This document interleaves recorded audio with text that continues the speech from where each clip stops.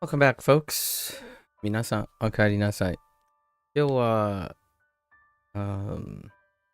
25日目です。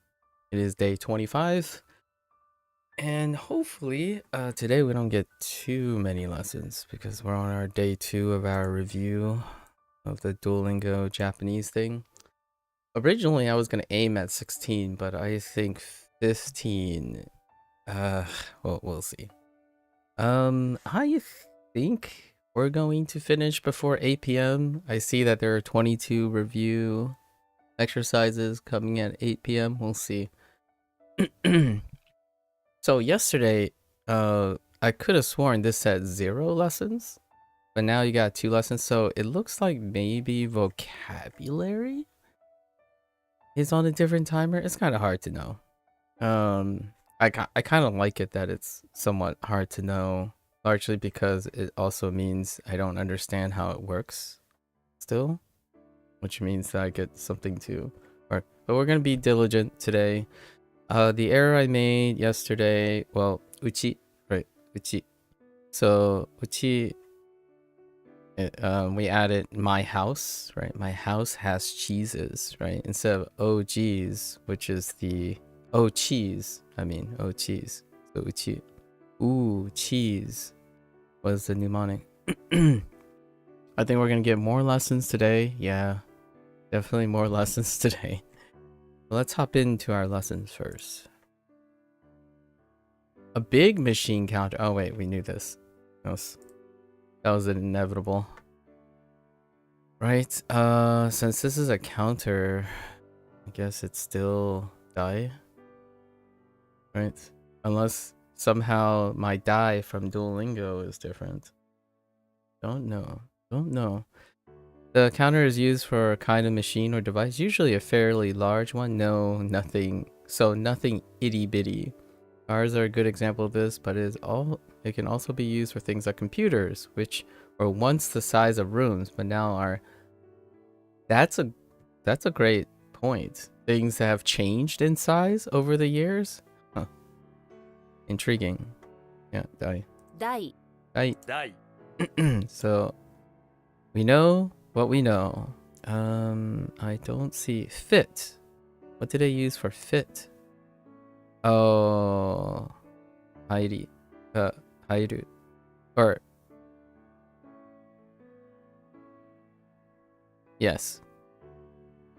And share.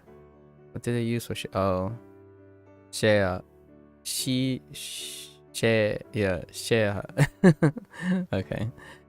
All right, and then we have letter. Okay, that was something we were missing from yesterday.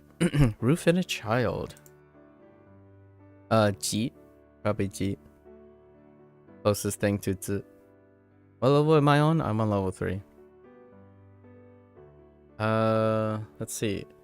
So the roof child stands upon the roof, holding up a single letter, a single character. Okay. A single symbol for the world to see. More people can see this character since the kid is on the roof. That's a fair point. Yep. Which stands for Jesus. Okay. I suppose. The kids want everyone to see this letter and symbol, yeah. Imagine a kid holding up the letter, yelling at everyone who passes that the J stands for Jesus, and yes, this kid just loves the Big Lebowski. Alright. Ko got me. Yes. That Jesus. The Jesus. Yes. Good ref. Timeless. Maybe not so timeless reference anymore. Maybe not so timeless. Let's see. So maybe Meiji? No. Myo. Oh. Myoji. Interesting. Doji. Wait, actually. No, that's considered on. Oh, that's interesting. It's probably because maybe this is a counter. Hmm. And right, futo, and ji, futoji. Okay. All right. Yeah. Okay.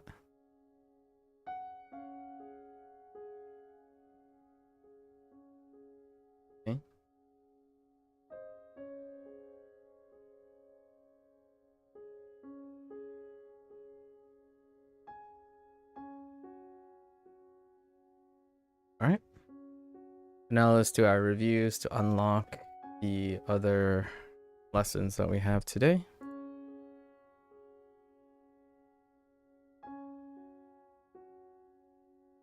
Wait. We had the kanji for. Oh yeah, we did. Excuse me.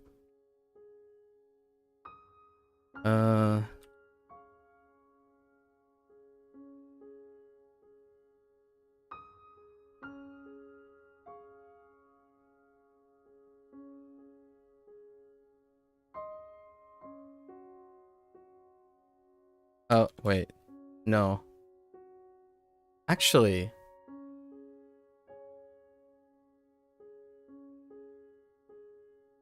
I think they just went straight into it, right? No, they didn't. Oh, that's right.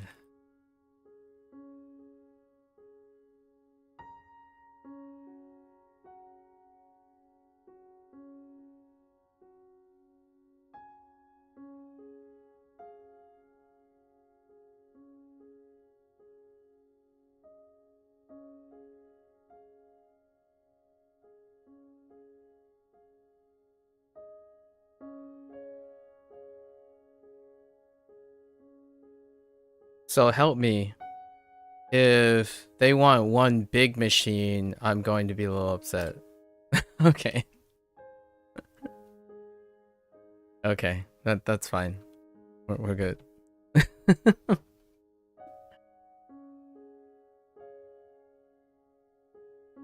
Okay.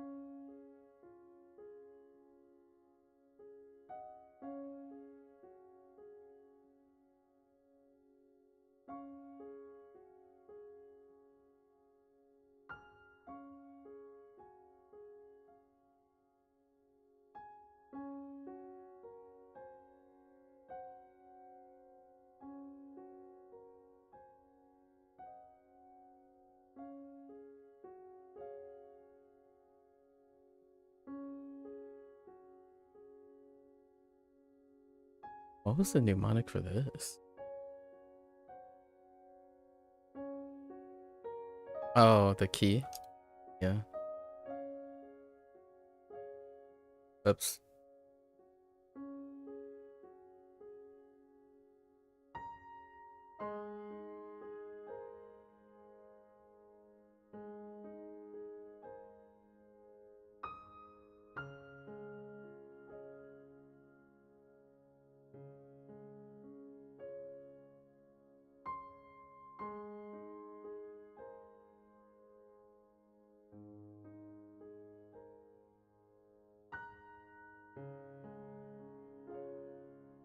Uh,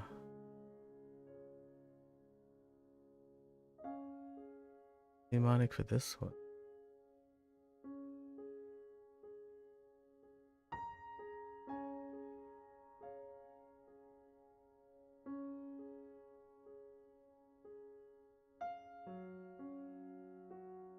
Let's write this one down. Not a memorable mnemonic.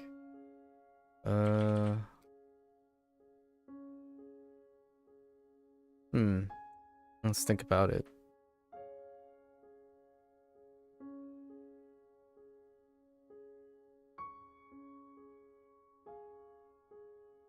That's something to do with...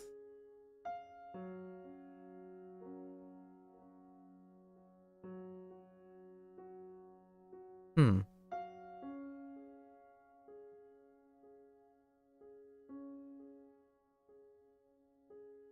try to relate it back to task, but... Oh, your task is to... Oh, yogurt. Your task is to eat yogurt. Jeez. I don't know about that.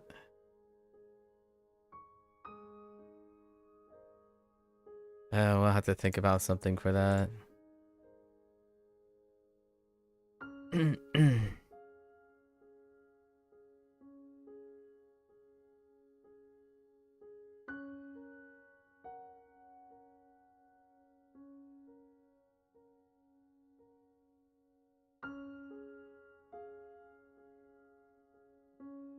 I wonder how many things they accept. We're gonna write this. Okay. The HanziHero kind of triggered me a little bit. And I hope they added mother as well as a synonym, but we'll keep that in mind.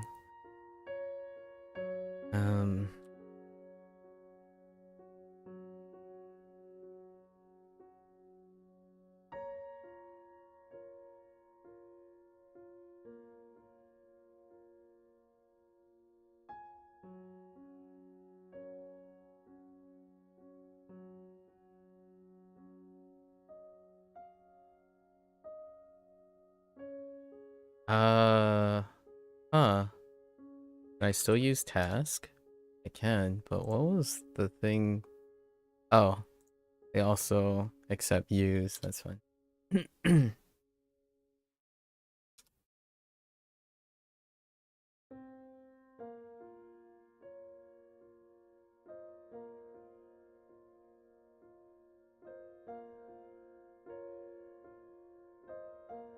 Wait, what was the mnemonic for ushi?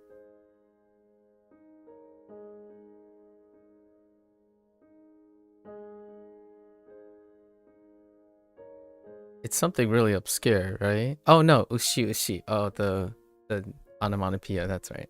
That didn't take too long. It's fine.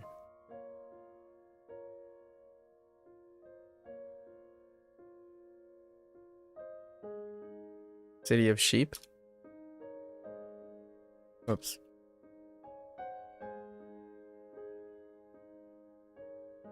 I think this was a pass.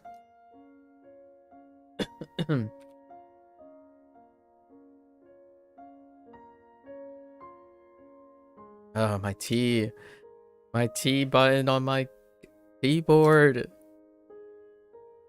So unreliable now.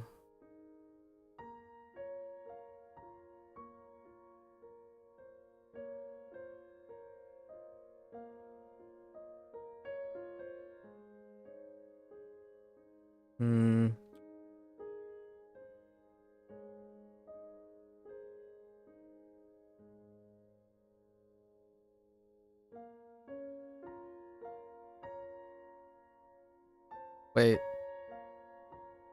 Yeah, it's fine. This is red. So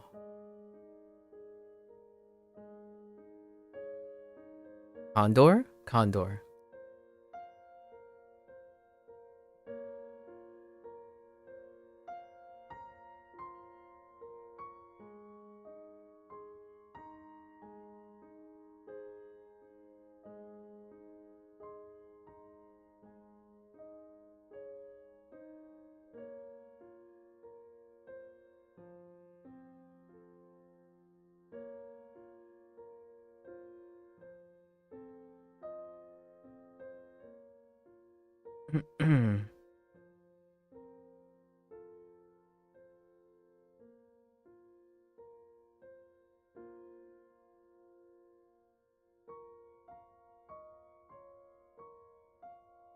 How are you doing? Is the dual review prep coming along nicely? It did. We reached our goal for the first day. Today, why do I keep typing oil instead of old? That's the 4th time I've done it.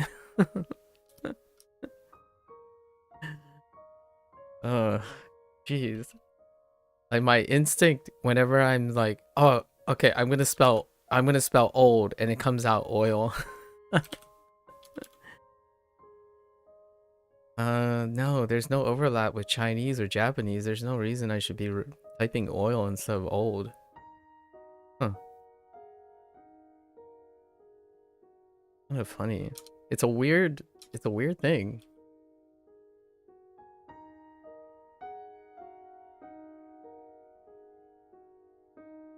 To be fair, yeah, oil is old. Yeah. I'm trying to figure out if it's like, is it some like residual association that I don't understand? I did it like, what was it? Maybe 2 or 3 days ago. I typed oil twice. I'm like, yeah, it's old. Oil. Enter. Wrong. And then I did it again when it came back one more time. I'm like, what the heck? Yeah, it's coming along nicely. Today we have 15 or 16 constructs to do, and then on the 3rd day, we'll do some retrospection. And then we get to eventually resume our Japanese Duolingo stuff. Then we take 1 day break, and then we'll do the Chinese review. Duolingo. Well, at least this time you caught in time, so there's progress. The question is, do I say oil when I speak? Now that would be an interesting. I don't think I would say whenever I think of old. Yeah, I wouldn't say oil. I didn't even hesitate. But man, when I'm typing, that's something else. It's fun to discover these little quirks. Quirky quirks. How are you doing, Gecko? Actually, what day of the week today? Ooh. You're going into Saturday.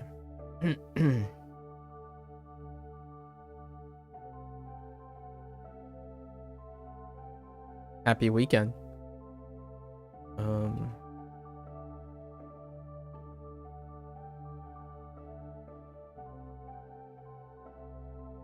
Wait. Did they go straight into... Yeah, they think...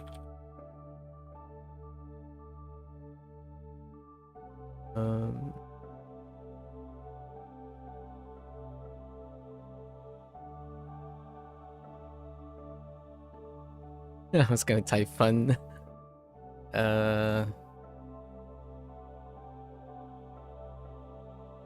What's this one? What's the mnemonic for this one?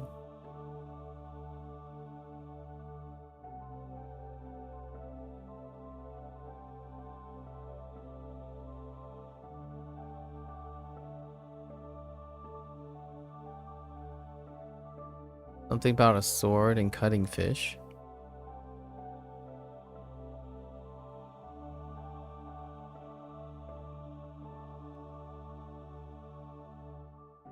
Oh, to cut the fins into neat parts, it's time to cut something else. Buns. Oh, this one is like, this one's like, that's a convergence.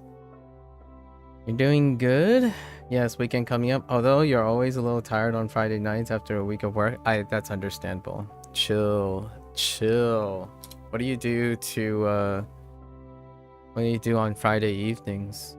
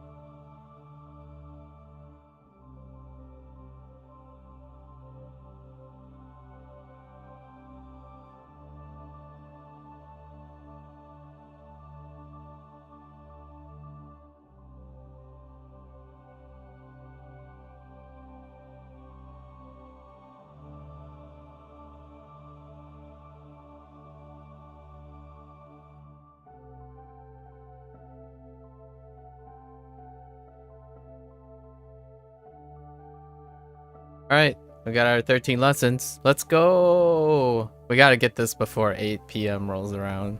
'Cause, you don't usually go out on Friday evenings because you have a pretty low energy, so chill evening with the family, then unwind with some anime, and finally with me. Oh, I feel so privileged. That's a very embarrassingly humble statement right there.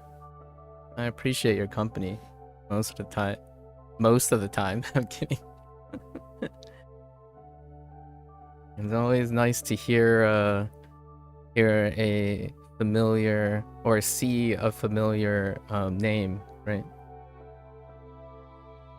Anime, what are you currently watching? I'm actually near the tail end of Vinland Saga 2. And then I'll probably watch that Orb show, as well as the one show that Blair suggested with the feudal Chinese theme. But I am episode 17 in Vinland Saga 2. What I can say at first is I remember you mentioned the idea of pace, and I think the pace itself, like from a mechanical standpoint, you know, like how fast things move along, is relatively similar to some extent. I think the pace, okay, hear me out. So there's like another element of pace, and that's the balance of the pace. So what I mean by that is I find that it's quite a lot more balanced feeling when it came to the emotions that are evoked in the second season of Vinland Saga. So while the pace was super intimate in season 1, right? Like it's super narrow, so you're constantly on the melodrama train, like super intimate, kind of like a Star Wars feeling. And then suddenly it gets pulled back a little in season 2 due to the interweb, even punctuated short story, kind of like a Cowboy Bebop thing going, but Cowboy Bebop is far more episodic. But there are punctuated here and there like lenses to the changing times that isn't intimately involved in like concerning yourself with the pace of a single character. There are punctuated things in season 1, however they overall is really tight, like the pacing is really tight towards one character. And then the Vinland Saga season 2 has this like hopes spattered here and there. There's a bit of like dynamics. The dynamics make things like it didn't feel like you're getting slammed into the ground and you get slammed into the ground some more and more and more. Like season 1 just felt like you're off of like emotionally, not necessarily like the if it's good or a bad thing, but emotionally you're just getting slammed into the ground as hard as possible, right? It rarely is there a level of reprieve or something to create contrast. Unlike a shonen, right? Like when people approach season 1 of Vinland Saga, they're like, oh yeah, you know, there's action scenes. Oh, he's gonna go through his training montage, and then, you know, like a good old shonen jump series, he's gonna come back, he's gonna defy no, it didn't happen. Sorry, spoilers for season 1, but you don't get the reprieve. However, in season 2, there's a little bit of foreplay, you know, like, oh yes, and then oh no, it's like, oh yes, oh no, like oh yeah, oh no, that kind of thing. So I think it made the pace, the quote unquote like the perceived pace, feel less one-sided, and I think that's what, in my opinion, if I were to try to empathize as much as I can with the pace comment, the show flows and ebbs and flows. It feels the season 2's like source material, it's ebbing and flowing in a way that doesn't linger and like hit too hard one-sided. And also I absolutely love surrealistic portrayal of like suffering and whatnot. Not love in the sense that I love to see people experience it, but like the presentation. Animation lends really well to surrealism. So I absolutely was floored by how deep or much more metaphorical visually that they went with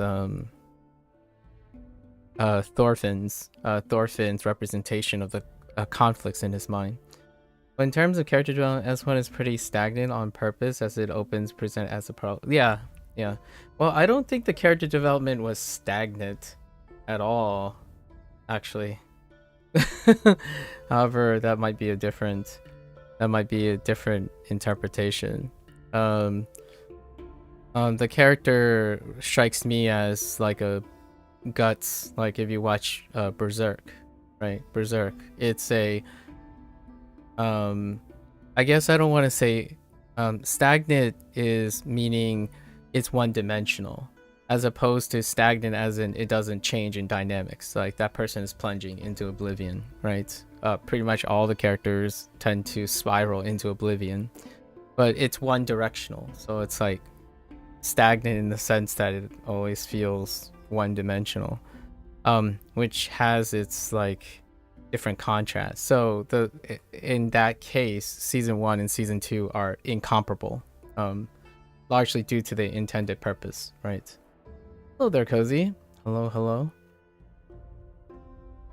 In that sense, season could feel slow, but you personally prefer season 2. Yeah, it's definitely slower in terms of the push for plot development, I would say, if you were evaluating objectively, but it has a well-balanced pace as opposed to the endless foray into the spiral of death, which is an acquired taste. But since the two writing portions are quite intentionally segregated based on their principle, they are incomparable when it comes to the mechanics, like how storytelling or like the composition wise. Emotionally though, it can be very revealing to a person.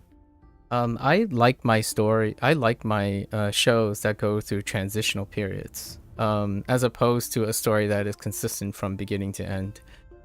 Steins Gate is by far very, very much now that I've seen a large majority, right? I have 4 episodes left. Large majority of Vinland Saga, this is the case for Steins Gate as well.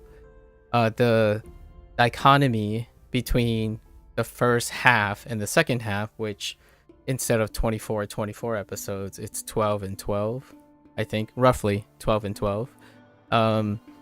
That's what it does. It slowly builds in its intent in one direction, and then it ends up going in an entirely different direction for the second half.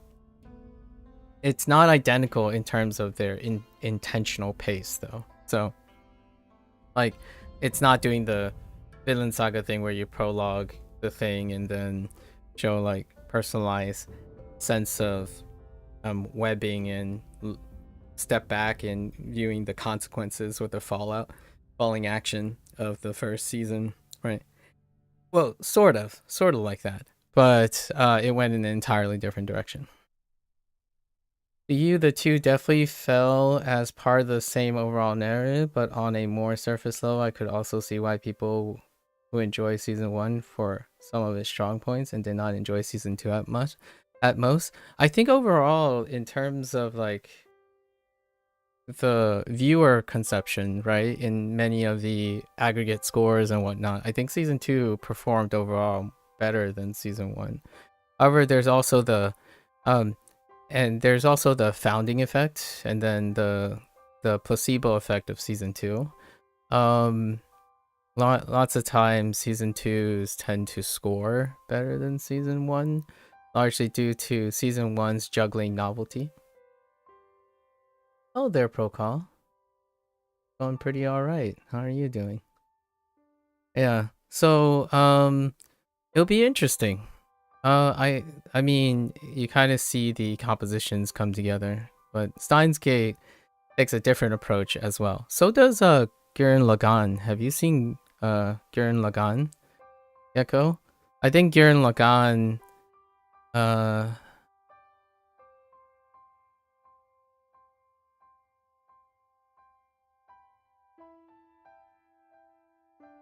oh, that's related to a different show. That's more like an Attack on Titan thing. It does the separation too. What's my PhD in? It's in molecular biology. Protocol. Gurren Lagann also separates into 2 seasons, and it does a pace change as well. I really enjoy pace change shows like dynamics. I absolutely love being taken for a ride, as opposed to what's a characteristic. Slice of life shows tend to be very consistent. I watch slice of life shows still, though. Like what I mean is I appreciate them for the things they are. But slice of life shows or episodic shows, they tend to be very consistent within each episode. So then it's the like a rigmarole while trying to support a overarching thing. Star Trek would be a great example of that.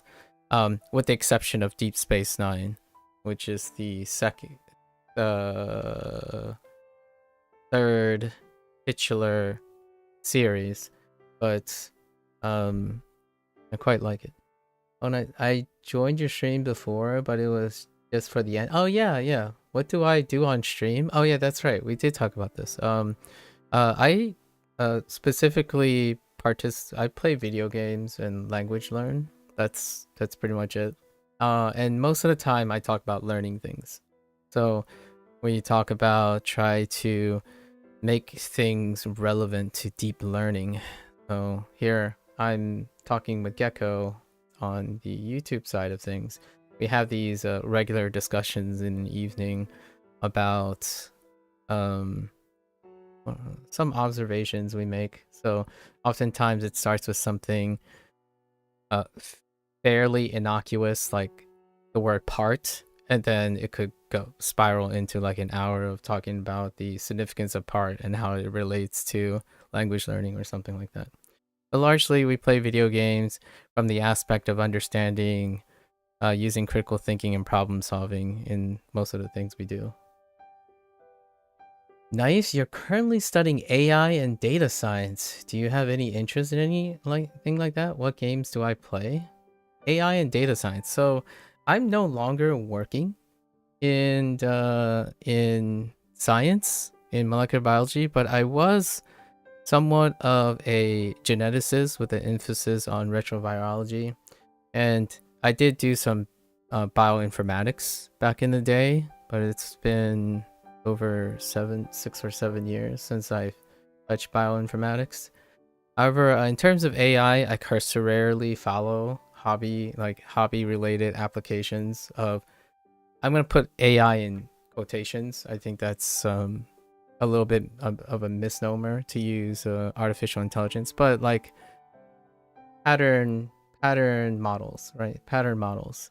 And then in terms of data science, my closest thing is probably something like light R use or Python, something that deals with bootstrapping and looping through large data sets like mutational data sets or high throughput sequencing data.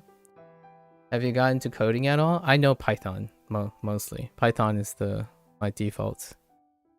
What games do I play? Well, the game we're going to play this coming month in February, right, is going to be the new Like a Dragon game. Like a Dragon Pirate Yakuza. The reason I spent one of the last like motivational or practical use of my language learning from last year is the conclusion of Like a Dragon 8 or Infinite Wealth. And this is my like yearly thing. So now February, our next game is going to be Like a Dragon Yakuza Pirates. However,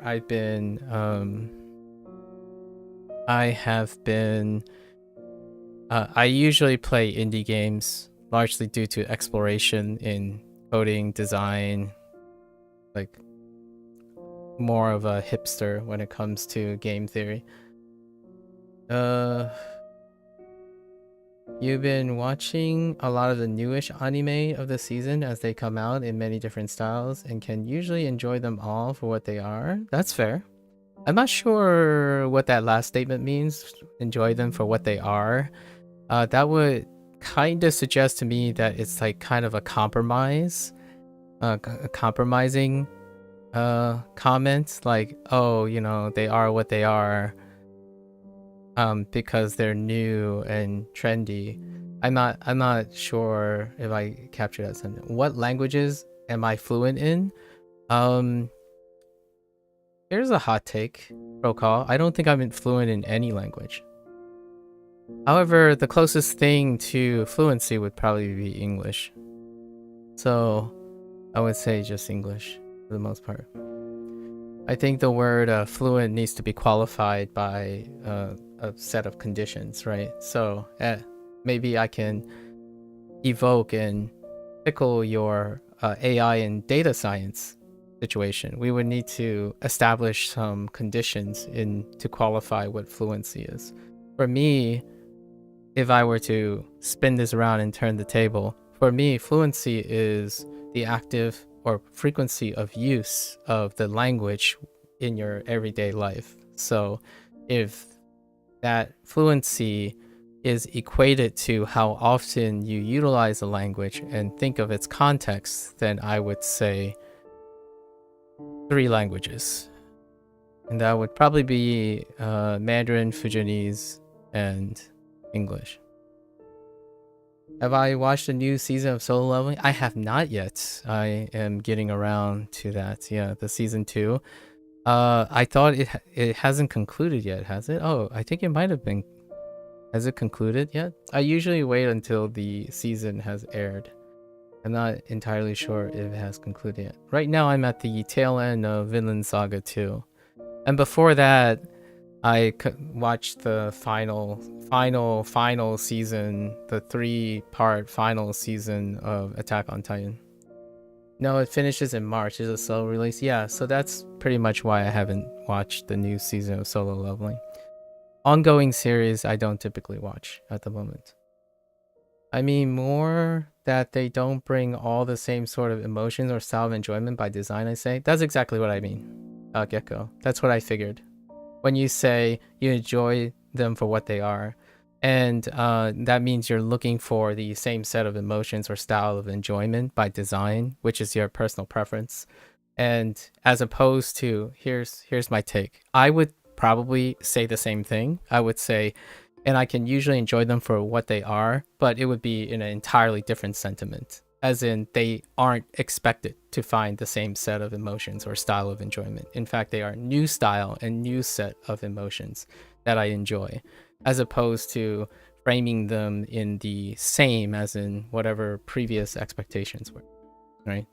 So I wanted to clarify that because you've already shared a lot of things for preference for originality and source material, which tends to elicit a person with a personality for preference of first exposure, right? Or normalized exposure. I typically gravitate towards new things a lot of times because the emotions are different and the style of enjoyment is different as an opposite of something that I would seek something of same sets and style, right? Bring all the same. I watch new things for the sake of not bringing all the same set of emotions or styles. Kind of a hipster approach. Yeah. Anyways, yeah. Like I would. What I mean is, I would say the same words, but then those words would have the opposite. It would legitimately mean the opposite. I enjoy new shows for what they are, as well. Only they elicit not the same set of emotions or style of enjoyment. I try to look for like novel things. Not to say that things that are the same set are like inherently terrible or mundane or anything, Usually when a new set of emotions and style is enjoyable, then the older set of, or the previous like chronological set of emotions and style become welcoming again. So they then feel like refreshing new experiences later on. So I go back and forth between something that has a very heuristic by the numbers approach and then something that is novel and out of the box.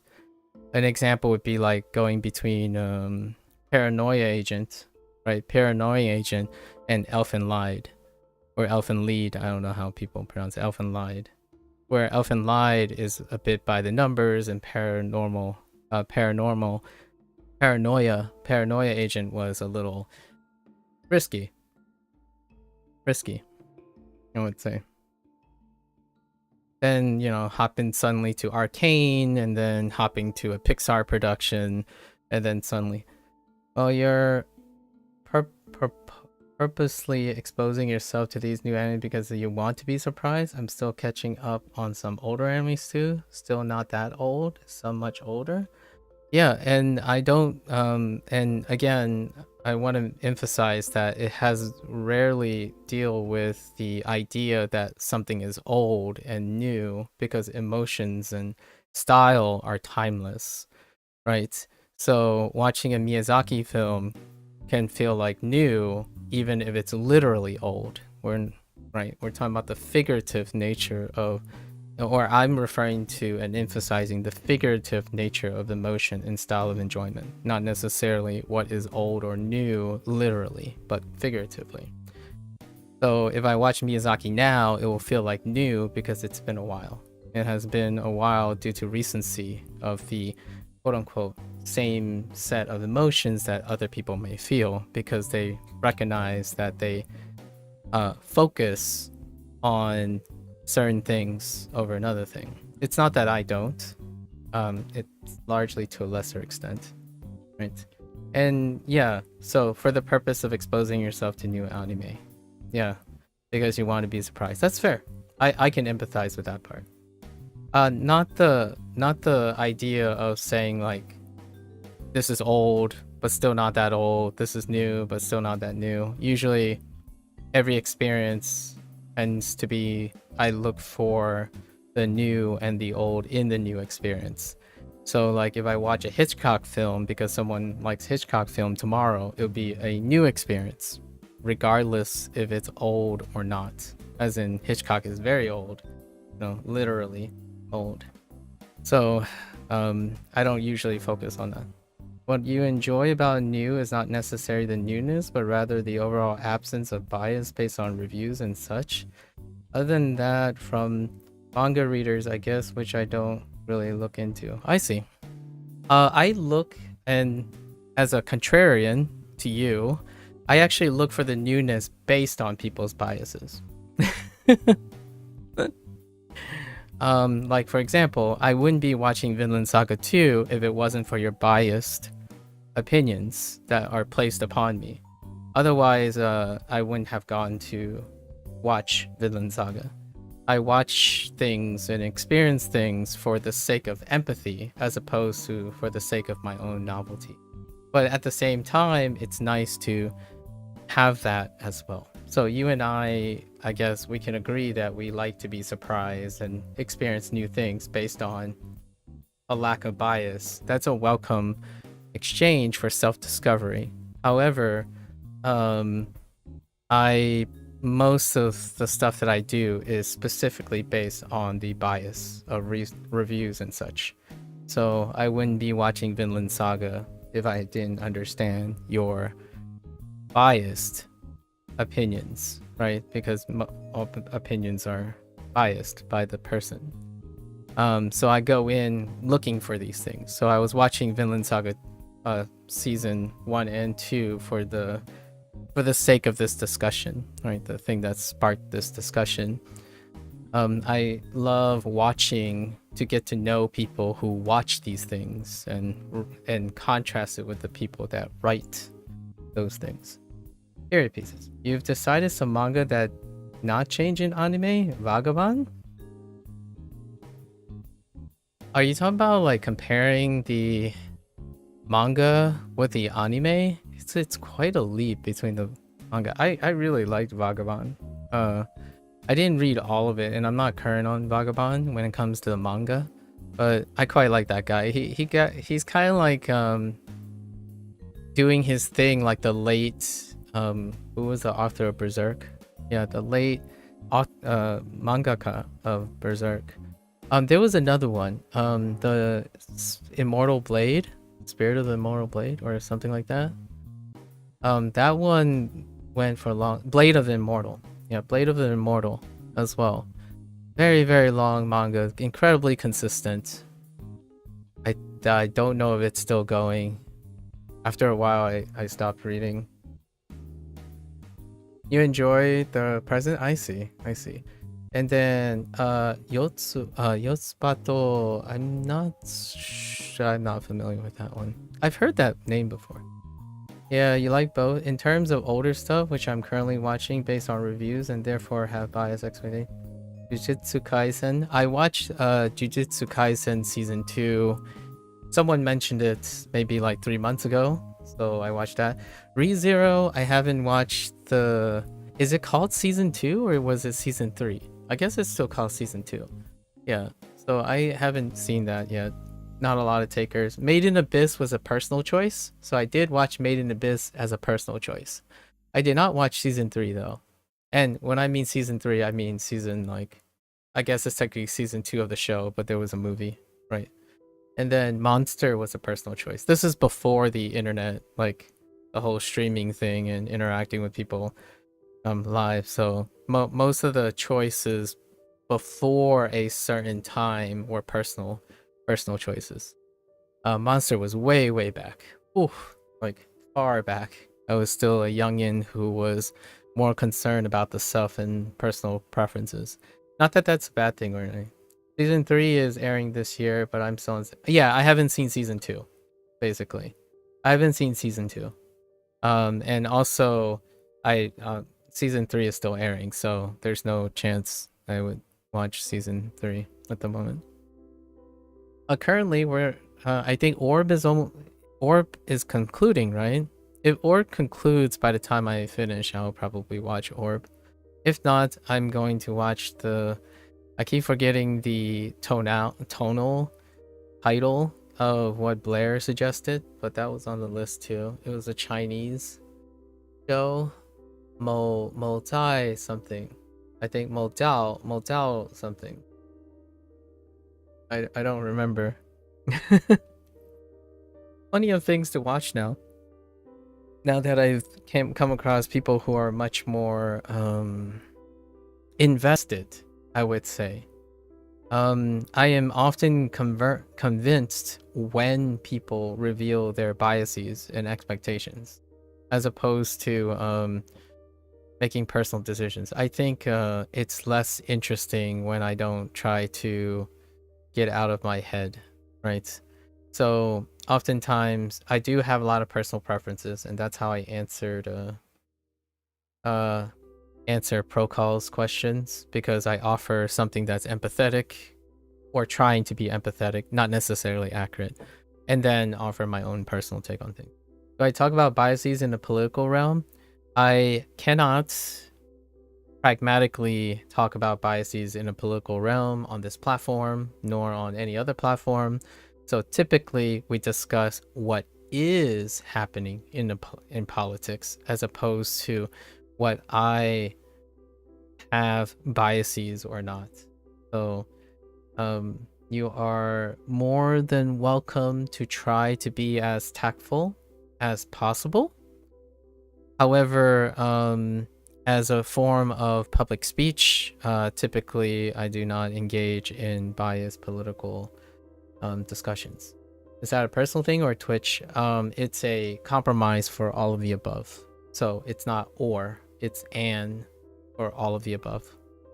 So as a compromise for most things, I'm able to engage and talk about things that represent many sides of political and religion and spiritualism, but not take a particular side, because that would be, again, and that's more of a personal thing as well, because I personally do not have that strong of a preference either way. Typically, it's about empathy, compromise, and discussion.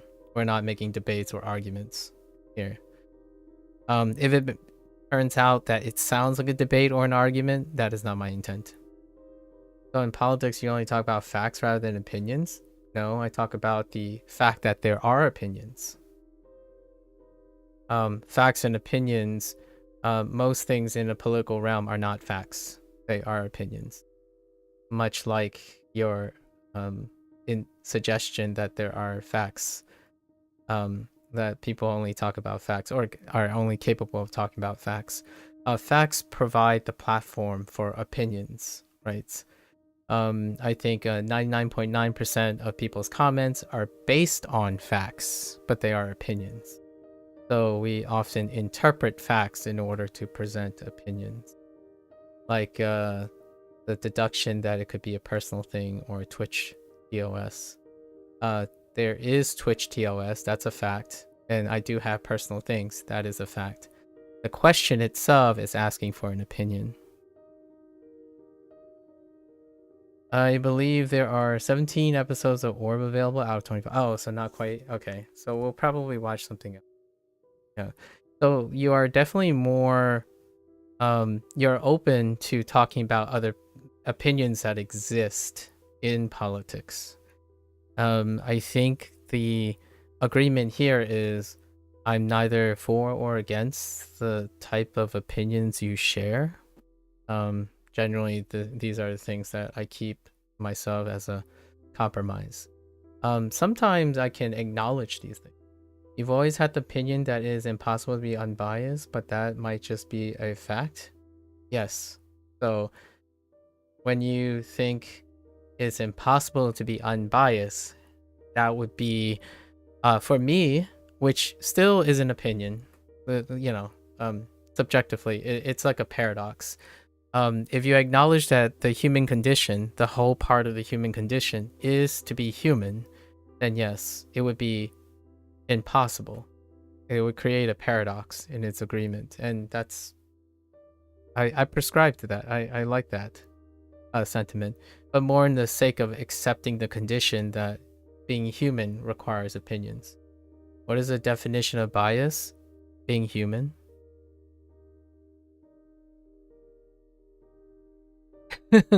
No, that's being facetious. I'm being a little bit harsh, but being biased is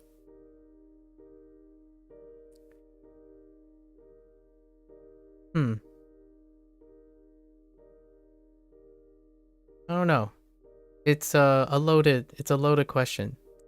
I think bias is far more felt in the idea of being a person than trying to construe facts that may or may not be attributed to a person.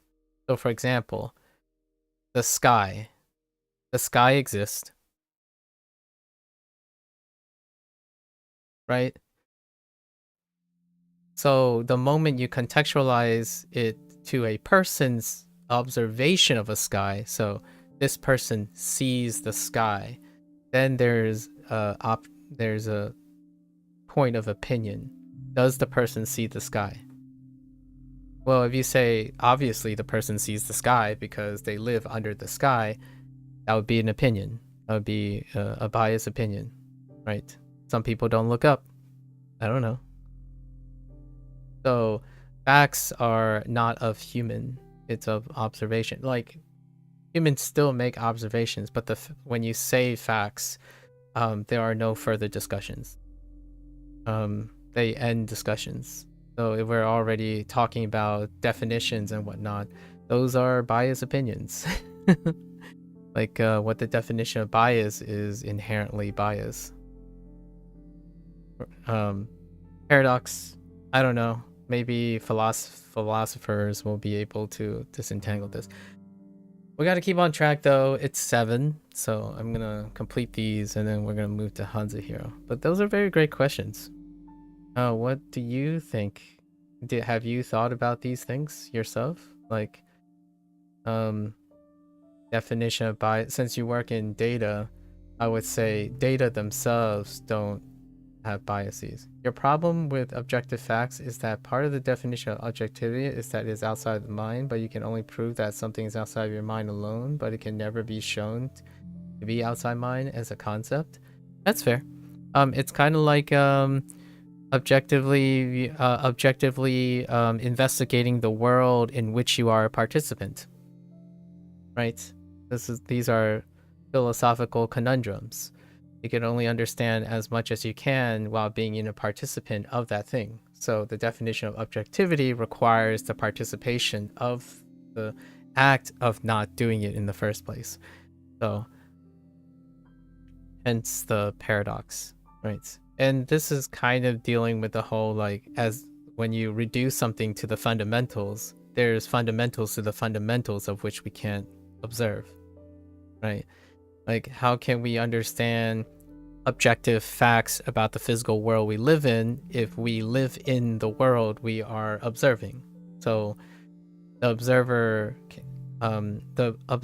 can't observe everything if they are the participant in the things they are observing.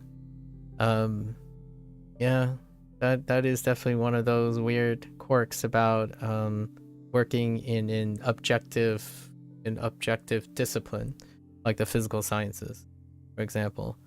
I often wondered that quite a lot when it came to all of the dogma and the stuff that we observe in biology, since I worked in biology. The idea is, oh yeah, so the moment we take our observations and interpret those observations, they are near its objectivity. And the more interpretation we do of the observations, the less and less objective it becomes, largely due to interpretation.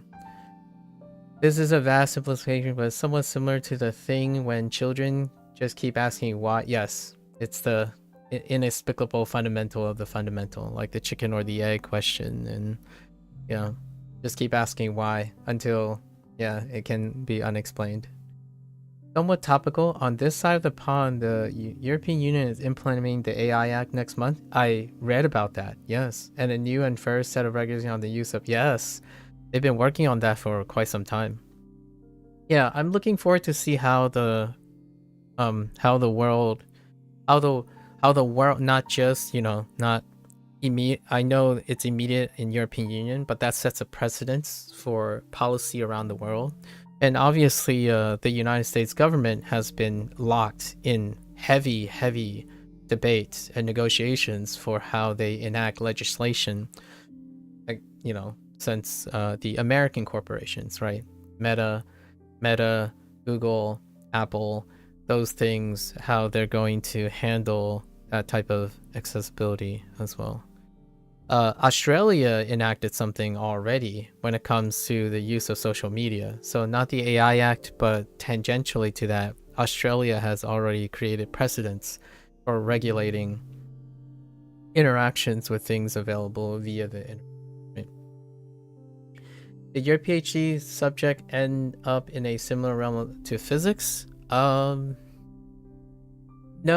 it didn't. I worked on closed systems, so largely we manufacture conditions in order to test hypotheses and then challenge them with null hypotheses. So not wide enough to come up with the whole like inherent problem of what is before what, or like to an extent where it's like theoretical physics. We studied something, we tried to interpret it, and that's where it ended, I guess. I studied retroviral life cycles. So using like particular modeled retroviruses as examples to study. Like, we study what happens when a retrovirus enters a system, like a specific retrovirus enters the host, and what its relationship was. So the vast majority of it was observational science. You induce some sort of conditional change and observe and detail the observation as much as possible, and then offer a interpretation or potential extrapolation of its application, right? Like, oh, this led to this followed by this, so therefore if we manipulate this, perhaps it will disrupt the situation. Most of my thesis was based on observational stuff, so we try to mirror a condition in a more controlled environment and then observe what happened. Rarely did I got to a step where I'm like, oh, this explains all of these things, and this explains that, and this explains this. It didn't get that far.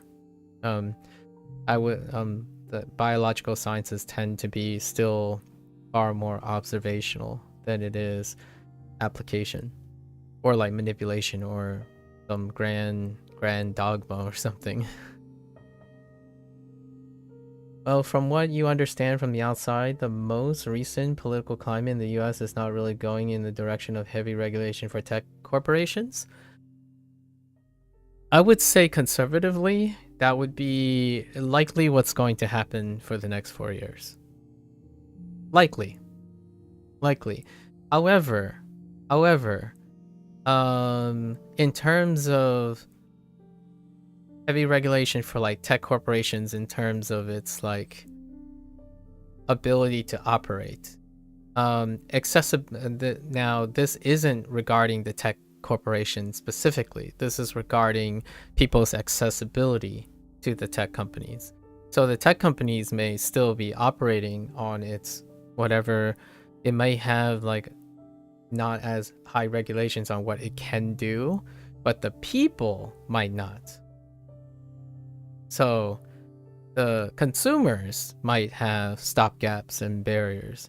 It wouldn't necessarily affect directly restrict the operation of tech companies, but because of the consequences of what the consumer, the population's accessibility or requirements or safety, the tech companies might change its operations in response to that. So a lot of the current political climate around the US is concerning the health of the consumers, not necessarily the health or operation of the tech companies. And it can possibly hurt, quote unquote, or cost the tech companies certain things, but it's largely due to the welfare. The dialogue is talking about the welfare of the consumer, as opposed to like the dialogues that I've been following regarding like Meta and whatnot. They're more concerned about how it's inadvertently like being a talking point on the consumer. So in a way, we'll see what happens there too. A farmer wanted to increase milk production in his cow farm, and he went to a physicist for advice. The physicist says, "Let me consider a spherical cow in a vacuum, emanating milk uniformly in all directions." That's such a great... Oh, that's a really funny... Is that one of yours? Is that an original? I think that's really funny. There has been people talking about the ethical problems of AI, specifically the current AI. I don't want to call it general AI. Okay, general AI for decades, but still now there's a much bigger drive for development rather than carefully considering the ethics, which runs the risk of hitting a major... Yes, so here's my thing, right? I like talking about the human condition, Procol. So what if the human condition is when something is novel, and it's like a leap in accessibility or convenience due to the idea of the internet, in my opinion, since we live in an unprecedented age of the internet. The internet amplifies the interest, right? The internet has amplified the interest, and largely the interest, because of this amplification, it hasn't gotten to a point where the cycle has repeated so much that it has become, it has created a global self-awareness that the human condition does not adapt to the amplification that's happening with how fast information is moving. So when we think about like, why not general AI of before, right? What happened before? Well, accessibility and has to reach a fever pitch, right? There has to be a critical rate in which it speeds past. And we seen a couple of the unintended consequences of when things are amplified very, very quickly to the point where it surpasses a global self-awareness, like a human global self-awareness. For example, one of the consequences of the efficiency and pragmatic of convenient tools, now also powered by AI, is that human condition took a while, like the human condition took a while to appreciate that something unintentionally happened as a consequence of this. Now, when it has gone past a certain point, right? So all this awareness is coming back and catching up. However, it seems like things are going even faster as it's going. So caution is slowly not being specifically tossed to the wind, you know, the figurative tossing caution to the wind. Because like the YouTube algorithm, it's not like it was designed maliciously to be conditioning a whole generation of people based on confirmation bias, for example. Like the algorithm itself was designed in a way to be efficient, and very efficient at that. So efficient that it has unforeseen consequences without the context of the human condition. So for example, a bunch of kids, we have lots of kids now, and this meta-analysis has been collecting, this longitudinal data has been collecting almost undisputably at this point, again, still subject to interpretation, to the point where there are kids who have spent the last 7 years now into their adolescence, and their entire functionality, like the classical functionality, is underdeveloped. They are deficient, but temporarily. The nice thing, the silver lining in all of these meta-analyses is that it's not permanent. It's tentative. It's a temporary state. But you have kids that have grown up into adolescence based on hyper optimized, simple, not even AI generated or pattern generated algorithms to enrich for very, very specific skill sets and thoughts. But that's because the algorithm gives you what you want. It tries to optimize that, which does leave less area for noise, exploration, creativity. So naturally, when it comes to standardizing this with the old, like me, I'm like an old fart. I predate the internet or any remarkably high efficient intellectual tool, right? I still think very slowly. Like I would say, if a 14-year-old comes by me and talks about things as I do, why haven't you learned Japanese yet? You should have learned Japanese in the last 6 months. Like it takes 6 months. That's what I've been told. Like all you do is sit there and hyper consume Japanese content and you're good to go. And that is fallen on deaf ears from someone of my experience, largely due to the nature that I didn't grow up with hyper focused, hyper efficient tools. And that creates like this really sense of, so how long does self-awareness takes to accumulate before it reaches a critical mass where maybe certain functionalities for humans are still necessary or required for sufficient stimulation. And with these models going forward, like AI and stuff, it's going to remove even more necessary functions for humans. That's a really good question. I've often wondered that, and I talk about these things in the context of learning. Like I'm learning Japanese, right? A person who understands mechanical advantage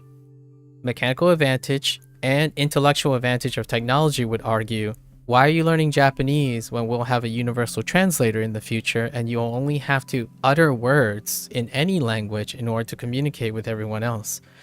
Learning a language is obsolete, right? It will be superseded by advanced technology. And my thought was, as a person to try to elicit the most, preponderous response, I would say, why not? That's it. It ends there. Why not? If that is enough to elicit that person to start asking themselves why not, as opposed to try to objectify the pragmatism of choosing to do something, then that to me is the human condition. I'm trying to provoke that person's curiosity in doing something, not that it is the most pragmatic or objectively most efficient and, I guess, efficient and efficacious form of doing something practical, right? Like, life and the value of life is part of the human condition. It is something nebulous and not objectively defined. When technology can try to objectively define that in some way, I tend to push back because largely it doesn't answer the question, right? It doesn't give you fulfillment and whatnot, in my opinion. It's something that's being told to you.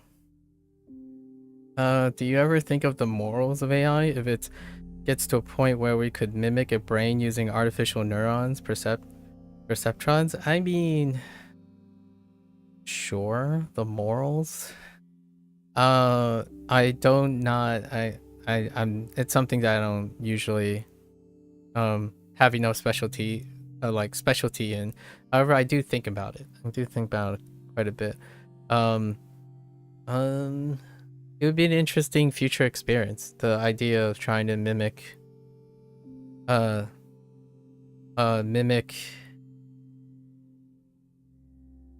I guess an intelligent life form of some sort, but trying to quantify and qualify what would be considered another intelligent life form is going to be something for future discussions. For myself, I think molecular biology would tell me that the brain is not the only intelligent life form, right?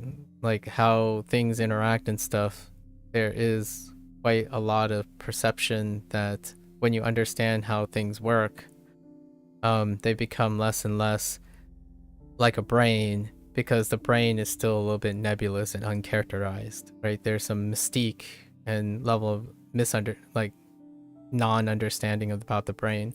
So then one cannot conceive what an artificial neuron or perceptrons would need to be to capture what a brain does. The technology has been advancing, it seems, in more and more areas. There are big efforts to find out how to exploit our natural tendencies. Pragmatic application. I think that is generally the goal, even before technology. Like, what I mean is the modern scape of technology that focuses on dopamine release. For example, farming. When you're trying to farm and keep on producing more and more sweeter fruit, that is still an act of using technology to improve dopamine release. Because the end of the day, when we say dopamine release, in my opinion, is the aspect of elevating one's satisfaction while they're alive as a human being.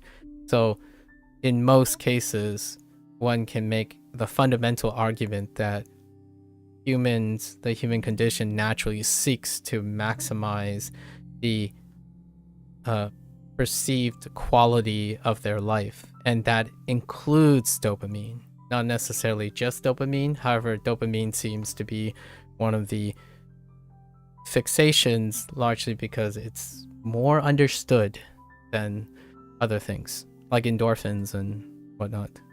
Even if things become obsolete due to technology, it can still only be a positive to train the brain by learning, like learning language or mathematics. I agree. And I agree in the sense of it's non-pragmatic, from a non-pragmatic standpoint. Learning language does have its pragmatic uses, like learning to learn, stimulating the brain. It creates the creative process in problem solving, critical thinking, which is something that I really focus on, especially playing video games, right? Because lots of video games are being consumed these days as a form of lifestyle. However, value of one's life is often being overrepresented by metrics and technology, right? And forward progress. Yet creativity has consistently cycled and looped, right? So like, for example, I wouldn't be surprised if in 10 years, movies like Alfred Hitchcock, staging, prop design, and stage design gets reinvented or reintroduced, and it becomes something of a interesting value source of dopamine. Or like, for example, right now there's a hyper optimization for short form content. I would not be surprised in the next 5 or 10 years, long form content would be a staple for some specific time. So creatively not understanding human condition would fall short of pragmatism. Like, if you're being pragmatic and objective, then the most pragmatic and objective thing is to do things very quick and lose appreciation for them, right? But in human condition, oftentimes the appreciation actually comes from the use and forming attachment of that thing that requires systemically enough time to create these connections, where the algorithm has largely desensitized the human aspect of most of the content they consume at the moment, right? Content creators defined by their content, not the person motivated to make the content, for example. And that's not a conscious decision a lot of times. It's more like a normalization of expectations. So when someone says, hey, what do you know about this person? And they would define their content first, as opposed to what their content would suggest about that person's behavior, right? That level of meta thinking or humanized thinking is not taking place, like is rarely taking place nowadays, right? It's about quote unquote objective efficiency in developing tools to be more and more efficient. Oftentimes, efficiency means that you can't go out, stare at the sky, breathe in the air, and know that it's a privilege to be alive as a biological organism that doesn't necessarily have to behave in pragmatic, objective ways, like AI and technology would suggest, right? Your biggest interest in biology and chemistry is what counts as life. For instance, you've been debating on whether viruses are complex enough bundles of chemical reaction to be considered life. Yeah, that is a very classical, fundamental question in the field of virology. And as such, many virologists, including myself, had the opportunity many times to qualify what we consider as alive, largely by setting conditions, right? Sometimes you wonder, is our biological brains and society evolved over millennia will really be able to keep up with the speed of technological advances without severe adverse side effects? I think, much like the fast expansion of most things, I trust in our human condition to arbitrarily determine a line in which we would say, let's hit a pause button before we spiral into an utter collapse built on a weak foundation of understanding ourselves, right? Cue your anime dystopian future or your science fiction dystopian future. However, I think like the AI Act, for example, is an illustration of, whoa, this chain reaction is going too quick. And I believe in that there are enough human awareness that at some point the chemical or the chain reaction can be moderated to an extent where, like, okay, there's too many unforeseen things. Let's reel it back a little, slow things down, regulate it, and then go for the next cycle. It's a very cyclic thing, at least in my opinion, when it comes to human nature. And cue all the the manga and the anime and the science fiction that view human behavior as a cycle, like goes through a cycle, because I think that's a very elegant way of showing how the human condition, where they push the limits, and then when the limit is passed, it reels it back, and then continue, and then at some point complacency starts to push the limit again. It's not to say that maybe one day there will be an advancement that they no longer could reel it back, right? Who knows? We might. I don't think I'm going to live to that long. It's highly improbable that I will live long enough to see where humanity might expand to the point of no return, and then there's no second chance of reeling it back. For me, though, for now, it already looks like the reeling back and the moderation is happening due to an unforeseen consequences of certain things. Like my major concern most of the time is the next generation's intellectual capacity, right? I think the hyper convenience of creativity or automation of creativity and automation of various things is creating a potential place for stunted deficiency in it's a chicken or the egg question, right? We are the chickens. We are now the chickens, and as chickens, we have created technology in which the eggs that follow after us can no longer appreciate what the chicken was. If you know what I mean. So, of all the things that create and classify us as humans, I know I said chickens, but let's say human chickens, those aspects are no longer appreciated when the little goobers, the eggs, are growing up to make those tools. So when those eggs grow up to be chickens, adult chickens, they might not have the capacity to regulate or normalize the things that were created before them anymore. So what happens when the creators of those things no longer exist anymore, right? Like when this generation, the people who made or had the creative capacity to make this technology disappear. Well, then will that skill and that ability disappear until a crisis happens, and then those new generations have to develop and relearn all those capacities again. It's kind of like one of those human condition situations where it loops, right? So do I know how to make a smartphone? I don't know how to make a smartphone. So if I am a representative of my entire generation, then at some point when smartphones fail, there won't be any people to make smartphones or innovate on smartphones or something like that, right?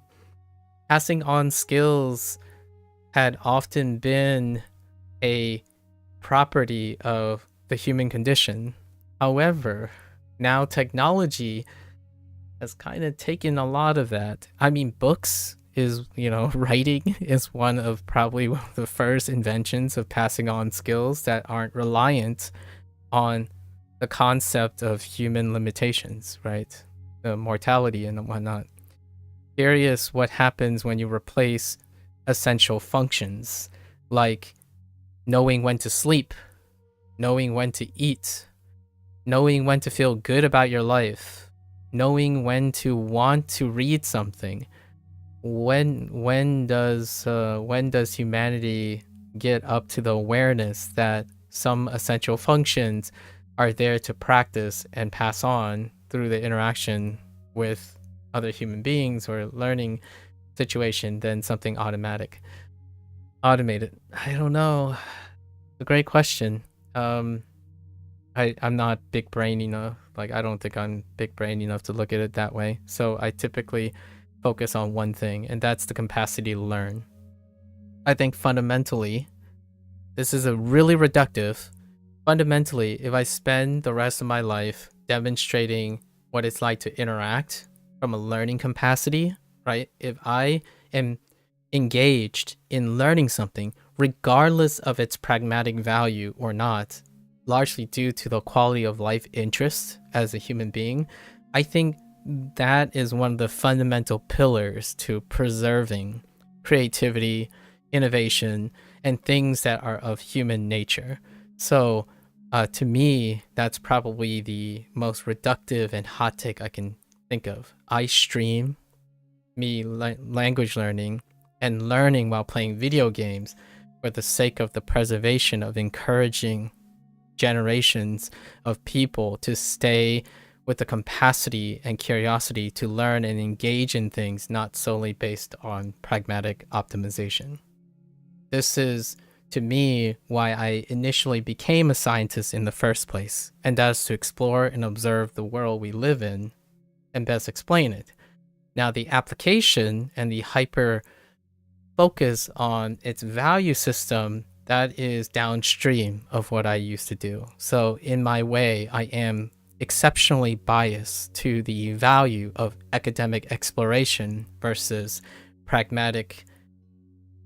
Being Chinese, I kind of can really associate with the idea that always optimizing your life to be pragmatic. Right? Learning Japanese is not pragmatic in my life. I choose to learn Japanese because it's an exploration of something, not necessarily how pragmatic it is.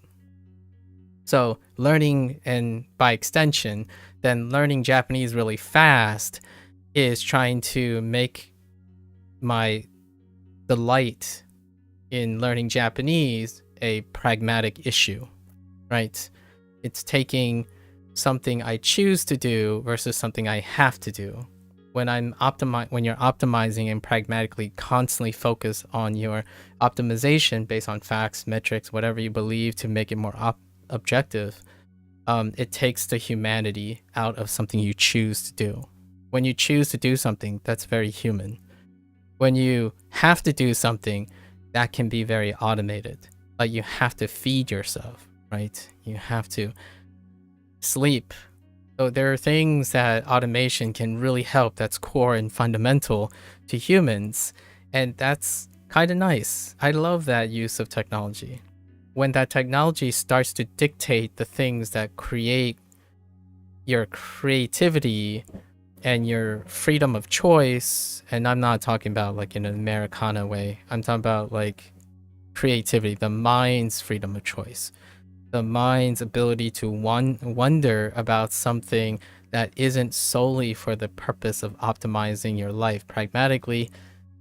It might serve a purpose. It's a paradox, right? Like what I mean is to make your mind wander, like for example, to meditate and quote unquote waste your time may seem like something non-functional and non-practical to an AI or like to a person who's incredibly pragmatic.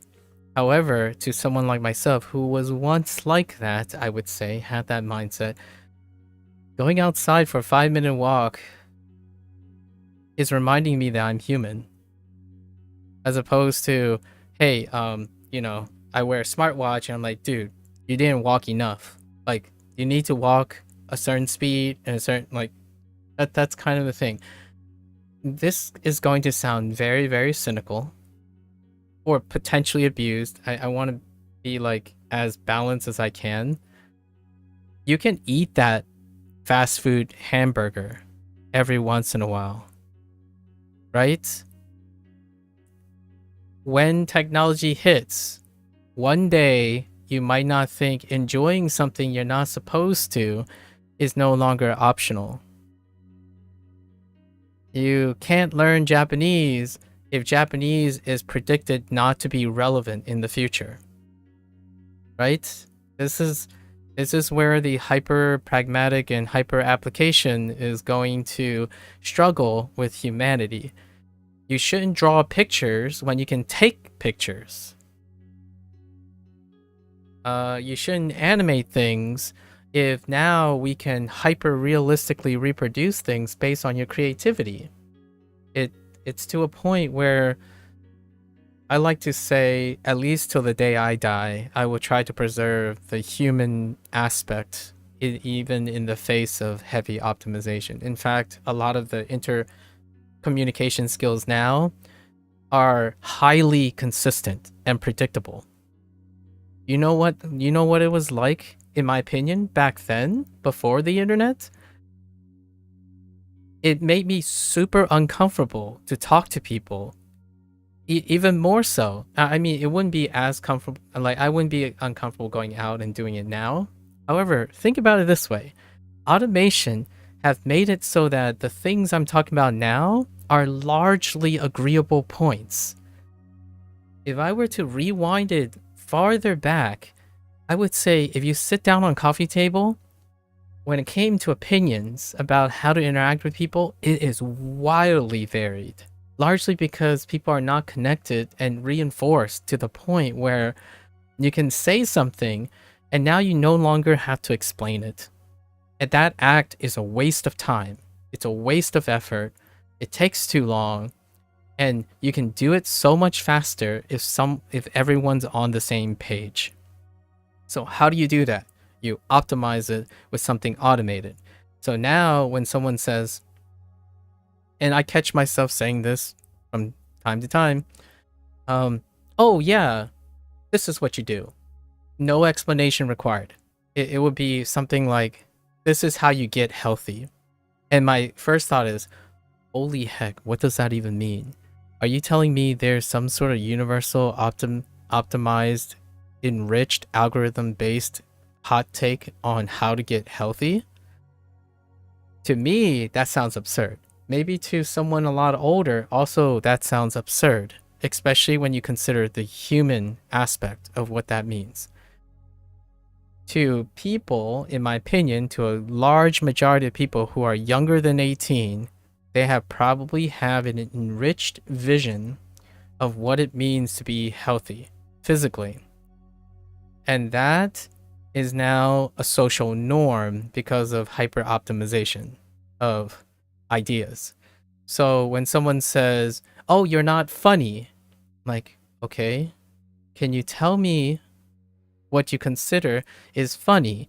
And then now we have phrases like, oh, so you're Gen Alpha, and Gen Alpha has these characteristics. Back in, like, it does make being a comedian a little bit easier, pragmatically speaking and stuff, but it does stifle comedic variability, right?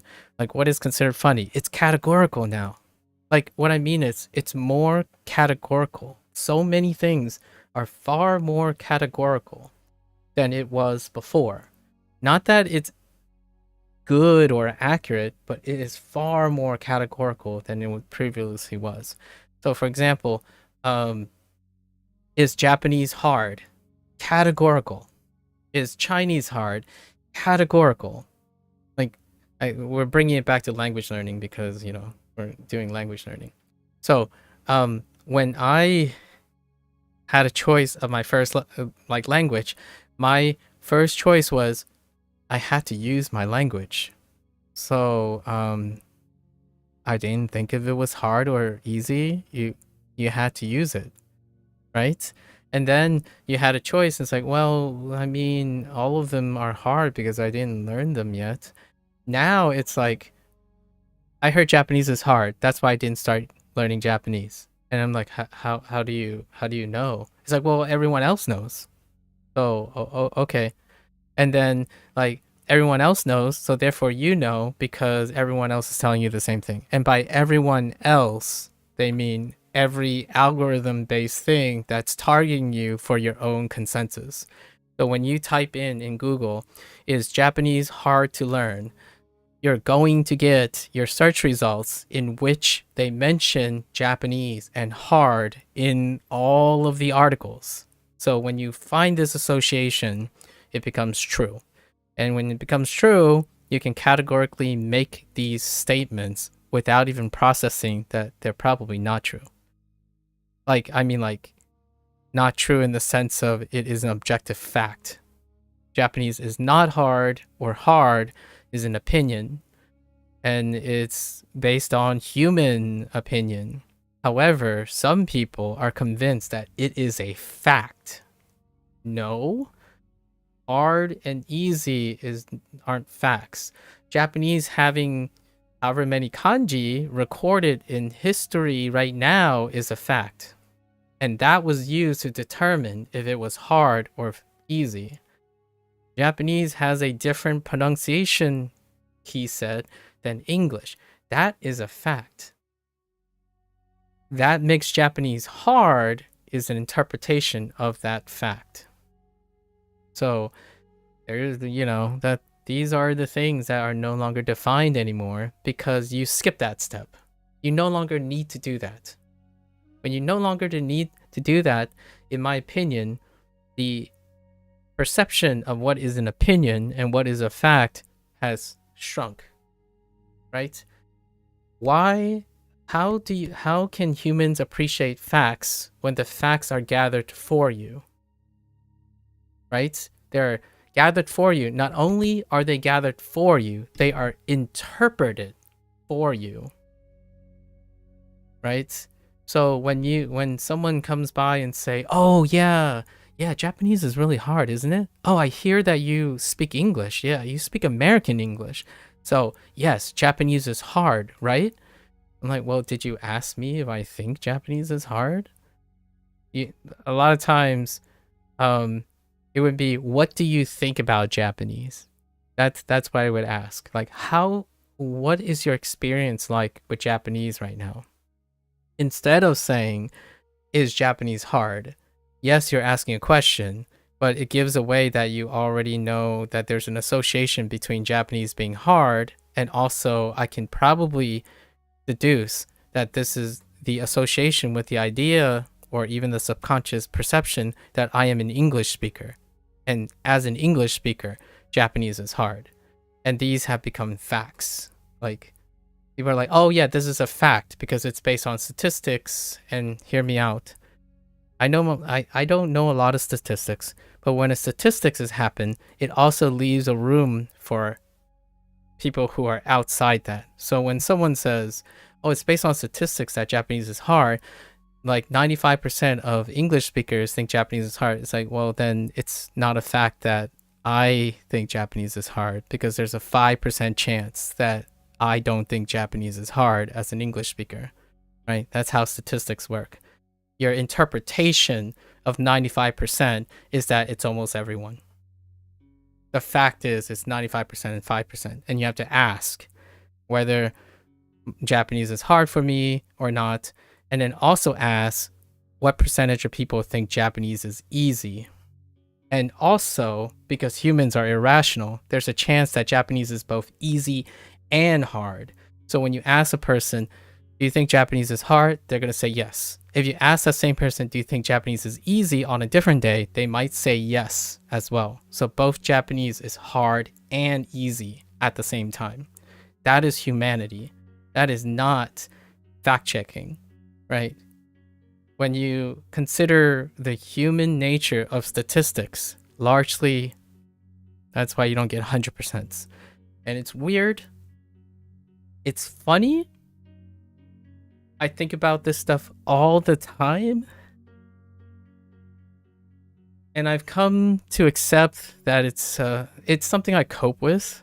It used to be a bad thing, by the way. Oh, this mania that I'm talking about, like, it might sound like I'm rambling quite a bit. It happens a lot. Any form of question asking kind of triggers this, like, series of logical observations. However, in the long run, I think, to me, it's the thing that makes us human. And nowadays, I come to appreciate that I can say a bunch of things and it seems like it's coherent, and I'm happy to find that there are still people on the internet that engage in this type of level of thinking with themselves and with others still, because it has become very alarming for useful purposes and also human disappointment. I'm disappointed that discussions are no longer dynamic. However, I also can appreciate the idea that most conversations are incredibly efficient online now, because of the efficiency of our tools. So when someone says, "Oh yeah, Japan is a super clean place," like, okay, that's it. You don't have to discuss it. You don't have to talk about it or anything, because if that is the prevailing trend on the internet, then it's true by its inherent mere exposure.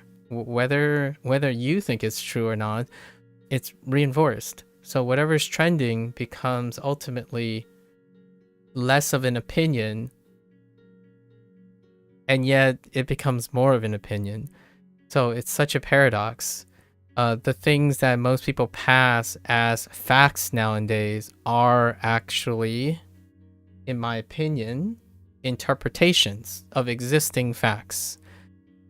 And I only speak in the areas that I understand. So things like viruses, vaccines, if we're talking about some like politically controversial things like viruses, vaccines, chemical production, antibiotics, maybe some realm of mutagenesis, things like that. Usually, I would say, and it's not everyone, again, because statistics, about 90% of people's comments are based on interpretations of the facts. So they pass on whatever they believe is facts as an interpretation of observations. So for example, like, viruses are bad, guys. Viruses are always bad. I'm like, okay, I can see where you're coming from, and I can see how the internet would make that as an interpretation. And may I share with you how viruses have produced technology that isn't AI, or, you know, the things that you're used to associating that is technology, like not your computer, your circuits, but viruses themselves that are used to generate so many things that you might not consider to be those things. And in fact, they refute the idea that viruses are always bad. So when you say always, it's a recipe for refuting, because largely the facts are unclear. And that's one of the things about observational science. It's non-comprehensive. It's trying to be as comprehensive as possible. However, it's non-comprehensive. So whenever someone talks about facts, rarely is it's always this.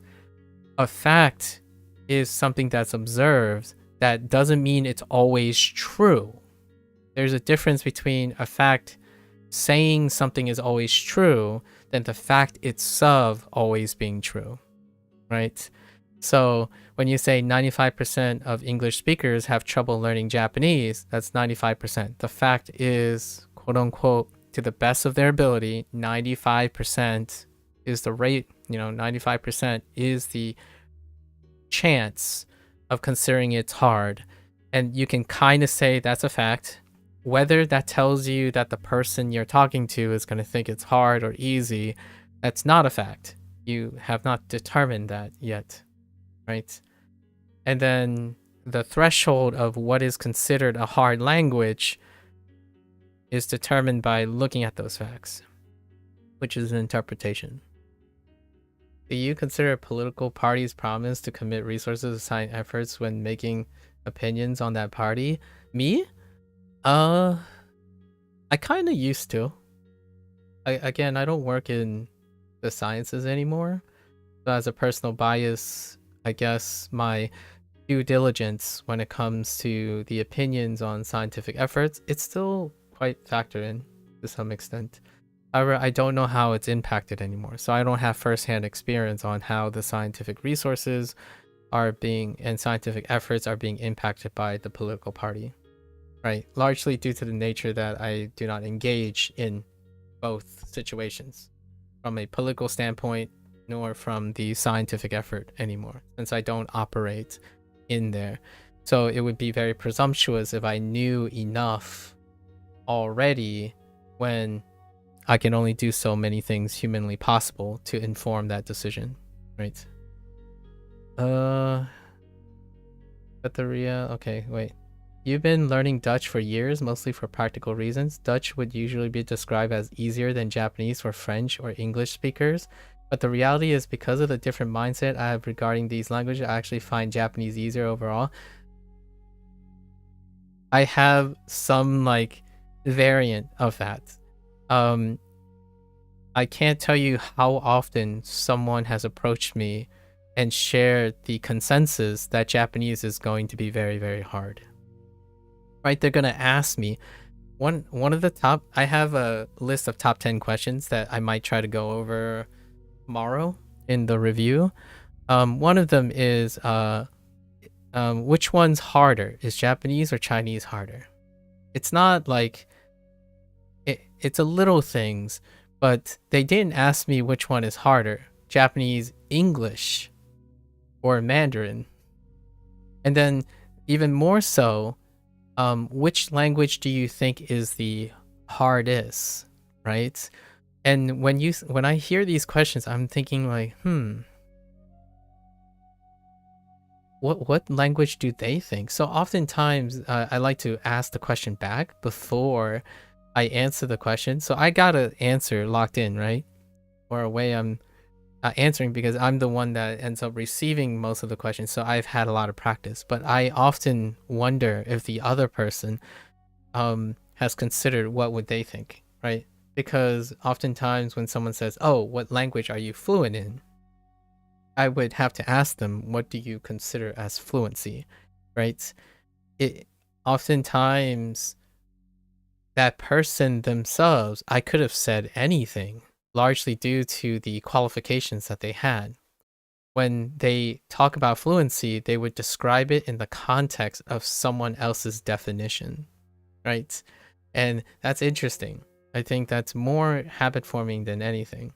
So nowadays, I wonder how many people think something is hard largely due to the nature that other people think it's hard. And don't get me wrong, I do this. I actually do that intentionally because I grew up in a time, this is all like experience and bias, right? I grew up in a time where I had to think for myself most of the time. And my interest is reflected in that. Now the internet offers something that I really love. I get to know what other people think. Now the disappointing part is that over the last couple years, that knowing what other people think has been categorically reduced. It has been hyper simplified. And to me, it is difficult for me to communicate how that my disappointment grew, not in a bad or good way. It's disappointing in the sense of, if you're looking at the complexity. It's endearing when you look at how that created togetherness in other people, right? So nowadays, the range in the way people interact on the internet is far more predictable, and not in a bad or good way, right? It's good for some people because it cuts explaining. You don't have to explain things. Things are fast. But because of that expedited thing, it's also a consequence of people largely getting optimized to behaving a certain way. So in a way, it's pragmatic for me to talk to people. I can answer questions, lots and lots of questions, in a very simple and concise way. However, I choose not to. Most of the time, I choose not to. I give that answer, but then I also ask them, hey, if you want to stay for another 10 minutes or even 30 minutes, we might end up talking 6 hours about this topic. And yes, it's just this one topic. You might feel like it's a lot of time, but maybe when you leave and we never meet again, you'll remember that sometimes it's cool to consider talking about a topic more than getting confirmation on the internet, right? One time, it goes back to Hank Green. Actually, Hank Green had a vlog, like a YouTube short that came up that talk about like how the hyper optimization of TikTok and YouTube, like the structure of TikTok and YouTube, has dehumanized the content creator to the consumer.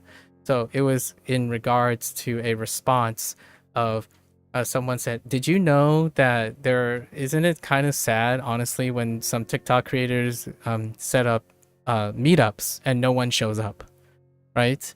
And he wasn't aware of this, obviously. He said it at the very end, but he talked about how maybe this is associated with the idea that the hyper optimization of things is predicated on objectives. So when you see someone do something online, that's an objective fact. So what is recorded, what is shown, what you saw are objective facts. It doesn't go beyond that. There's nothing beyond that.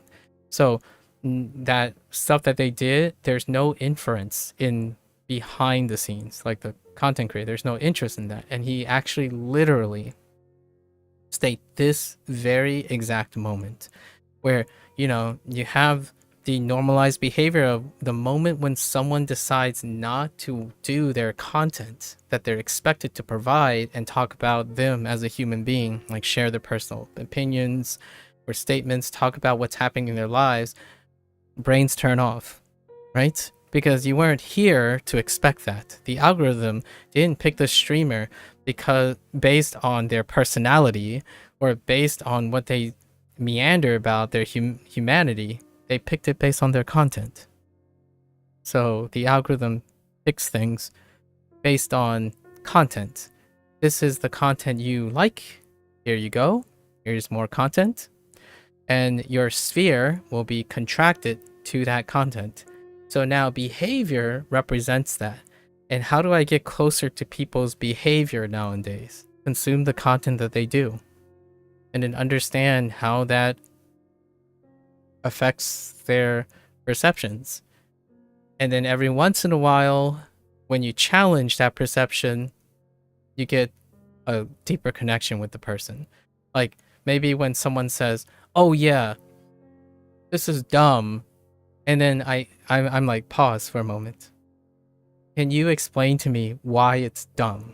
I want to know why you think it's dumb, not why X, Y, and Z is dumb.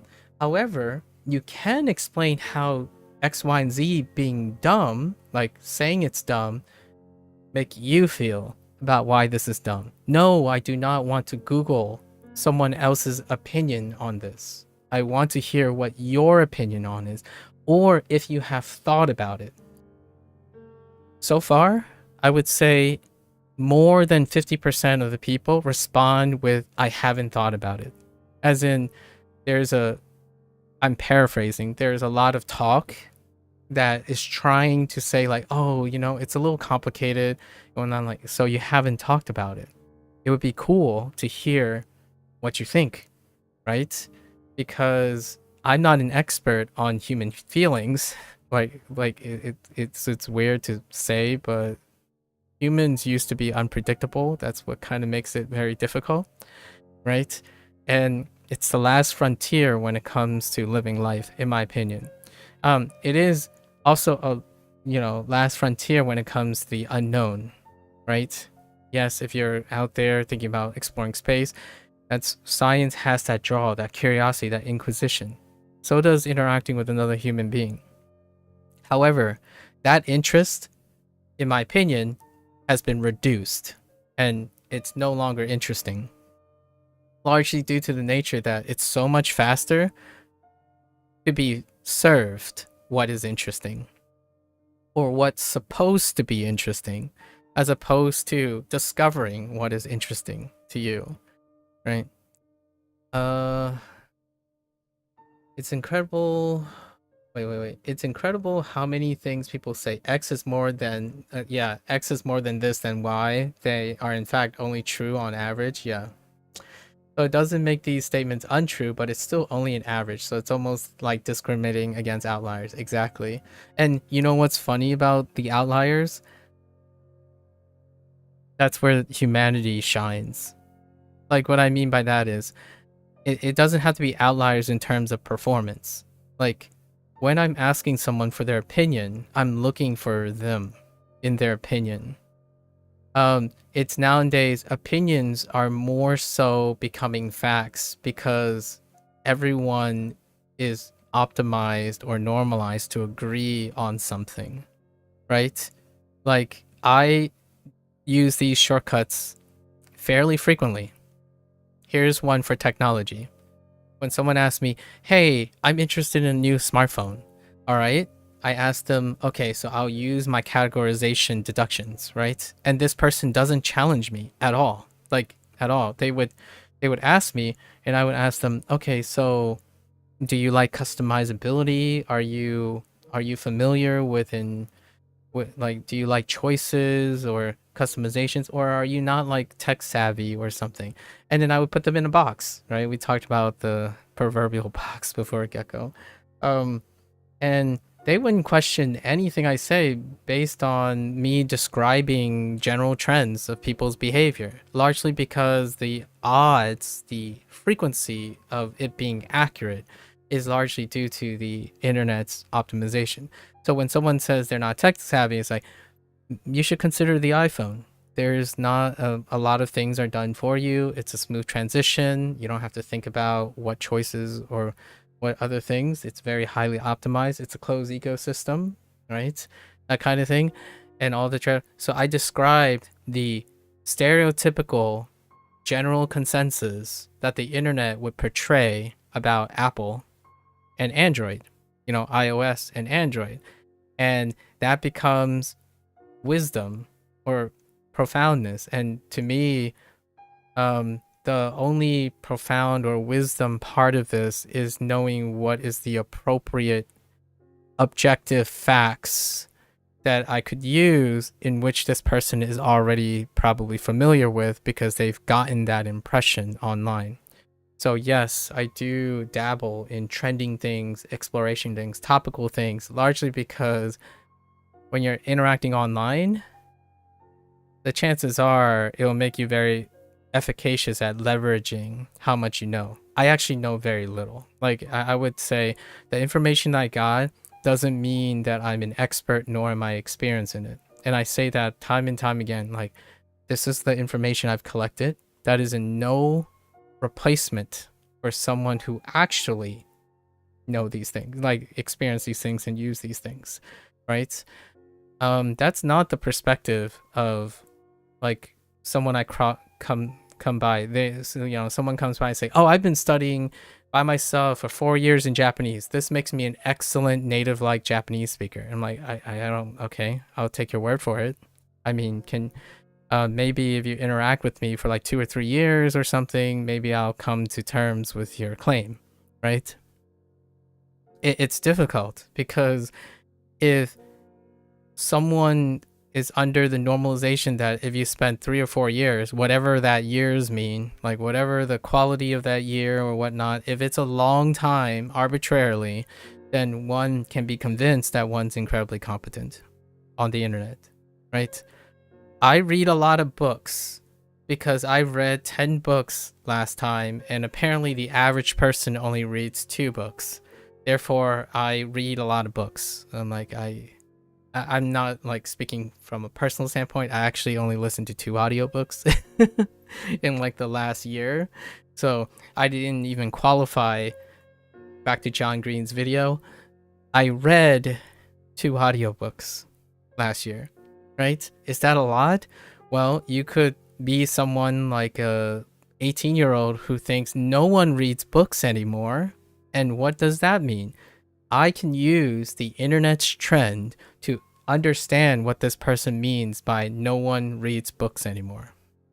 Because that excludes graphic novels, manga, animated shorts, comic book strips, or like webisodes. It excludes lots of formats that could come in the form of a book, but it no longer is perceived as a book. And that is where I probably use my leaping point to relate to that person. Because trends are facts. It's like trends are construed as facts. No longer do people have to collect where those trends come from, right? I've been watching a lot of life hacks lately. Like people that I know who don't stay on the internet too much, like they're professional working people, reacting to life hacks on the internet. and the comments they make are pretty funny. Like, there was one where people said you can take the face mask, like COVID face mask, wrap it around your sink faucet, and you can filter water like that. And then it showed like them wrapping up, tying it, and then they turn the faucet, right? It goes through, and then they unwrap the mask and show like there's a lot of black stuff in it. It's like, oh yeah, I'm sure that's true universally. And then in the comment section is basically what you expect. A smorgasbord of different people saying, well, it depends this, it depends on that, and it keeps saying depends, and then suddenly, like, well, in my country it doesn't, in my country it does, it depends. I'm like, okay, there's a bunch of people, all the people who think they're competent and like saying something profound, they use a cliche terminating thought like it depends. Like, well, discuss if it depends. And then you have the people who speak only from their own perspective, considering not talking in the framework of other people's perspective. So it just keeps going, right? And comment sections are only available long enough for those type of comments. So if you spend 90% of your time doom scrolling and writing comments, that's probably going to bleed in my opinion, bleed into your conversation ability, right? You're going to talk in that way. Like, oh yeah, this is bad, this is trash. And then you look at the context, you step back, and this person's calling this game trash because there was one bug in it after playing it for 14 hours. Right? Like that's kind of the thing. The thing I'm describing is something that 3 or 4 people will chuckle. 3 or 4 out of 10 people will chuckle, and then 5 or 6 out of 10 people is like, yeah, but it could be like one of those bugs, one of those, it depends on one of those bugs. Like, okay, hear me out. Can you explain what one of those kind of bugs are? If you can, I appreciate that you are able to. Right? You did watch John Green's video on audiobooks, by the way. I liked it and particularly enjoyed what it sparked in the comment section, which definitely felt more interesting and mature than YouTube average. Yeah, I like reading Vlogbrothers comment section, largely due to the nature that it kind of cornered a specific part of the internet. Not to say that you shouldn't enjoy figuring out how other people comment, like in a music video comment, or in a video about someone staging an act of benevolence. Oh, there's plenty of those. I engage in those type of comments because I'm a sucker. I'm a sucker for seeing people do nice things, and even if it's for clout, still spreading a message, right? Like cue the person who's giving away stuff, but the propensity of all those situations to occur exactly like that in that format consistently would present a situation in which a lot of that is orchestrated, right? However, it's presenting a wonderful message while at the same time making a sustainable business model. And you'll have your usual comments, right? The people who says, well, it depends on what extent this is. And then you have the cynics, and then it's interesting. In what point, for myself personally, in what point when you normalize and accept that everyone agrees on things as long as you're up to date on trends? What is a good trend in language learning right now? Duolingo sucks. I'll leave it at that. Am I upset about it? No, not really. I understand the nature where that's coming from. So that's right. I'm not gonna. Maybe I'll expound upon it later on when I talk about the Chinese course, because I include the Chinese course. That's probably a discussion for another time. I would love to continue the discussion, but we're over 8 o'clock, so we gotta get on the ball. Yeah, thanks for the great questions, Procol, if you're still here. And Echo, always a pleasure hearing and discussing these things. I think we invested like an hour and a half We might want to get on the mark. Really cool. I could talk about this for days, but obviously all of us do not have days to talk about this. I have to concede that I am in a very privileged situation, right? My time is deliberately dedicated to these type of things, or the things I'm doing now. And I do not expect, but often gotta remind myself to openly share that I appreciate the precious time that other people may feel open to sharing with me. Gotta keep that in mind. Okay, so part is still part, interestingly enough. Portion, content, noun, prefix, yes. This word has the same meaning that you, right? Part or portion, by extension, it also means content, as in alcohol content, because that's the portion of alcohol in a drink. I didn't think of it that way. That's a neat way to think about it. This word is used for fraction 2, as in 1/3, 1/4. Yeah. Again, you also see like this links to parts and portions, right? Also, minutes. Minutes are portions of an hour. Good thing, make sure to keep on track with your objectives. I'll leave you to it and go to bed. Look forward to our next talk as always. Alright, Gecko. Yes.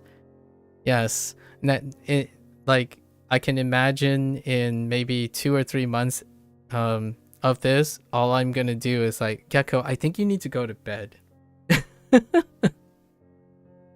that it would get reduced into like a friend lek, you know, like a familek kind of thing, where like, hey, Gecko, I know it's late. It's like, yeah, that's your cue to go. Like, end of discussion. We gotta wrap this up. Gecko needs to get to bed. It's gonna be like the cue word from now on, where I would be talking to a random stranger. It's like, oh, you know what I would say around this time? I would say that Gecko needs to go to bed. That'd be like the inside joke at this point. Yeah, I look forward to our next talk, Gecko. Good luck. Enjoy your weekend. Enjoy resting up as well, right? Resting up. Hopefully tomorrow and the day after are eventful, also pretty energetic days. I know you're sort of joking, but for real, don't feel bad for rounding out a conversation when things done. I'll keep that in mind, Gecko. No worries. No obligations. Daijoubu desu. We're just focused on tasks at hand and ignore you in the chat. Nah. Maybe when it's unmanageable, but the primary objective is this, you know? The primary objective is this. Maybe when one day it becomes a secondary objective in some way. Thanks again. Thanks for clarifying as well. So it's still boon. Why is it still boon? Oh, it's a single word, right? It's kun. Check out the count. Wait, why this use onyomi? Oh yeah, right. It's standalone. So interesting. Yeah. Okay. Because it has to have kurigana, right? Nah, it's kind of a mixed bag right now. Okay. And what it means, part portion is red boon, right? Oh, when it means part and portion, it's red boon. Oh, we gotta be careful about the different reads too. Probably because your buns come in 2 parts. Oh ho ho. Boon.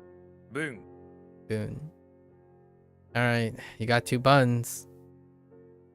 Whiskey. Where's whiskey at?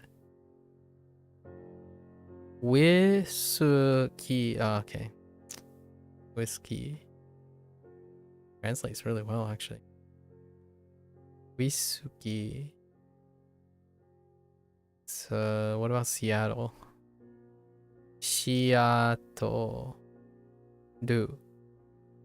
City. Hey. Alright. We'll go a little bit quick. Norwal, stool, friend. Okay. Still friend. Sitting on a stool is your friend. The Norwal sitting on a stool. What was the HanziHero one? Yoshi. Yoshi is in the basement of the bakery with an armchair with a stool. A folding stool underneath Yoshi's armpits, waiting for held for a friend. But Yoshi has no friends. That's why there isn't anybody on the stool. And this one, it's a Norwal sitting on the stool. It's your friend. That's fair enough. The Norwal is on the stool. You. Okay. Use. Use. Hi, friend, says Norwal. I must warn you about all the yous here. Alright.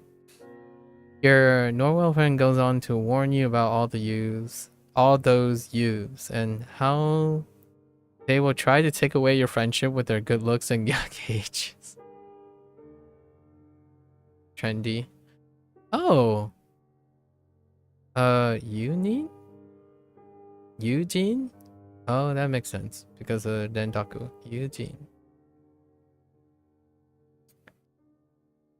Shin Yu?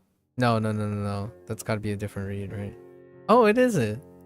Shin Yu. Huh.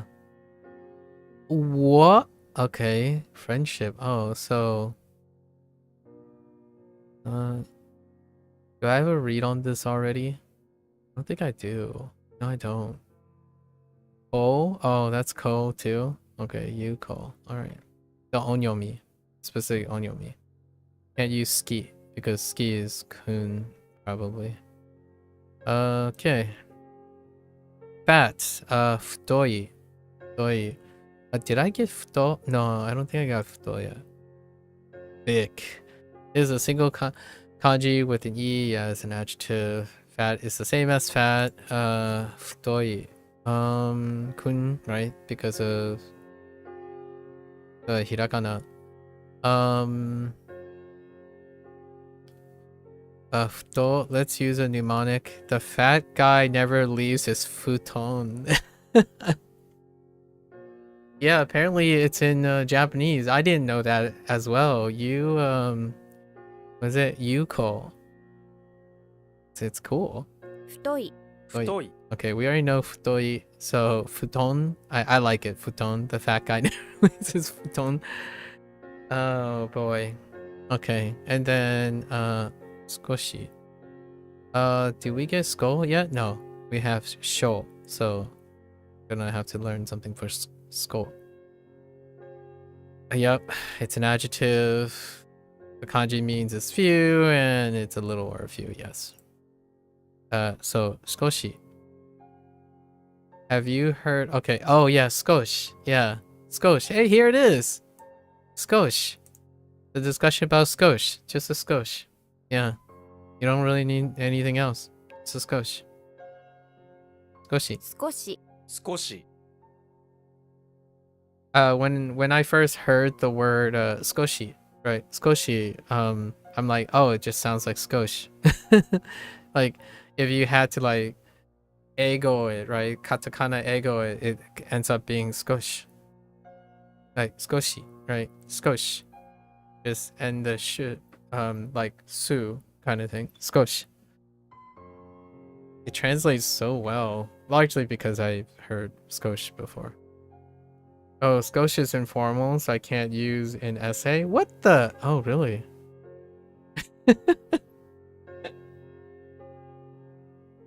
And is US English? Yeah. Yeah. Just a skosh. Like, where have I heard this before? When people are offering drinks. Like, hey, do you want some vodka? You know, do you want some vodka? Just a skosh. Alright, right? Like, just a little bit. Yeah, we gotta keep moving. Heart is still heart. Heart, which is heart, and HanziHero is heart as well. So heart.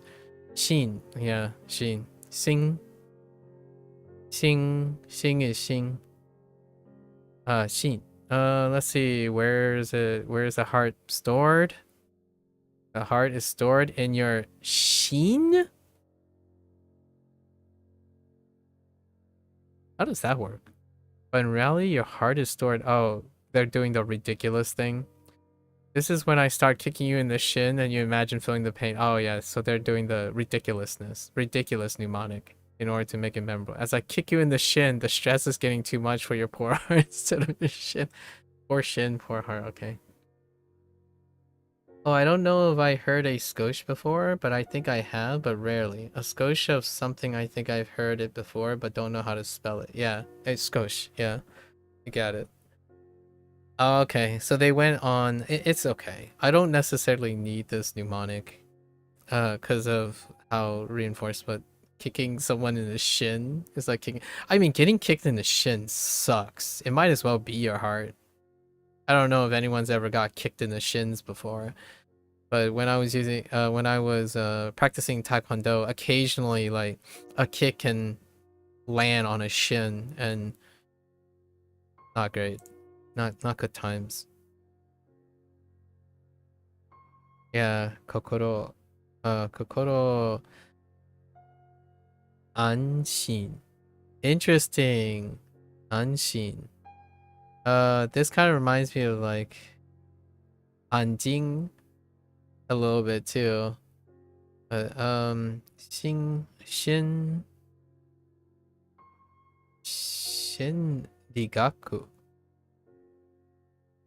Art, present, heart, study, psychology? Huh, okay.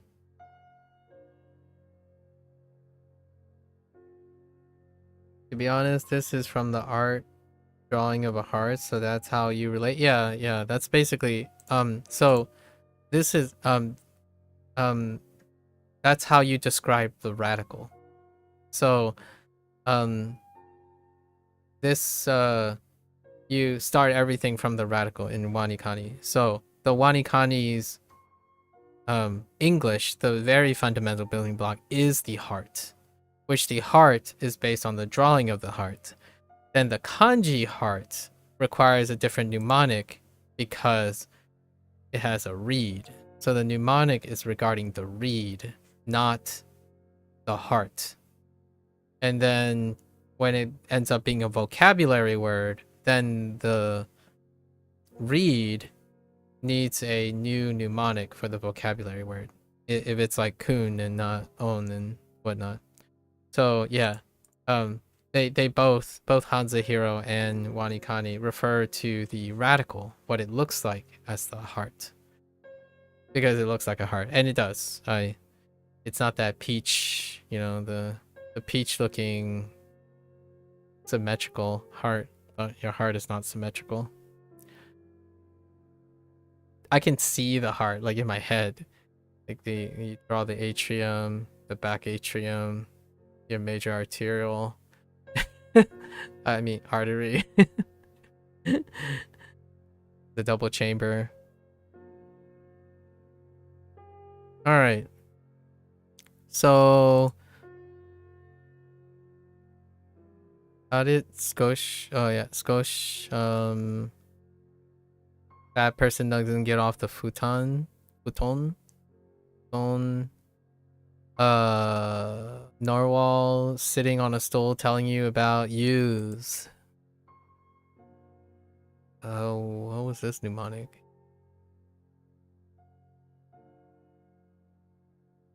It's still boon when you're talking about portions and so I guess it's all about portions and content. And boon is the same read that carries over.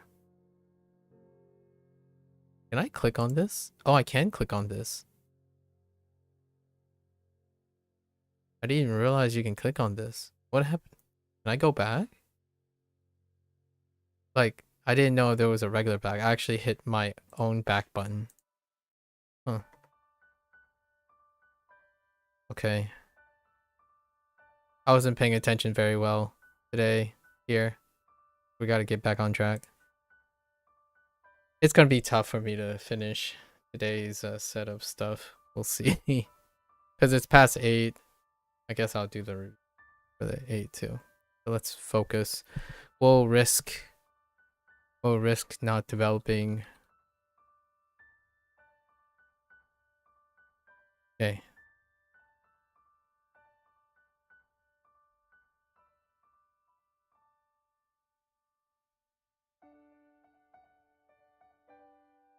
Okay.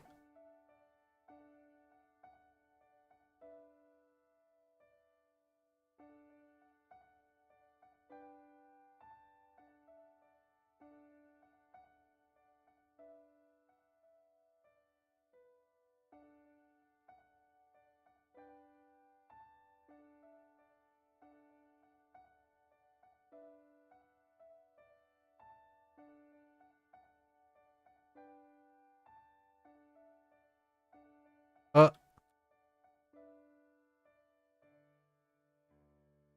All right. Okay. Right. Shikunai. Oh, I wonder how they explain this. Scarce, not much, not many. This word has a single with you, right? It's an adjective. Few is still few. Yeah. So they're going over all the synonyms at the same time too. Same thing with HanziHero. The way this is structured, they would go over synonyms. So shikunai. 少ない Shikunai. 少ない Shikunai. Shikunai. A reading for this was fairly difficult as it's kunyomi reading. Yes, shiku. You can tell it's kunyomi because all the hiragana attached. Yeah, you have to remember the shiku part to remember the reading of this word. Think about it this way. You have a few of something. Hey, how's it going? We're on a friend quest on Duo. Nice. Oh, really? Have we finished? I thought we finished, right? Yeah. High five. Friends quest.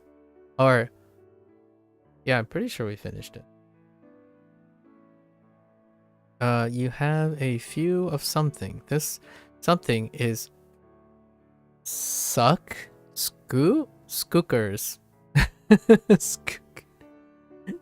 Skooks. Scoots. Suckers. Okay, remember putting all 3-ish of them in your mouth at once. How does it taste? Can you taste the flavor from each of the few? Ugh. This one is a little bit... this one's tough. Skunai I made a specific exception to remembering, so suck and shikunai. Okay. That's kind of a tough one. Extremely. How do you do extremely? Kiwamete. Interesting. Kiwamete shikunai. Kiwamete shikunai. Cherish. What is cherish? Did you katakana me? No. Nisho. Interesting.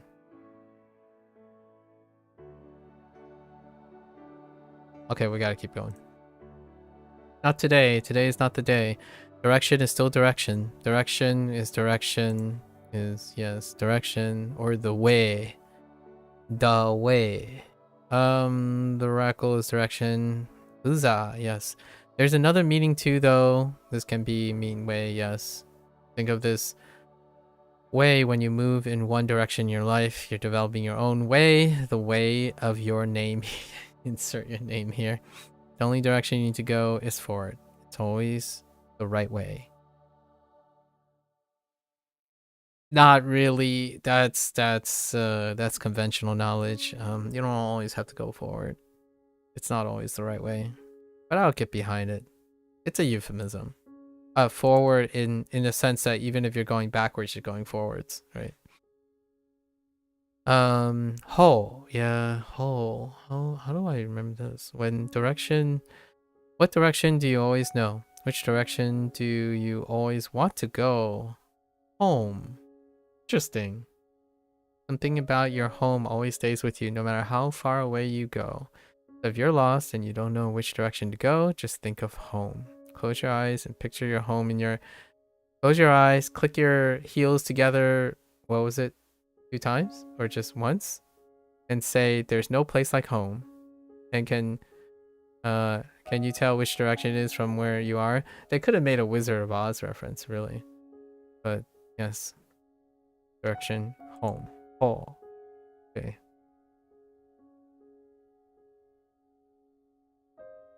Oh, wait. No?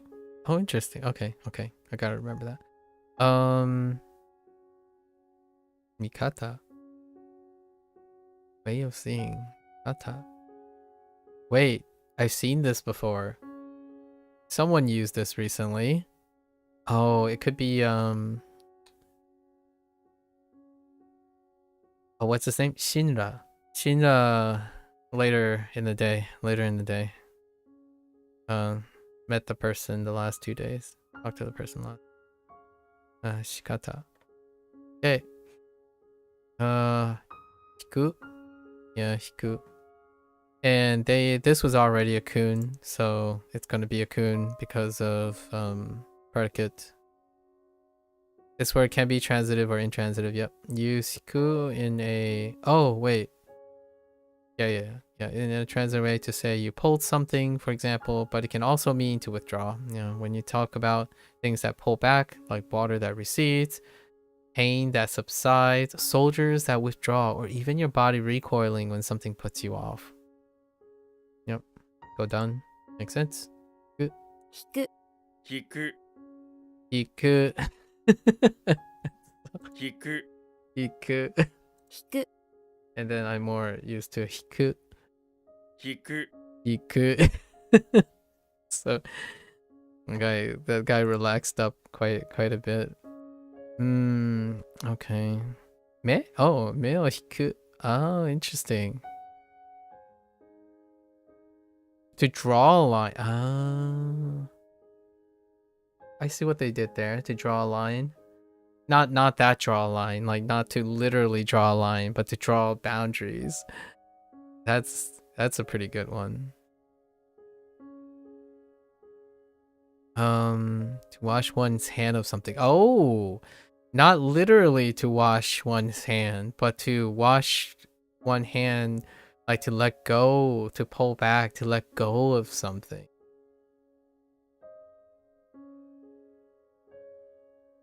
Interesting. Or to wrap it up, kind of intriguing, instead of using like arau, right, to like actually wash someone's hands, like teo arau, right?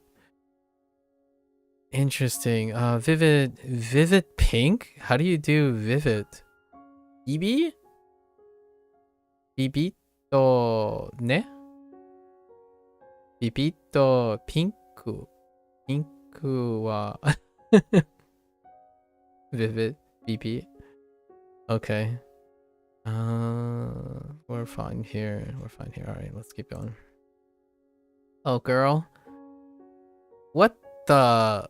Oh, I haven't used girl this way. Oh, wait. I have. Shoujo. Or I haven't used this actual, like, kanji yet, but shoujo. Forgot, this is, yeah, shoujo. In duo, we can talk about duo here. A little woman is a girl, right? Right. A little woman is a relatively formal that's often used in writing to describe a young girl, usually between childhood and adolescence, or between the age of about 5 and 18. Wow, that's a range. That is quite a range. Yeah, shoujo. 少女 Shoujo. Shoujo. Shoujo. Anything interesting? We got genre, right? It's still genre. Okay, yeah. Recommendation. Oh, do we have osusume? Yeah. Osusume no. Yeah, recommendation. Osusume. Smile. Oh, sumairu. Okay. All right. Father is father. Are we going straight to Kun with Chichi? Yes. Chichi and To. Yes. Oto-san and Chichi. Imagine your father is Cheech from Cheech and Chong. Oh my goodness. Wow, I haven't heard this in so long. Wow, that's a blast from the past, man. Cheech and Chong? Man, how long ago is Cheech and Chong? Chong. Cheech and... I don't even know if that's how you pronounce the second guy's name. Yeah, these guys... Okay, they're still active. Yeah. They're still active. The comedians. Interesting. Okay. Alright, Chichi. Oto-san. And, Chichioya. Chichioya. Alright, so... Cheech. Small girl. It's Onyomi because it's a... Yukuko.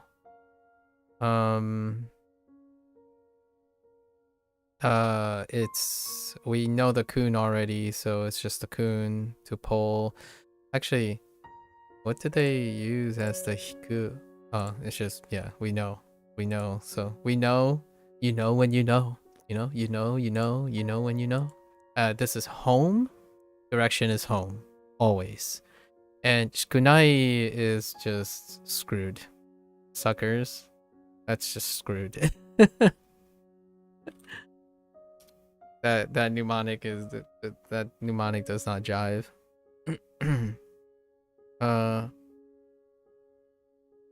Oops.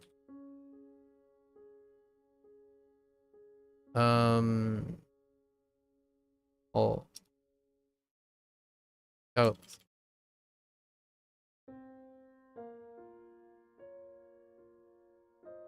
I was about to write home.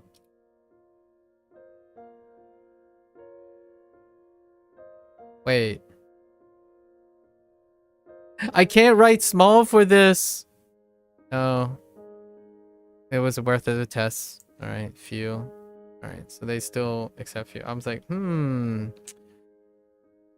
because you can have a small amount of something as opposed to like a few of something, a small amount. Oh, I wonder if they would take small. No, they probably wouldn't take small.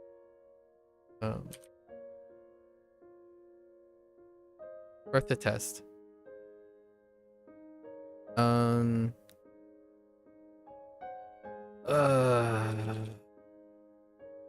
Was that okay?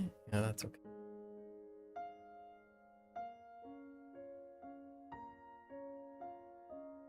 Alright. We're so behind. Okay. Okay, I see it. Okay, Triceratops and dry. A Triceratop is laying out to dry, but it's so big that its horn is sticking out. It's laying on its side, so only half of it gets dried. Oh, that doesn't make sense. Oh, wait. Oh, it needs to integrate half. That's right. And then it has a horn sticking out, right? An extra horn sticking. Oh, I can't. Oh, I see. Oh. Ah, okay. Yeah, that's fine. Imagine the Triceratops on the side, and imagine getting up. When it stands up, normally half of its body is soaking wet still. It's a half and a half. It's half and half Triceratops right now. Okay. Alright. Han. Yes, Han. You're half wet and half dry. I'll cut you in half with my laser blaster, so you're probably you're proper again. A voice says it is Han Solo.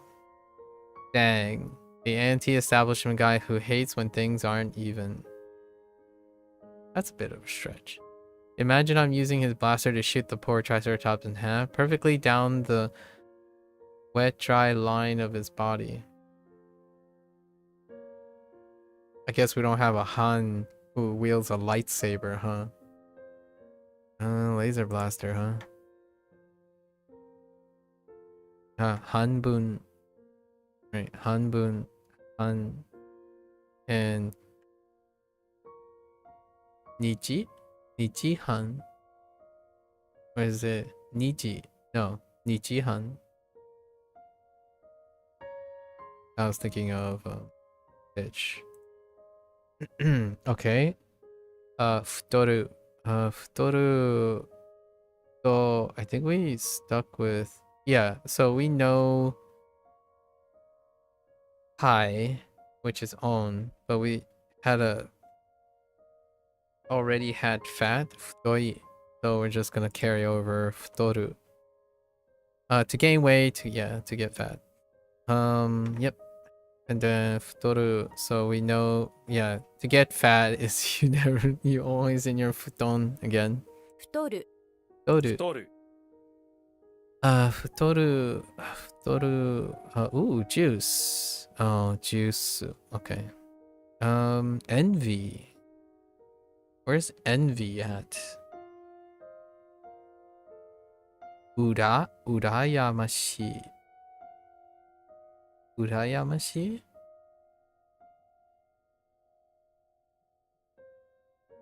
I envy people who don't get fat even though they eat a lot. Tabete mo, futoranai hito ka urayamashi. Okay. A dog. Weight. What do they use for weight?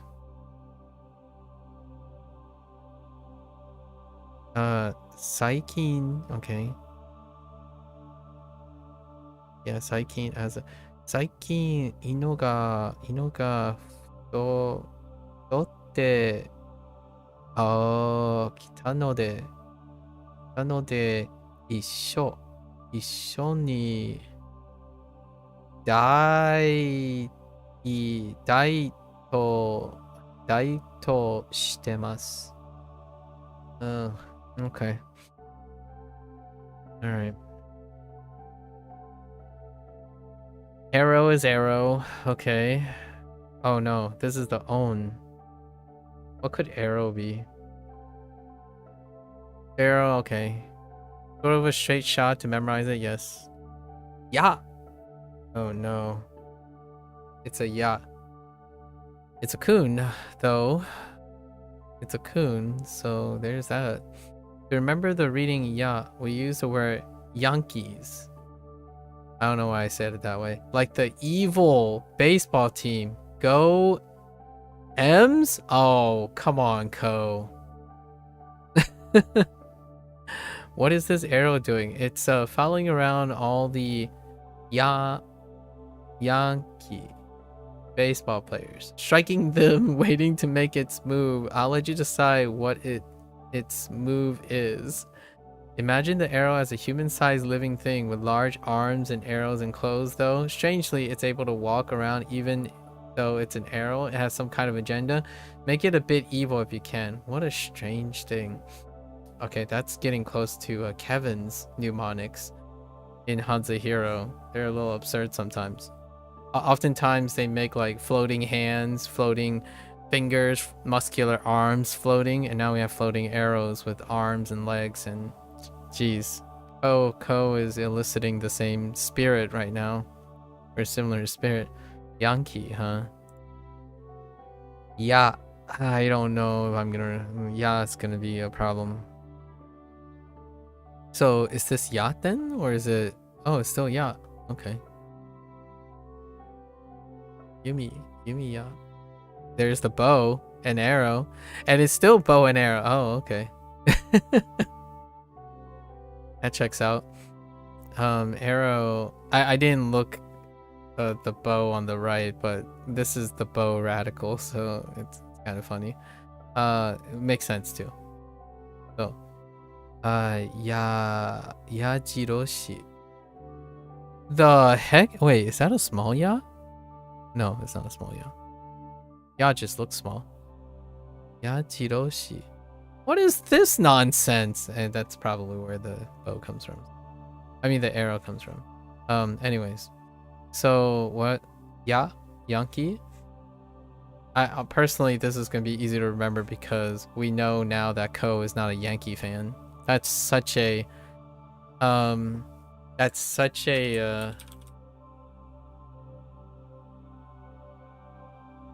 that's such a Floridan. I don't know if people know. I mean, like foreigners would know, but Yankees are the New York baseball team, right? New York baseball team. And when he said "Go M's," he's from Florida, I guess, or maybe not. Maybe he's not from Florida. I have this distinct feeling that he's around Florida's or something. Maybe. If I'm thinking of M's as an, oh no, wait. No, I'm kidding. No, not Florida's. Mets. He might be from, oh, there are multiple things. Actually, I'm not sure. I don't know enough about not football, baseball. Hang on. Is the M's referring to the Mets? Or the Marlins? Hang on. I just realized that I don't know. It's not clear. Because the New York Mets is the rival baseball team in New York. Or like what I mean by rival is there's two different leagues and whatnot, but Mets and Yankees are they're both New York baseball teams, but in different leagues. So when he said "Go M's," I was thinking Marlins at first, but now I forgot that. I immediately thought, oh yeah, the New York Mets is a thing. So I'm not sure which one they're referring to. Interesting. Maybe he's from New York? He's probably from New York. Who knows? Or he either resided in New York in some time. That's such an awfully specific Americana thing. Not that I know. I actually don't know what Ko's background is. They don't really share this on there. Like, I didn't follow Tofugu long enough in the early days. No. What are we doing? Han? As in Han Solo? What the? Oh. Okay. They have. Go to Don, right? What was this? Yeah, Yankees.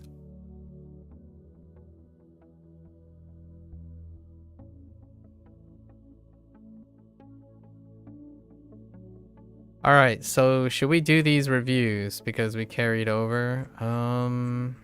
I guess. Let's do them. It shouldn't take too long, right? I'm so behind. Hinode.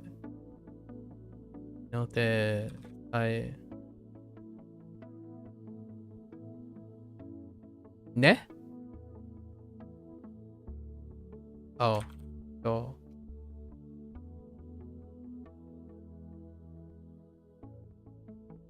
Okay.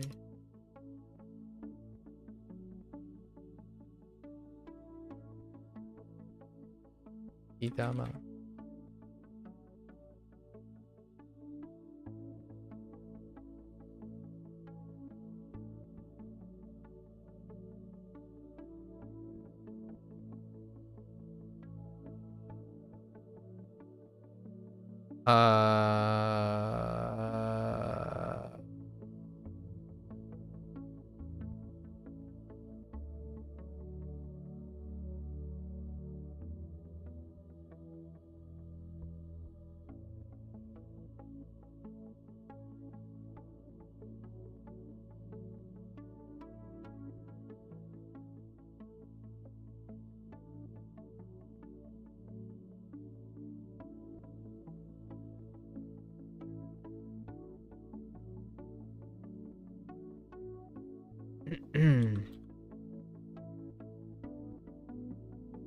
Oops.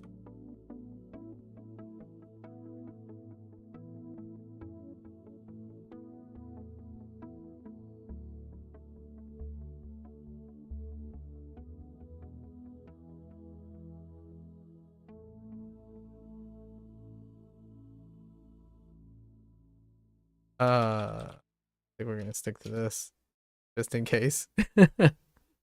We played it safe.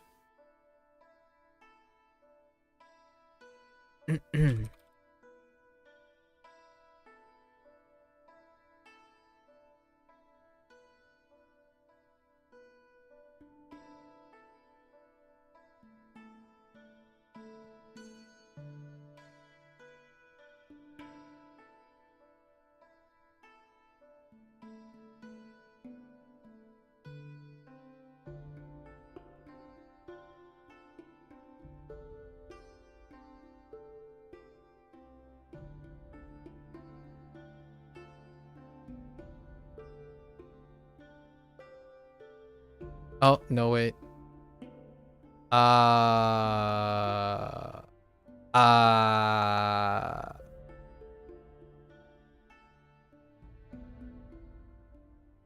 Uh-oh.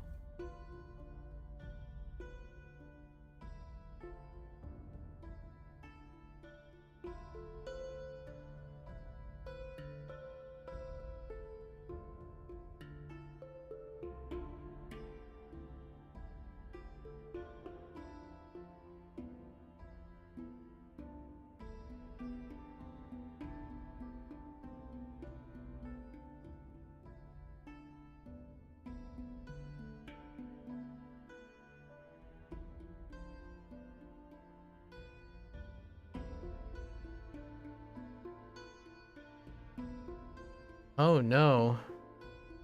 I wanted to say E right off the bat, but I don't remember what the mnemonic that they used.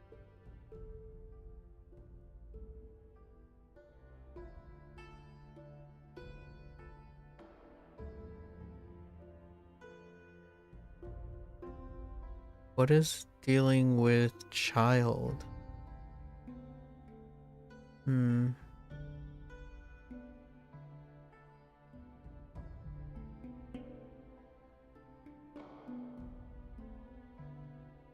don't know, but she is definitely one of them. She and Sue. Oh, sheep in a suit. Oh my goodness.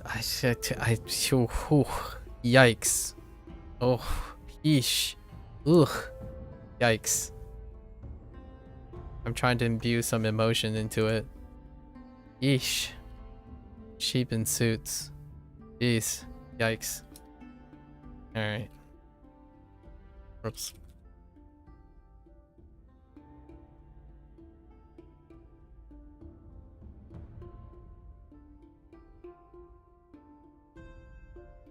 Oh no, which one? Okay.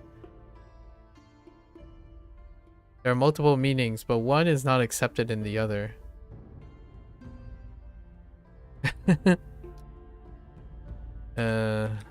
Oops.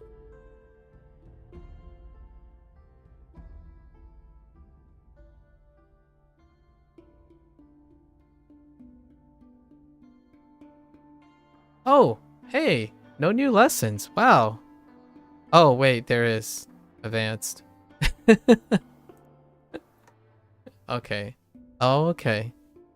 I don't have a kun for this, but it's definitely tomeru, right? To. Probably to. Okay, to stop something, yeah. The meaning carries tomeru. 止める Oh, tomeru. Oh, okay. 止める Tomeru. Instead of tomeru. Tomeru. So going up. Tomeru. You need to stop something from moving, maybe a car or a door or a person, whatever you stop to stop this thing, you throw out your toe. And getting it smashed in the process. Imagine it bleeding and swelling off, how much it hurts. You put your toe out to stop this being big thing. What a mistake. Tomeru. Tomeru. Okay. Oh, to turn off the stove, you could say, oh, interesting. As opposed to using turn off. Or maybe something like kisu. and it's just fire. And it's fire. He? No, it's standalone. So ka? We'll find out. Fugu. Wa? Fugu. Fugu wa? Toi. Toite. Oh, said. Yeah. Toite. Tomato o kiru. Kirute. Oh, cut by hand. Kirute o. Oh, stop cutting their hand. Oh, kiru. Kirute o. What was it? Ometa. Meta. Fire. Okay. Moving right along. Suspension. What the suspension? Oh, what type of suspension are we talking about? Middle and stop. Okay. Cancellation. Oh, that's suspension. Cancellation, discontinuation. So mid stop, right? Mid stop to be canceled or discontinued in suspension. When something is in the middle of an action but it's stopped, this means it's put into suspension. Yeah, imagine getting frozen while you're running. It's kind of like that. Yeah. I'm like, suspension? There are a lot of suspensions. Okay, and then it's onyomi. So we have both, right? Chu meets with shi. Chushi. 中止 Chushi. 中止 Chushi. I want to sound like Kenichi. Kenichi. Chushi. Okay. Chushi ni naru. To become suspended, to be cancelled. Chushi naru. Chushi ni oikomu. Oikomu ne? Oh, to be forced. Interesting. Chushi ni suru. Okay. To call something off, yeah. And then yeah. You can modify it. Go down. Okay. Contest. Fifth. Hoping. What is hoping?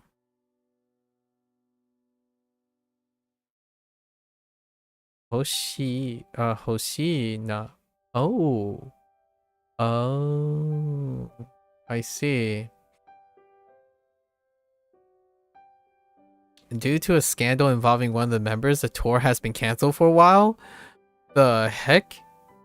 Member no hitori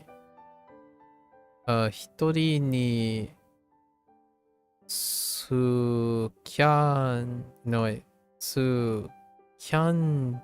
daスキャンダルがあったため、あったため。Yeah, あったため。Tour,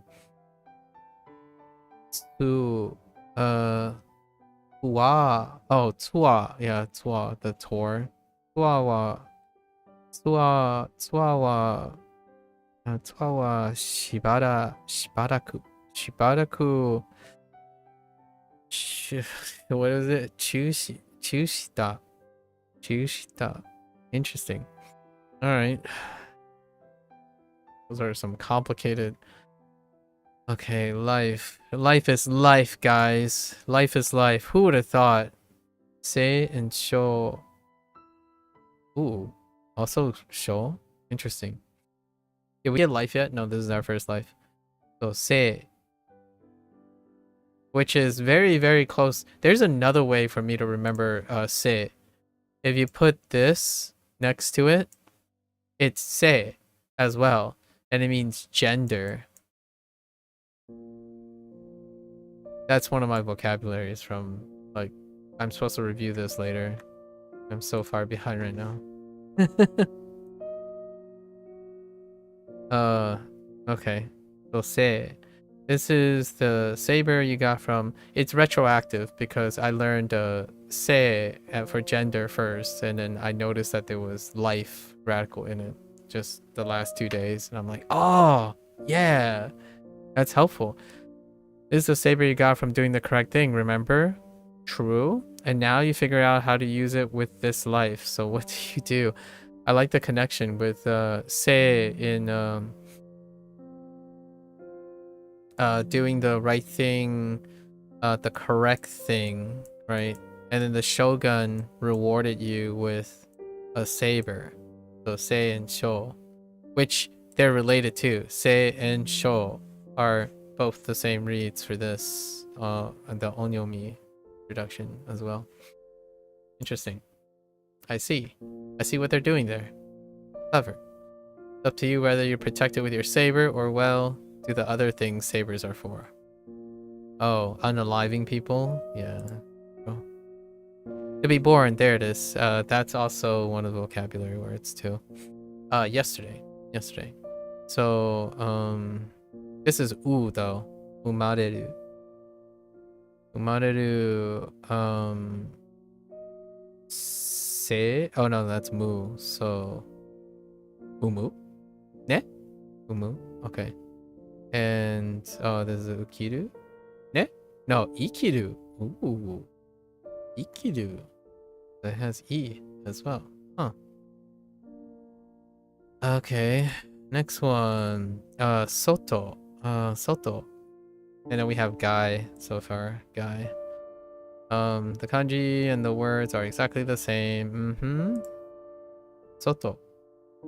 You look outside. Yeah, the standalone, it can be onyomi or kunyomi. Sometimes there are exceptions, but I'm just gonna play it by ear, right? Or standalone. You look outside, it's totally frozen. You throw soto outside to melt the ice. Boy, I could have used some salt outside recently when I was running with the ice. Soto. Soto. Yep, soto. Salt. Okay.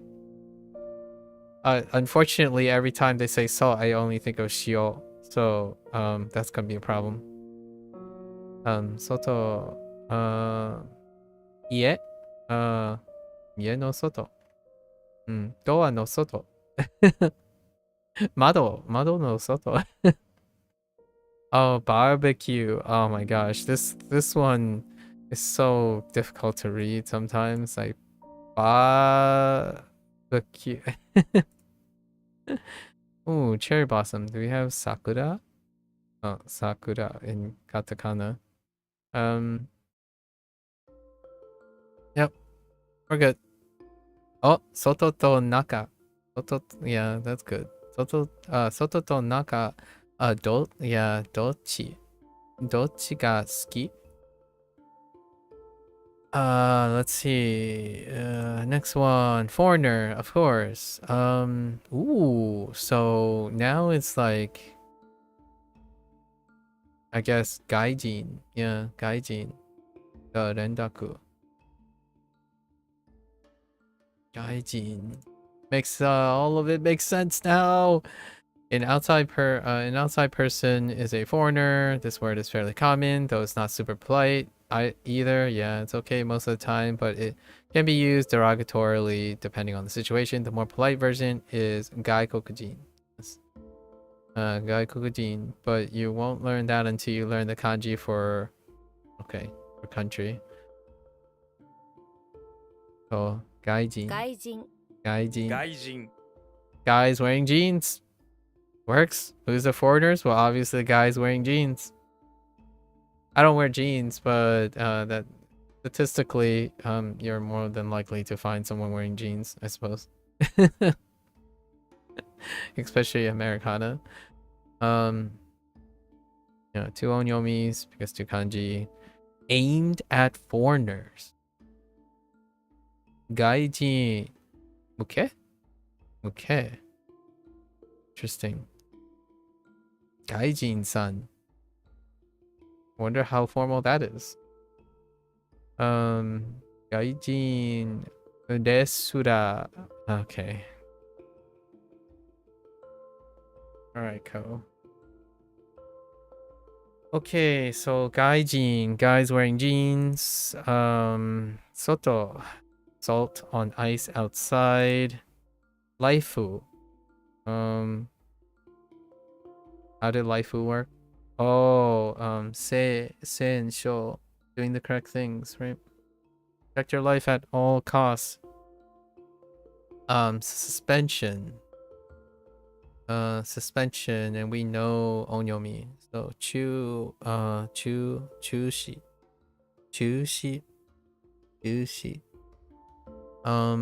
And omeru.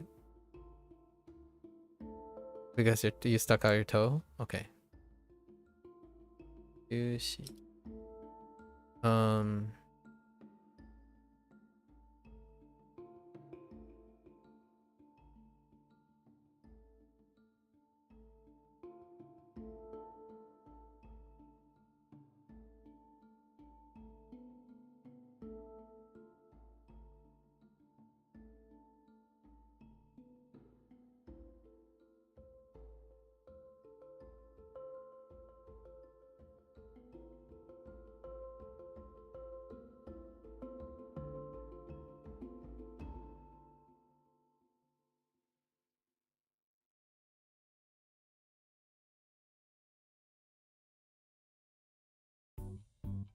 There we go. Yatta! Okay, alright, I'm done. Okay, let's go over this quickly. Okie dokie. Dang it. Alright, okay. So we go over our harmonics. Harmonics. Okay. Spoon, winter, dry, canopy, fingers, window, heart, direction, stool, fur, father, old, roof, task, arrow, door, poop, towel, life, now, hat, triceratops, ice, stone. Okay. So now let's go over our reads. Man.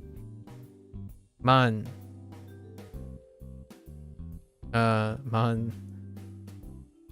Nai. Bun.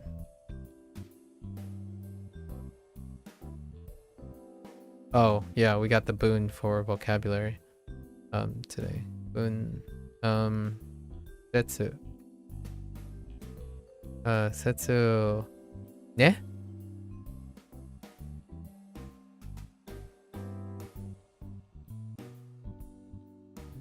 Oh, kon. Go.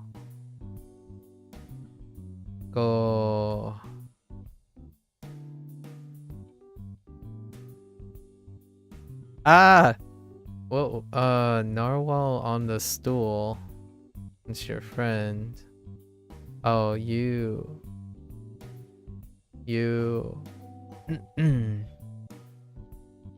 This is Tai. Sho.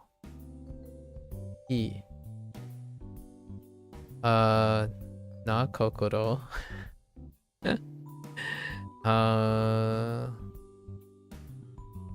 Shin.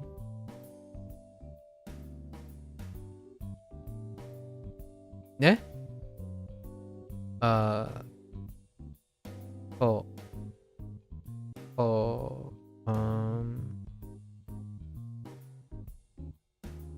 Ho.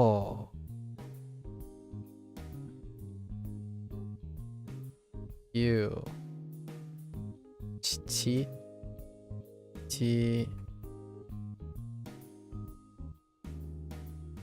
Mo. No? Mo. Yeah, mo. She.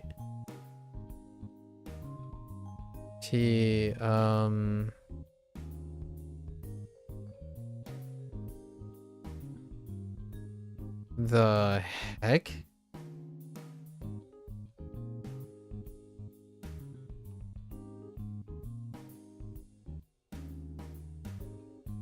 Winter is winter. You grow, what was it? You hoe cookies?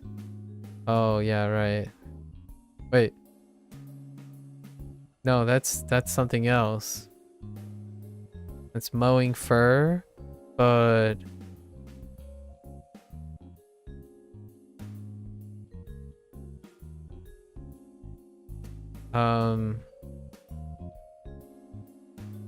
they didn't jump straight to Fuyu, did they?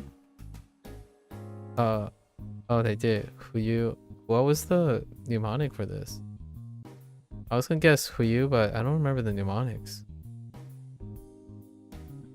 Oh, one for you. Oh no, it's the present thing. The present for Christmas for you. Oh, I thought that was funny, but it didn't sit with me. Okay. So I went for you. Hoku.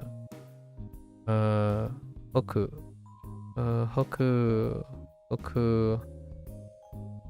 Anne.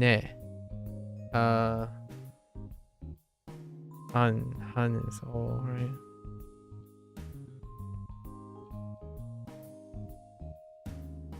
Okay. Han guy. Handai. It's close to Hyundai, but guy. She. Hiro. Oh wait. Yeah, Hiro. Wait, actually, is Hiro? I was about to say, I'm like, that doesn't sound Oni. Own Mike. Onish. Hiro. Aha.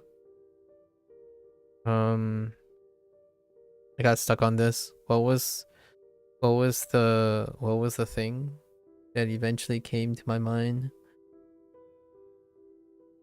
Yogurt? Yo. Yeesh. Yo. I gotta think of like a refrigerator or something. Right? Because the calendar, but it kind of looks like a refrigerator. Just be upset about it.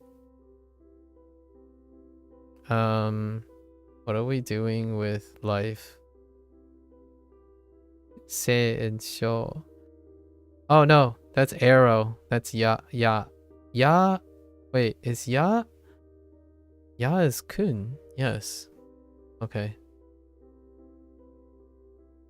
Okay. Ya, say and show. And ji? Ji. Okay. Okie dokie. And we have we don't have anything to cover except what are the things that were so this one all right, that one. No, was it this one? No, but this one is worrisome.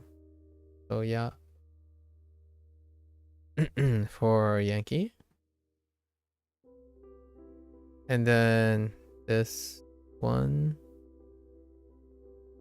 Wow, amazing. My hand is so unsteady. Okay.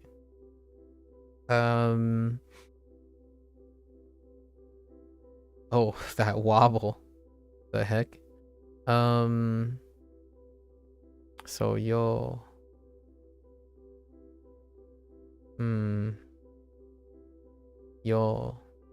Yogurt.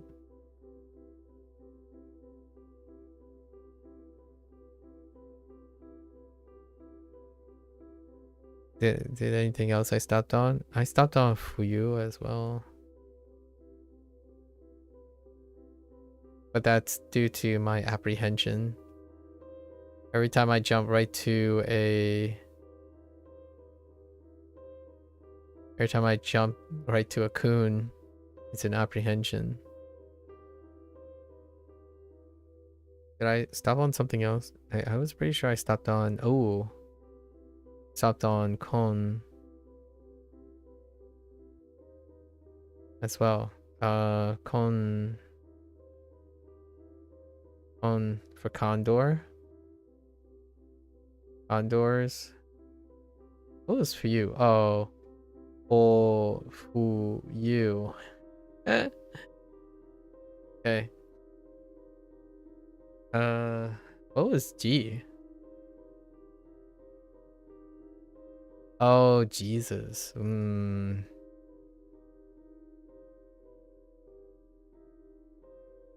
So G.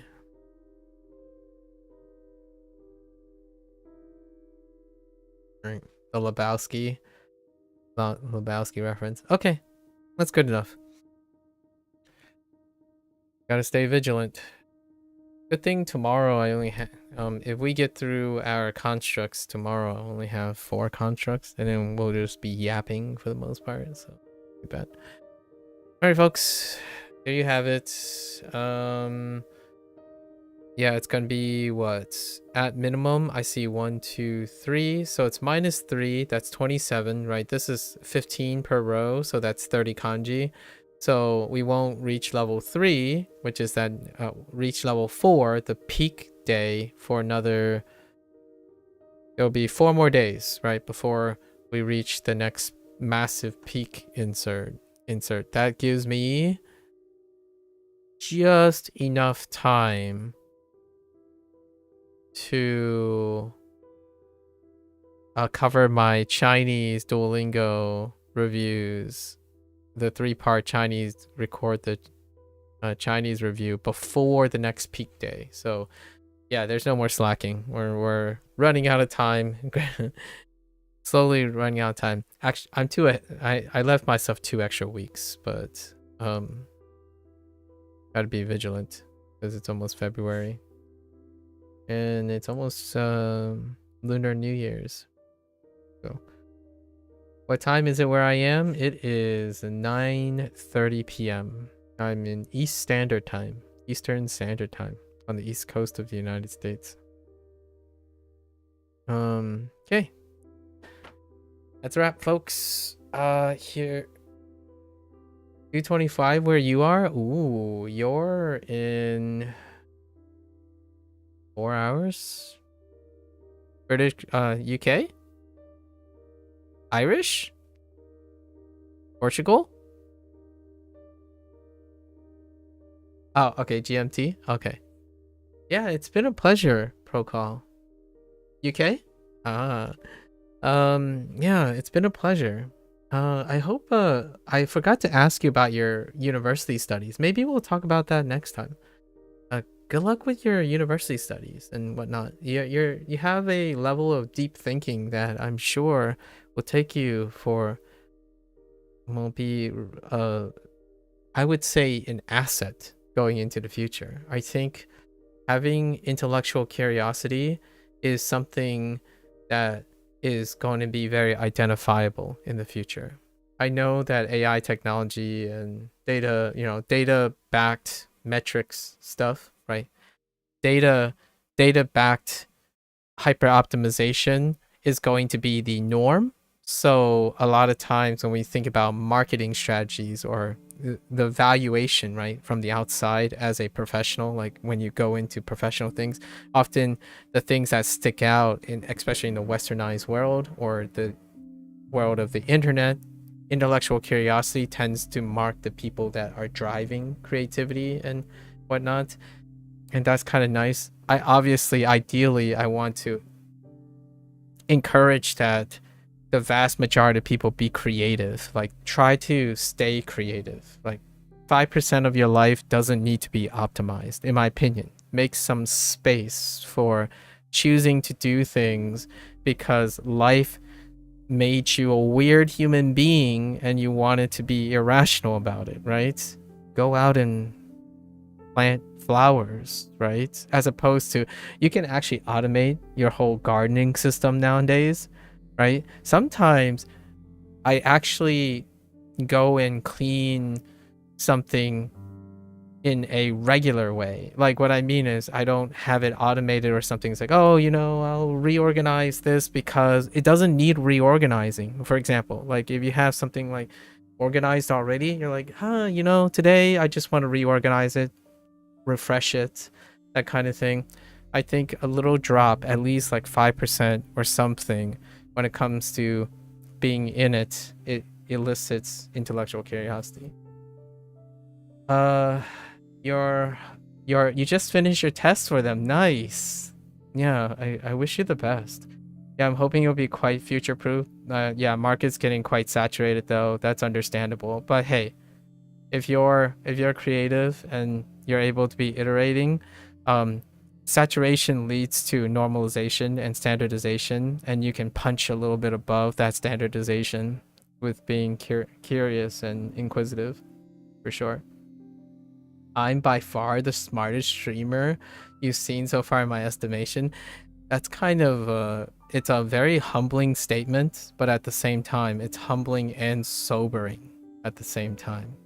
I hope, for me personally, in the future, people will say that about a lot of streamers as well, right? Like, it's nice to be around people comfortably that like to talk and challenge each other. Personally, I think it goes a long way to combating or being able to prepare oneself for what life has to offer you and challenge you. Being very reductive and trying to say everything is the same or hoping it's the same, it kind of robs the color out of life. Beba Aquenha.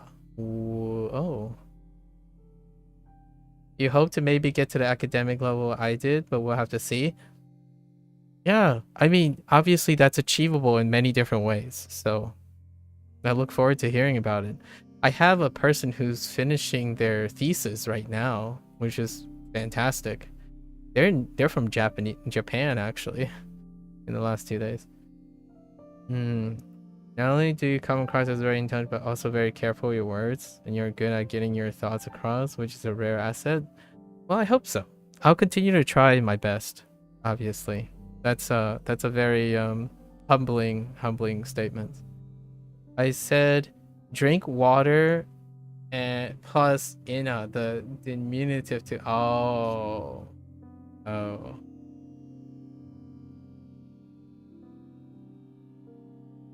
I see. Do I have a time and day? I'll definitely look out for when you're next streaming. I stream every day around the same time, or I try to. I usually give people a heads up when I'm not streaming, so I'm more or less not. It's rare for me to be absent than present.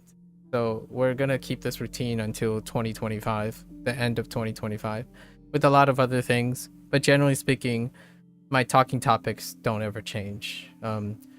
If there's any time when someone asks me a question about what I'm doing, it will be related to thinking about it.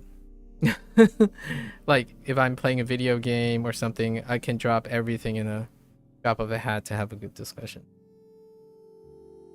Okay, nice. Not always. Yeah, no obligations. Like Gecko said, I reciprocate the obligation, right? You're neither.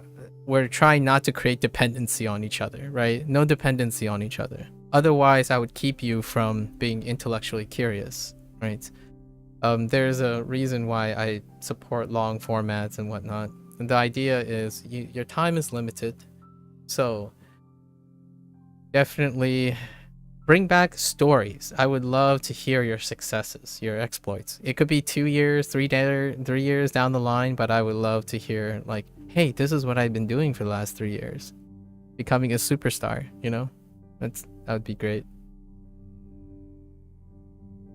You feel more intelligent every time you come here. Yeah, we had a long digression. So I'm gonna walk away for a little bit. We're gonna do HanziHero for Chinese, and then I have to do my Duolingo thing. So for now, right? Very thought-provoking conversation. Look forward to the conversation we'll have tomorrow. All right. Although I think you're going to the pub tomorrow. Absolutely, go to the pub. So maybe in the best mindset for nah. I get to see your human side. I used to go to pubs quite a bit, largely because I like sitting there watching people be silly for once. I think it's so rare for me to talk to someone online and even imagine them if they're younger to even participate in social events now. So yeah, go and have a wonderful time at the pub tomorrow. All right, folks. For those who are only interested in Japanese and WaniKani, and gonna watch this later, arigatou gozaimasu, right? So until then, minasan, mata ne, ja ne. And I am gonna step away for a little bit, and I'll be back for my HanziHero lesson. Yes, all the best, folks. All the best.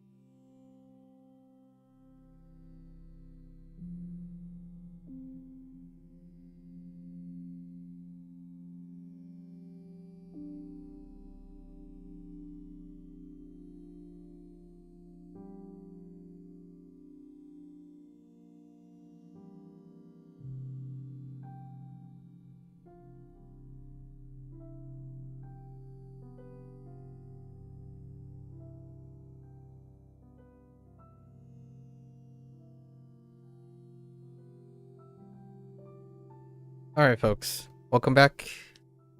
欢迎大家回来。今天是第18天。Today is day 18 with HanziHero. We gotta make for the hills. Gotta pick up our pace. An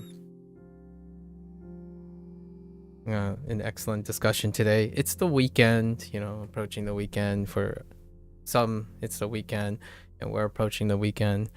A little bit of discussion in today. Oh, I think keeps yeah. Tio, are you still around? How are you? It's been a while. How have you been doing? We had some errors yesterday, right? Yes. So the errors were this is spike or railroad spike and imports.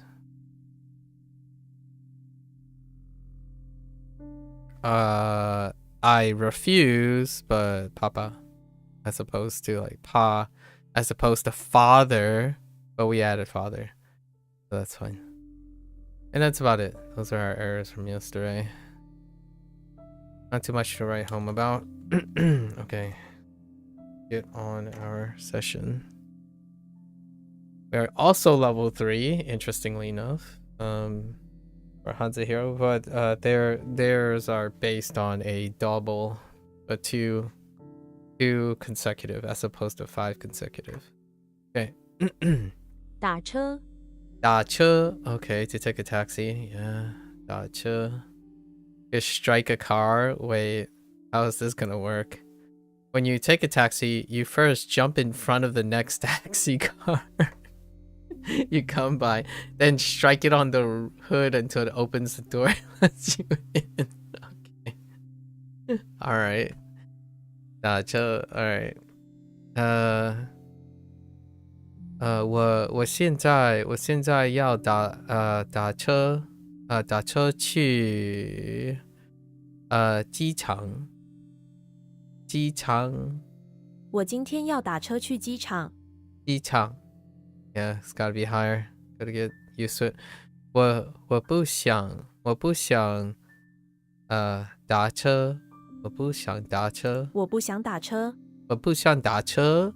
打车。我不想打车。打车. It's okay. I think that part I would the half tone I would kind of disagree a little bit. 打车回家. 打车回家.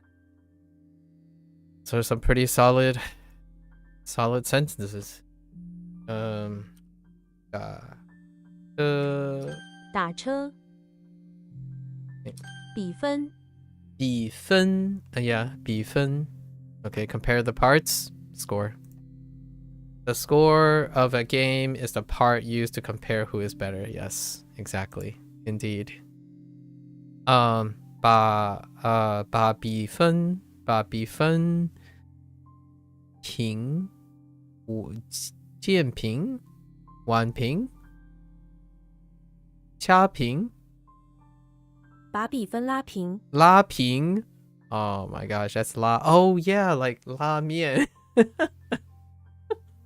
Oh yes, like noodles. 拉面拉平把比分拉平把比分拉平把比分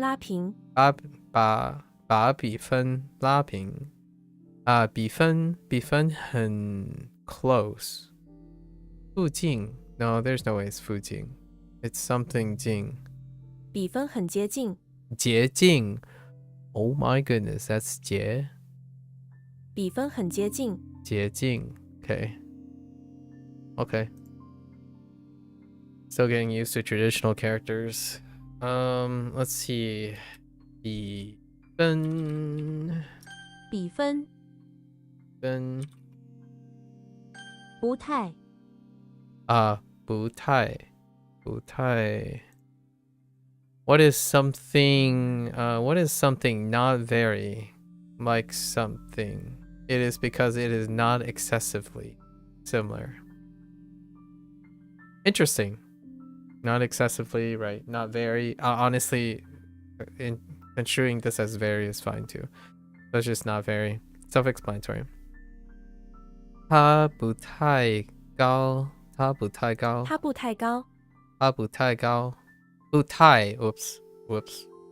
Wrong tone.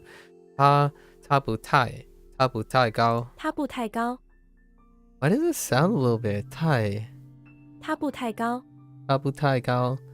Wow, that boo is so short. 它不太高这个问题这个蒙台 oh no mon is Japanese 这个蒙台 no 蒙台 oh 蒙台 oh no Japanese is oh no I'm it's happening 这个 yeah 蒙台这个蒙台不太难这个问题不太 oh 难。 it's 问题 oh no I got the Japanese. All right. That's probably earnestly the one of the few times that I'm like, oh no, the Japanese. Oh no, I'm getting them all mixed up. Okay, all right, it's fine. 这个问题 yeah 这个问题不太难不太难这个问题不太难。这本书不太贵。这本书不太贵。太贵 okay all right fair enough send help 不太。孩子。okay 孩子 let's see so we have hai which is child that is loud and another child that is a bit quiet oh that's kind of nice yeah 他们有两个孩子他们有2个孩子。他们都不想要有孩子他们都不想要有孩子。有孩子 okay 孩子。打工。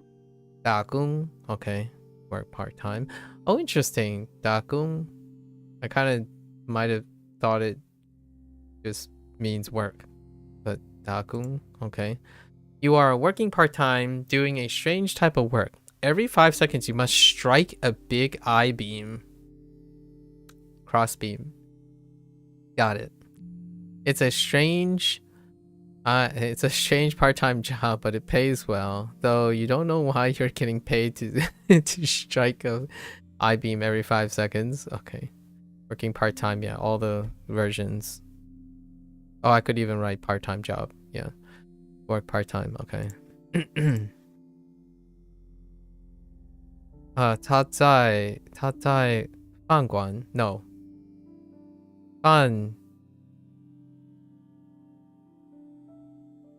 饭店打工他在饭店打工。饭店 interesting 他在饭店打工他每天去what the heck 餐馆 there's no way that's 餐馆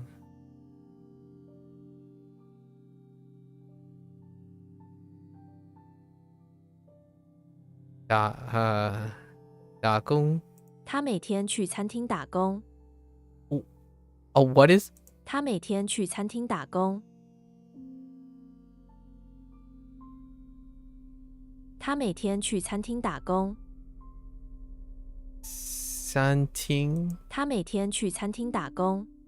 餐厅 I don't know that. Oh, this one's new. The I said 餐馆 because I didn't encounter 餐馆 yet, but that's not that clearly. It's like 餐厅 or 餐厅。他每天去餐厅打工。餐厅 I have no idea what that is. Holy heck. Okay.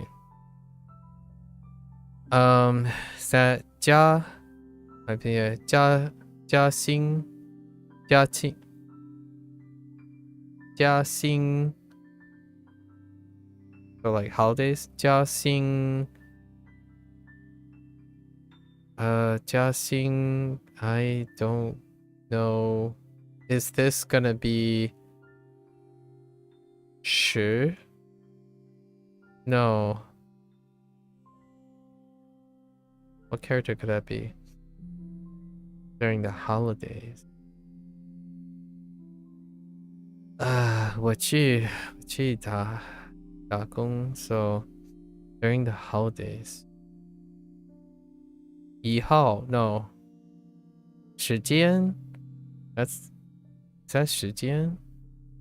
This is 间 right? Yeah, so that's gotta be 时间加薪时间 maybe 加薪时间我去打工假期时间我去打工。时间 yeah 假 what? 假期时间我去打工。假期假期时间我去打工。Oh, that's 七 Oh, my bad. Just guessing. All right. 打工打工。All right. All right. 打车打车。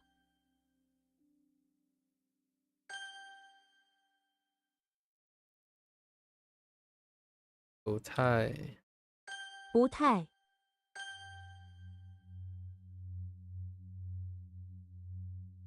打工。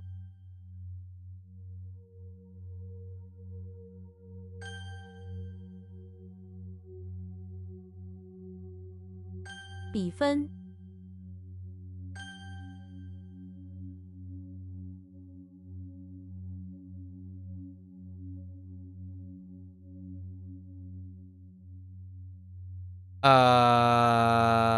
what was the mnemonic for that? Bore. Oh. 孩子。Good thing for mnemonics, it helps check my tone. It helps check my tone more than often. Yeah, more often than not. Oh my goodness, to be comparable to. Okay. I'll be I'll be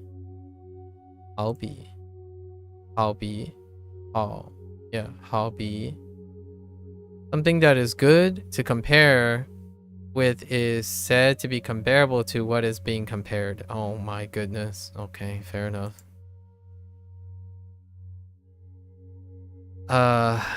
时间好比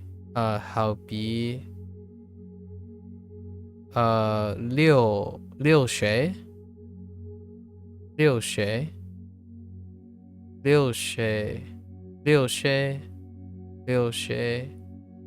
时间好比流水。Okay, it's not that high. 流水时间好比六水时间好比流水。Dang it. Okay. What? 好比。To be comparable to? That's so long. 书本。书本 Okay, 书本 A book that is also a notebook is still considered a book. Yes, I know it's redundant, but one of the conveniences of Chinese, right? It becomes a blessing in disguise when it comes to 书本 and like Changge and all the others. 这本书本这本书本很有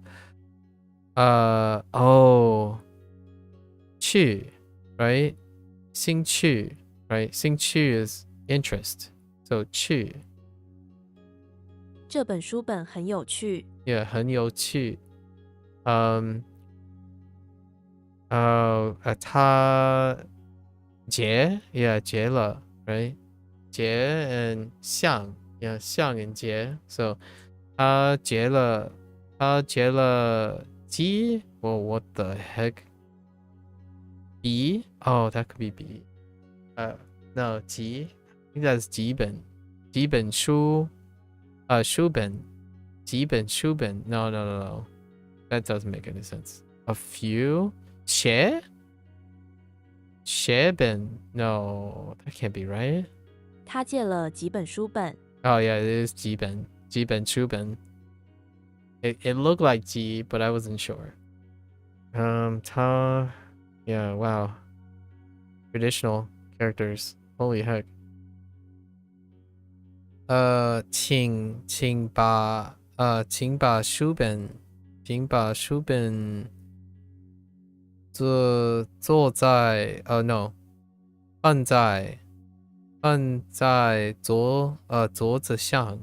Oh yeah, please put the book on the table. 请把书本放在桌子上。 Yeah, 放在桌子上。Okay. Okay, let's see.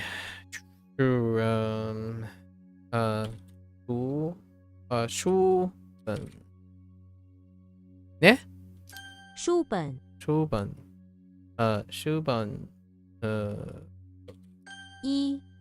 Okay, for clothing. 衣服。Oh, we got our lid, not bad, and dress, which includes a lid. What the? Okay, lid, it just looks like a lid, yeah. Oh, and this one's tilted. That's my typical lid.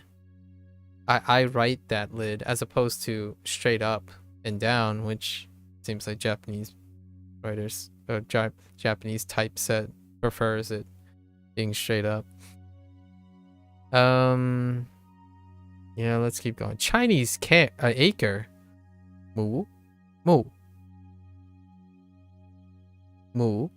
Interesting. Okay. And then dress. So how does this work? This component depicts a dress. The top horizontal stroke represents the hanger. Aha. Holds the dress up, while the two diagonal is the drape. Yeah, the flaring of the skirt portion of the dress. Sometimes this component will have to have the topmost lid component separated towards the top of a hanzi, while the rest will be towards the bottom of the hanzi with other components in between. In that case, we can still consider the separate strokes the same as a dress. Interesting. I didn't think of it as a dress. Now that pattern is so recognizable. And when this person means this is sometimes depicted as separate instead of continuous, a lot of times it's this as one continuous stroke. In Japanese, it's always, at least from my depiction, always a separate stroke. However, in Chinese, sometimes they're attached. So you just you just draw right straight through. And there are many examples of this, actually. This was one of the most classical patterns. So that's what they're referring to when they say sometimes this component will have a topmost lid separated. So this is considered separated. And this is connected, which I'm more used to writing it this way than this way.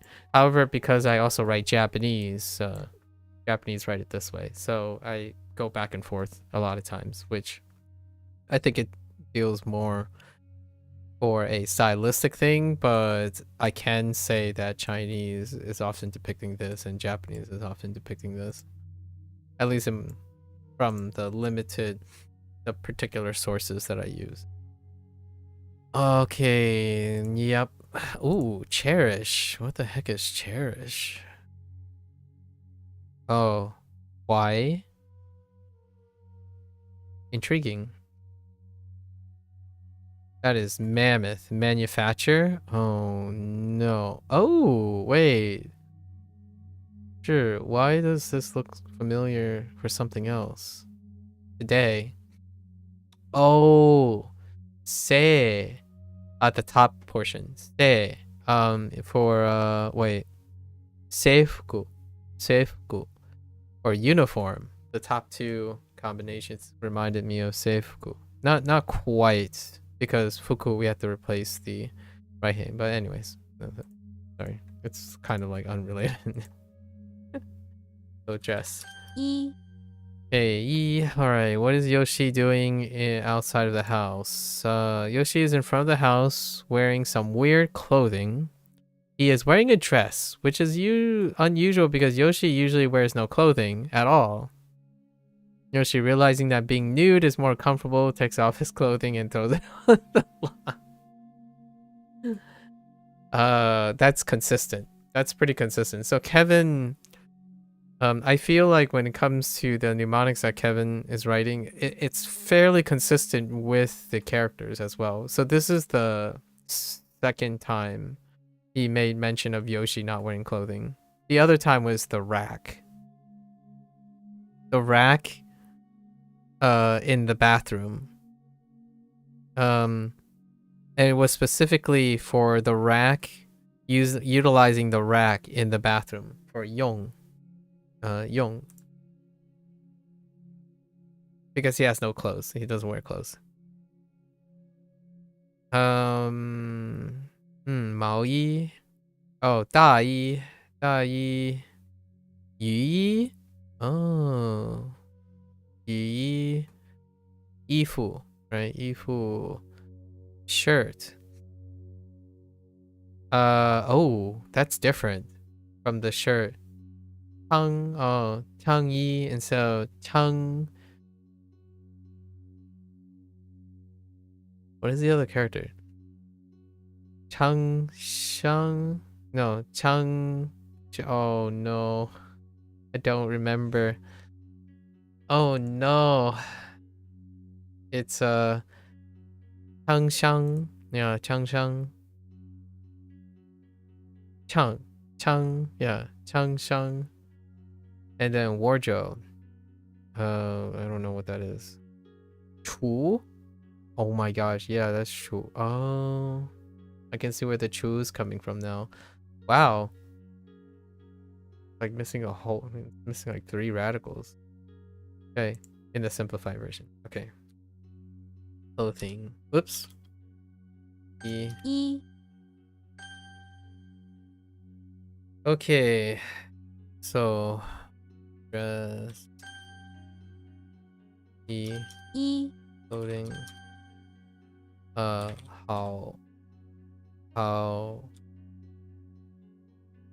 be. How be. 好比 How be. Whoops. How be. How be. So my keyboard.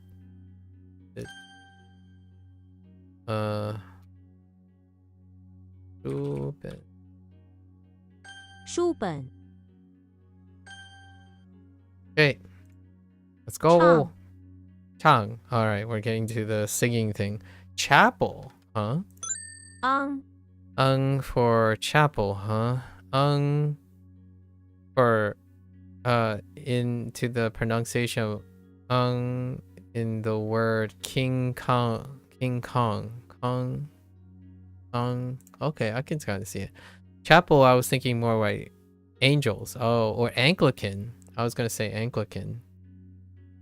Angel is a little bit further away, but Anglican is not too bad. Or we can say it like a posh way and call it angelic. Angelic. Anglican or Angler. Oh no, it's not close enough. The word angel starts with okay. Angels are said to be in the chapel from time to time. We choose the angel for chapel to represent this final. However, the pronunciation of the in angel and the pronunciation of are not the same. Okay, fair enough. Chapel is a Christian place of prayer. From the front of the chapel, you can see the large chapel doors in addition to some stained glass windows, as well as a pretty well manicured lawn. The inside has pews, not those types of pew, but pews and vaulted ceilings. The basement has some holy relics and holy offices. Interesting modifier for offices. The bathroom is quite serene and even has bowls of holy water lying around. Yeah, I bet. Xiang, Chang, Chang, Xiang, Guan. Oh, Guan. Okay. So, oh, it's just Ray standing alone. Item. Xiang. Chung. Chung. Sorry. Chung. Chung. Phosphorus. And then Chung. Yes. Okay. This one might take a little Chung. to get used to. Okay. So, what is Chucky? What is Chucky doing in the bathroom of the chapel? Ooh, this is gonna get... Oh no, Charlie Brown, not Chucky. Chucky is just C, right? Did they only use C for Chucky, or did they use CHU? Oh, Chucky is CHU. And then Charlie is CH. Okay. So, not past. Okay, Charlie Brown is in the bathroom of the chapel. There are stained glass windows in the chapel bathroom, and one of them has two suns. Oh, I see. Both suddenly grow a mouth and start to sing "Ode to Joy." One a deep baritone, and the other a high soprano. Charlie Brown declares it to be a Christmas miracle, even though it's not. It is not Christmas. Kind of weird. All right, that's fine. Two suns suddenly singing from a stained glass. I got it. Changge, Changge, Chang. Oh. No, I don't have. Wait. No, I don't have this one. Oh, Pian. It's still Pian. Okay, Pian. Oh, maybe. Pian. Dao. No. No, I don't have this as a wait. No. No. Yan. Ne? Yan Chang Hui. Yan Chang Hui. Yan. Yan. Yeah, Yan. Yan Chang Hui. Yan Chang Hui. Interesting. Right. Right around in chapel, Chang. singing sons. Ba. Oh, for bar as opposed to everything else. Alright. What is Bart Simpson doing? Bart Simpson is in the front of the auditorium where he is operating an illegal bar. Oh, that's actually, that kind of checks out. To sell booze to those waiting in line. On his face, all around his mouth, he has crust glued on, disguising who he is. With each drink he sells, he places a crust in it as a weird sort of garnish. The heck? Alright, that's fair enough. He has a disguise for his mouth. Alright. Crusted disguise for the mouth. Cyber Cafe. Oh. Jiuba. Oh, that's kind of funny. Jiuba, which my parents say all the time. In Fujianese is still the same. Yeah, Jiubar. Jiuba. Actually, they might sometimes they put in the R. Jiubar. Jiuba. Jiuba. Cyber. Ian? No, Wang? Oh, Wang. Wang Ba. Wang Ba.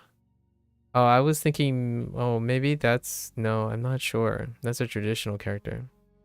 I was thinking, oh, it could still be it. Wang, right? This Wang. That could still be the traditional character for this. So online, like, part of online.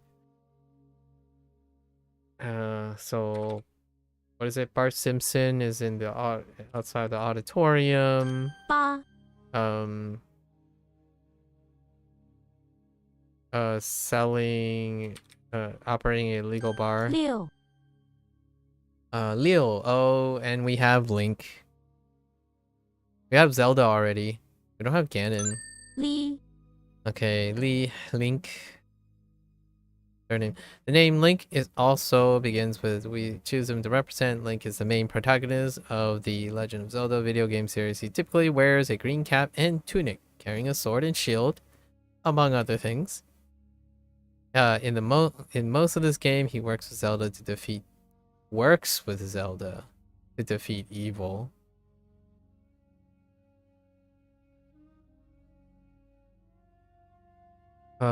六里 okay 里量 quality oh quantity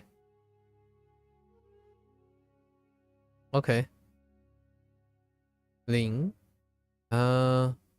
forests woods okay 里里 oh plum alone okay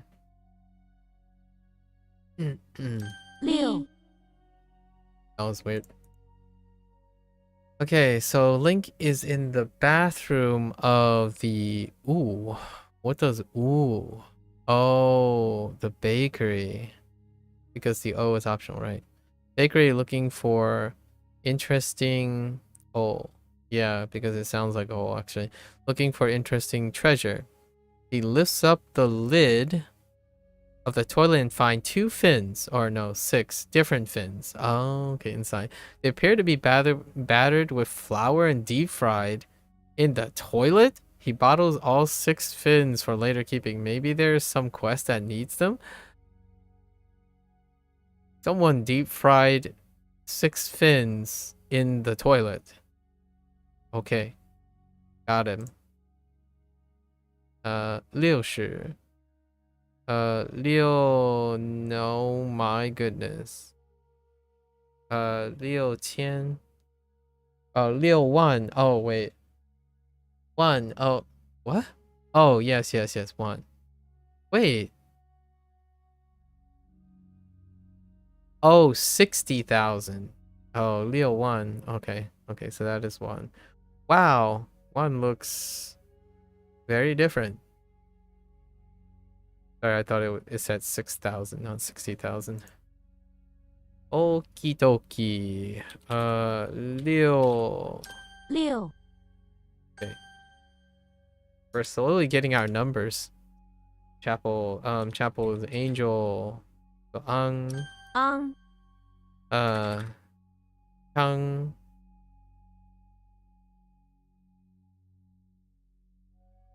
Charlie Brown is Chang. Charlie Brown is in the bathroom, right? With the stained glass and the double suns and singing, yeah. Ew. Link is in the bathroom of the bakery.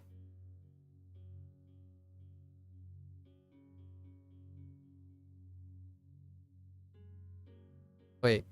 Link is in the bathroom of the bakery. Oh, the toilet with the right, the toilet with the fried fins, the 6 fried fins.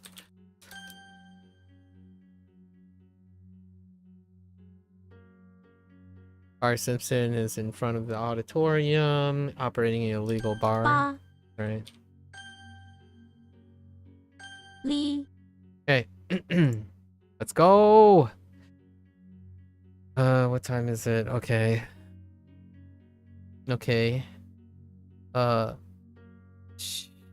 Show.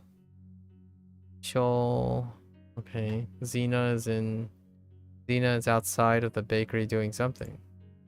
Xena is in front of the bakery resting from work. She wears a chef's hat and is resting against a tree.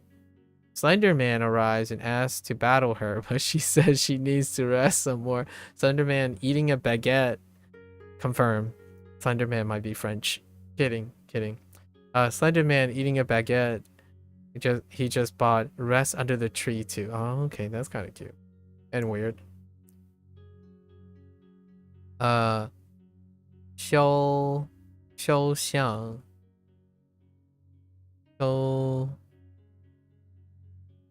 Xiao Xiang. Xiao Xie. Xiao Xie.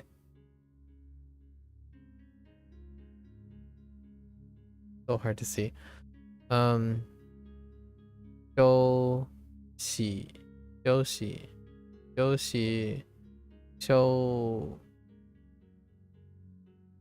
Shi.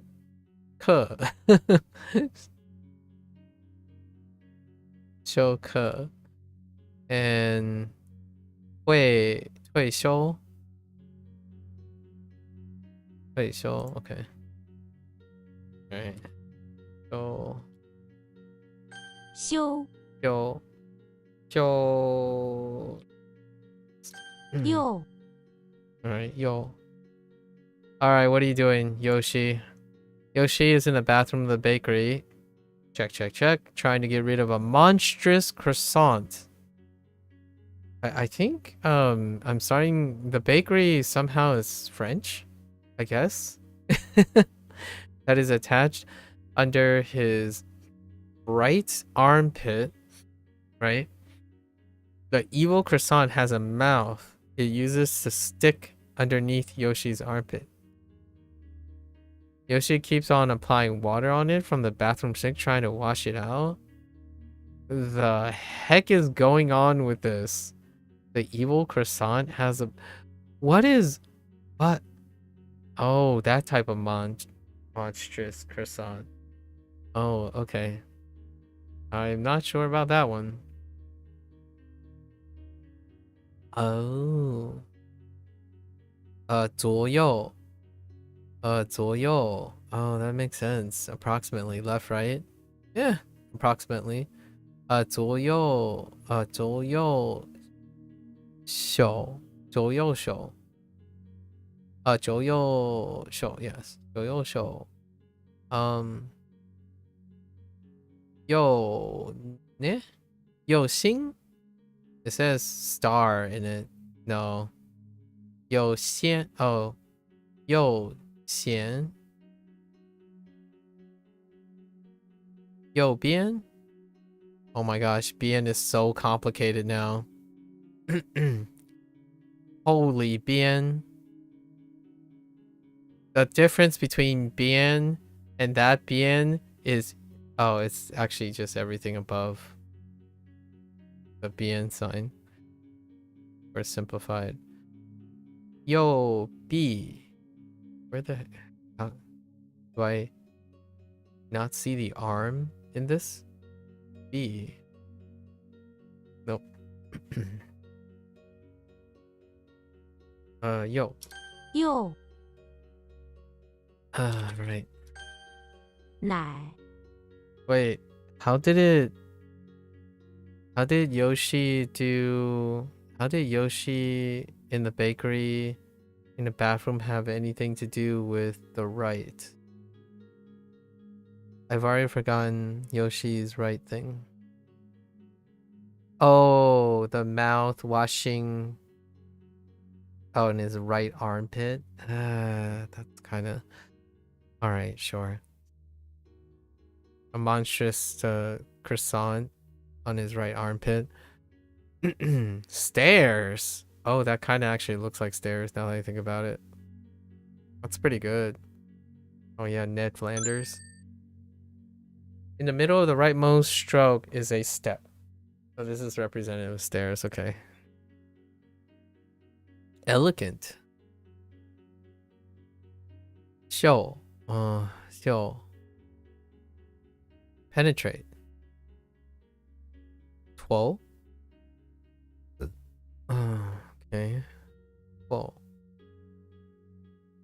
Entice. Yo. Oh, okay. Okay. Stairs. 奶 Nine. Okay. What do we got? Ned Flanders is in the basement of the high school. Ned Flanders is in the basement of the high school where he volunteers. Okay. He is with a woman, sure, his wife, and they are taking a bunch of milk cartons from the fridge in the basement, carrying them up the stairs, talking about how important milk is for this. So, oh, that's kind of... This one's good. I like this one. Very quaint. Nai nai. Nai ta.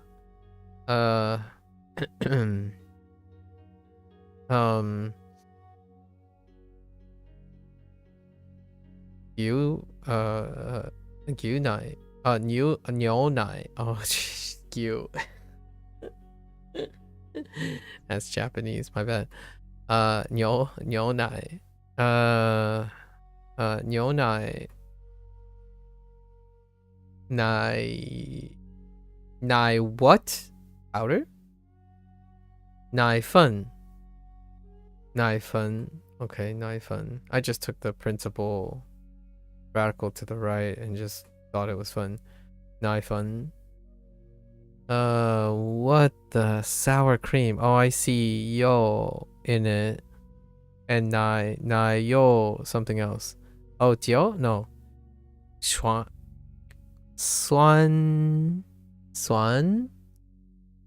nai yo.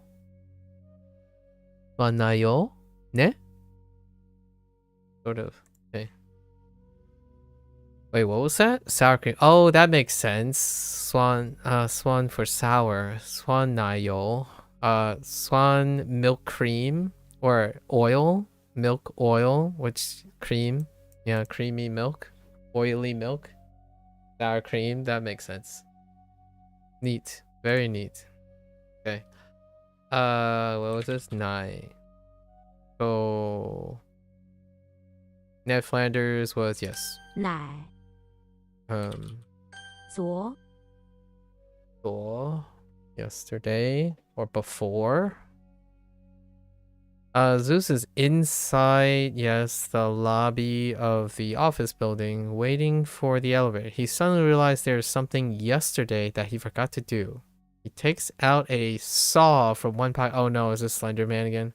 From one pocket and a miniature sun from the other, then combines them. Suddenly, he is transported in time to yesterday at the same lobby. Oh, that's not where I thought that was going to go. Alright, so he took a saw and a sun to generate yesterday. Oh, that's kind of cute, actually. It's kind of a literal combined sun and saw together to go to yesterday. I got it. I got you. 昨日 and 昨天. Oh my gosh, 昨日 and 昨天. Okay. 昨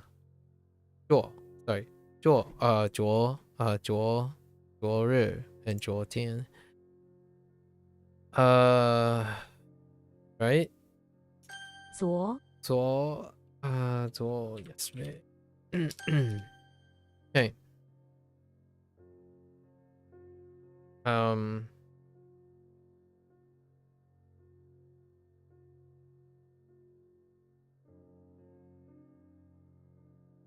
Joe. 修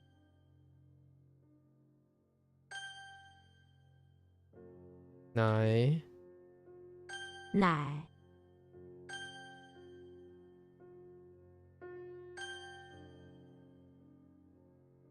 Yo. 又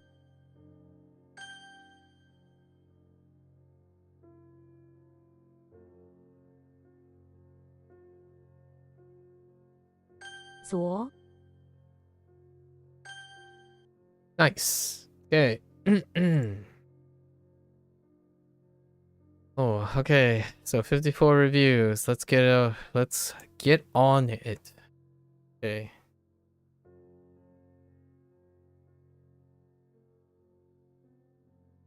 朋友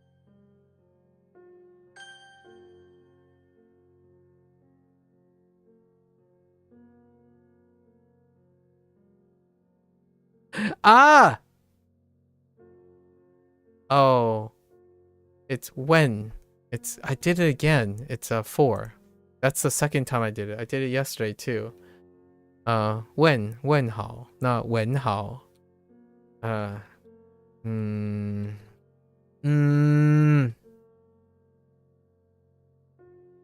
东北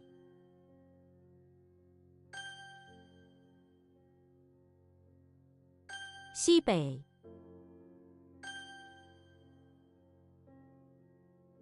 Whoops. Ah! It's silent. Dang it. I'm trying to be faster. What was the mnemonic for this? It starts with an S.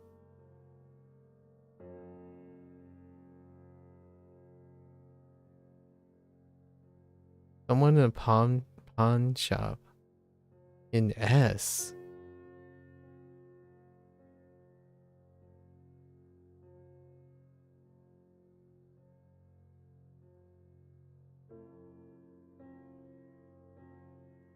Shrek? That's not it. Wait. Oh, wait. Is Shrek really? It's not SH? Shrek in front of the pawn shop? No, that doesn't. Oh, no. SpongeBob. SpongeBob. 3 With the 3 jars. 4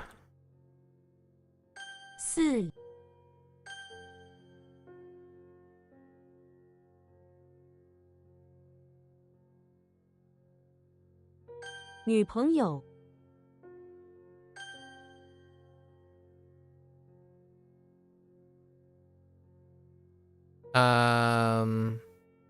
Ned Flanders inside the pawn shop? Oh, males, muscular arm, getting ready to plant. 男 Yes. Yes. 问号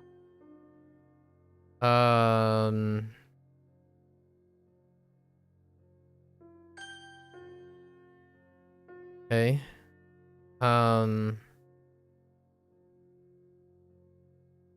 What was this? Zelda? Zelda was in a bathroom, digging and looking for the rack, but they found a hole in the 在 ground. Yeah. Again. Looking for it again.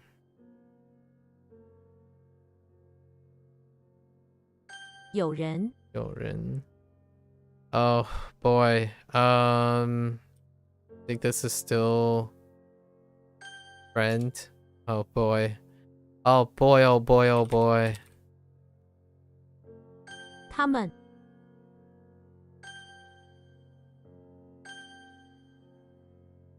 呢 Okay. 友好友好友好 Okay. Alright, we try not to mess this up too. 金口 right?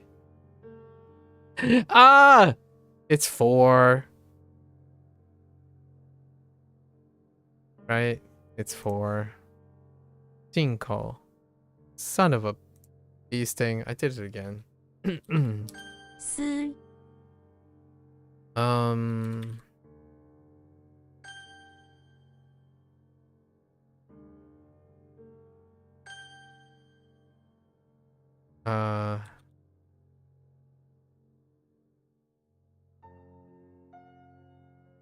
What was this? Jimmy Neutron is in the barn of the bathroom calling with the torch to the mouth and the 叫 cows. Yeah.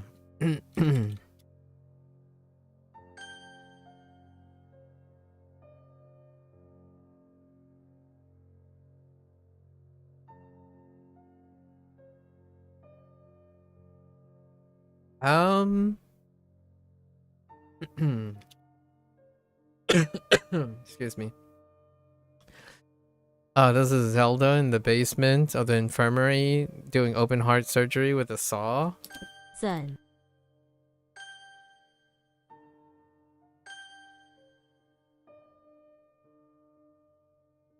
租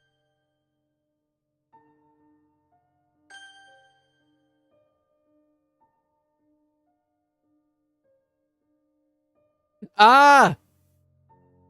Wait. Oh, it's 4. Whoops. Okay. Was Shrek like SH? Gotta be SH, right? 诗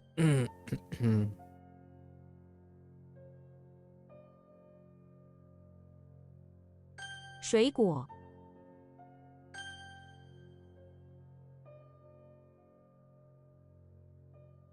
进口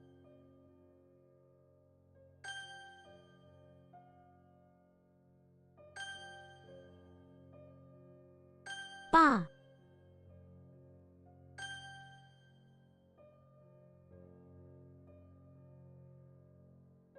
本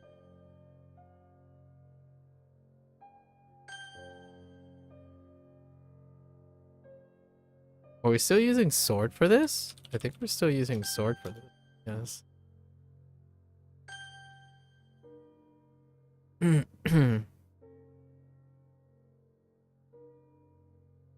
大人， Okay. Alright. 出门，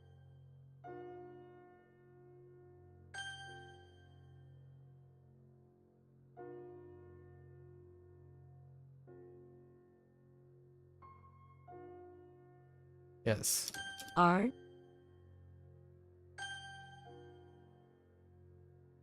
名，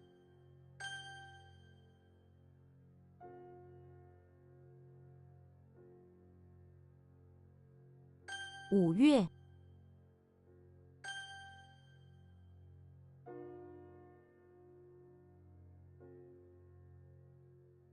18，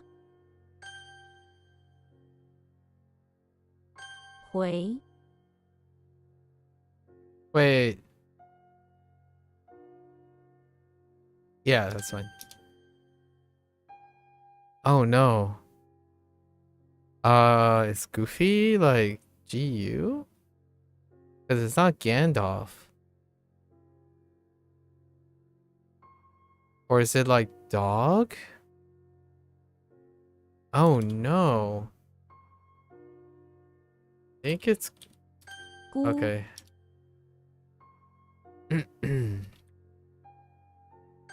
和，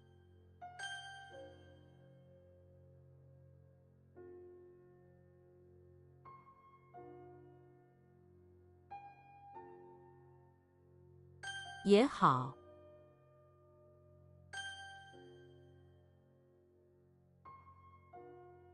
做， Um. “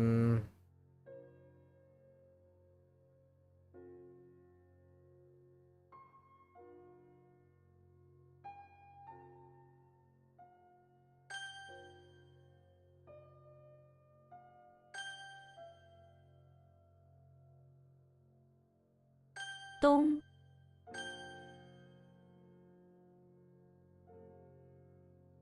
车子，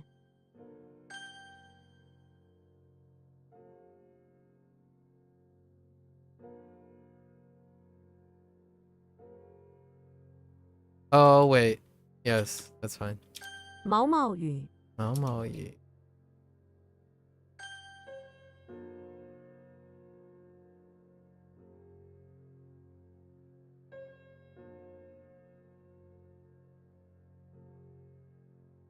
9月，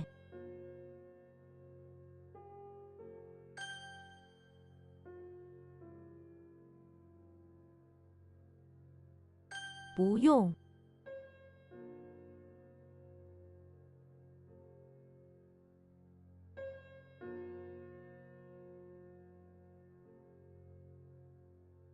I need not. Yes. I was trying to get their exact wording. 好人，好人，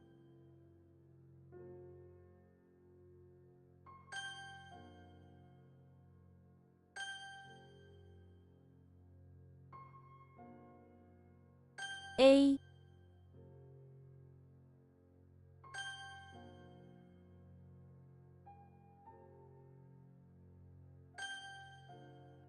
nice. All right, so we have a few. All right, we're gonna have to cover a few of them, right? I knew all my errors the moment I made them, so that's not too bad, I suppose. We're trying to be a little bit quick about it, you know. Our pep in our step. We're kind of falling behind today. Okay, pep in our step. Alrighty. Man, this stuff is getting furious. You just clocking in fast, man. Okay. We got Chapel. Chapel and Link. Chapel and Link. We got Dress. Lid. Stairs. We'll do reads. Sure. Right.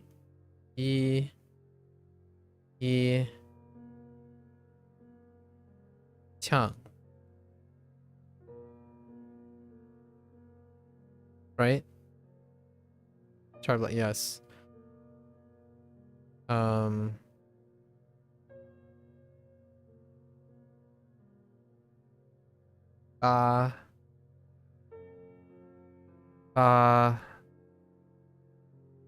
Dang you. Ah.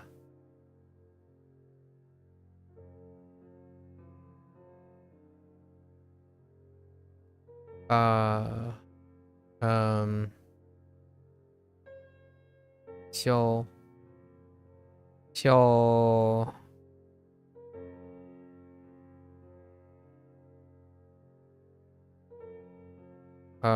Liu.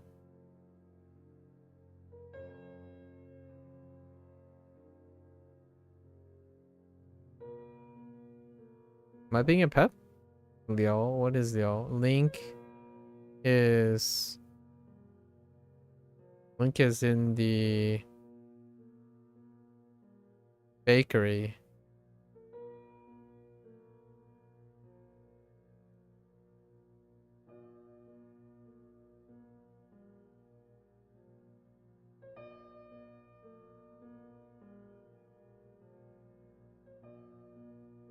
Oh, Link is not in the bakery. Link is in the it is in the bakery, but Link is in the bakery's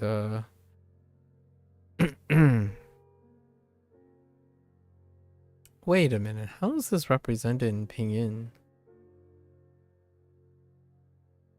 Oh, it's over. Oh, it's one of the exceptions. I just found an exception. Huh. No, that's fine. Fine. Yeah, Leo was in the bathroom discovering the fried battered fins in the toilet.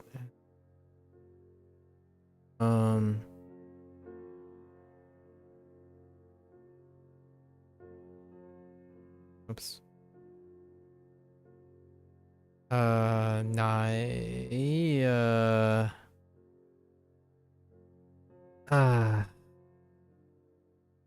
Oh yeah. Ned Flanders is in the basement of the high school carrying out milk through the stairs with his wife. Yo.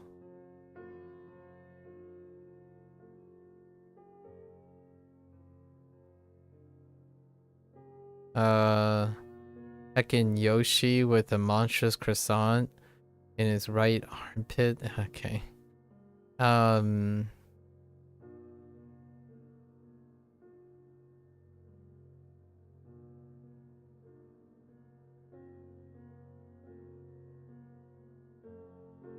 Wait a minute.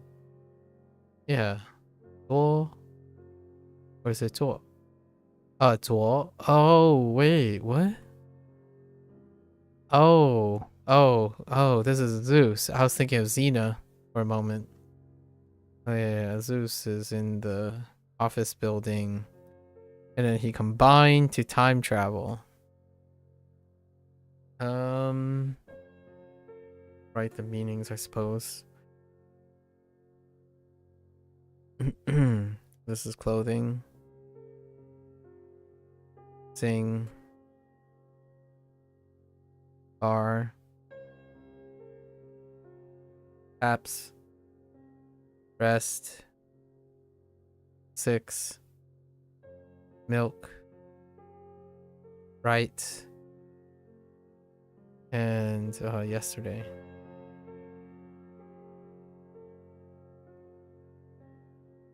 Okay. And we can mark the ones that we got wrong again. And it's this one. Jing. Call. Wrong tone. Wrong tone on this too. When Hall. Right. That's 2, and then we have a third one. Oh, this one. Calmant. Calmant. Oh, neutral. And that's it. Right? Do we get any definitions? No, that's good enough. This is Bu Tai. Bu Tai. Bu Tai. Bu Tai.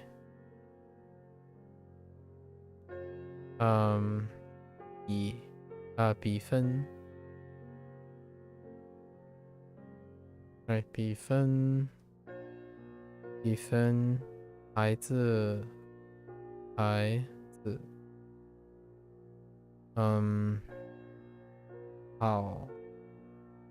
好比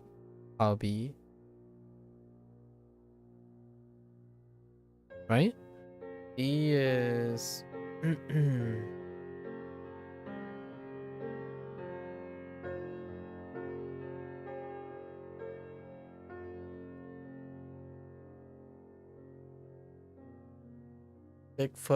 Bigfoot in the basement of the house comparing stacks of spoons? Yeah. It works. 打工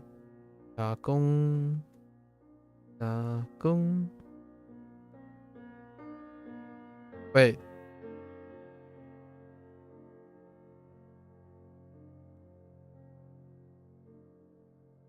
Fingers and sticks. Oh, that's Dracula.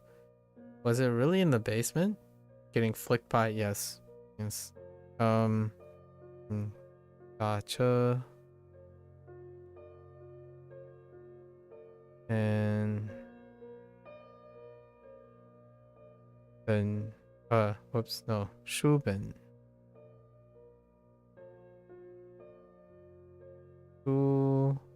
Then okay. Okay, so this is import.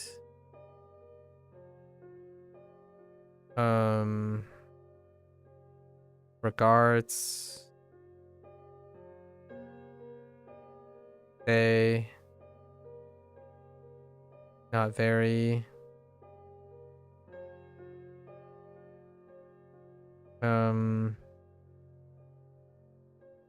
Compare. Oh no. Score.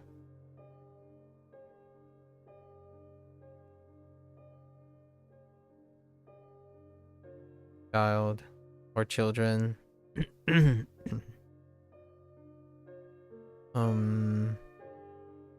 To be comparable.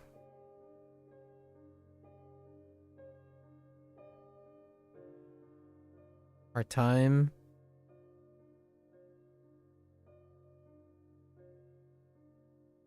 Taxi. Take a taxi. And book. Okay. Yeah, let's do our due diligence.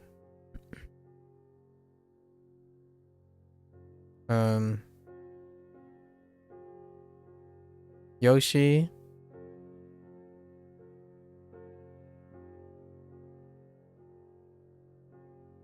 Yoshi in front of the house. In front of the house. Wearing a dress, which is weird because Yoshi don't really wear clothing. Chung. Chung is Charlie Brown. Bathroom. Bathroom. Chapel. Chapel. 2 sons. 2 sons singing.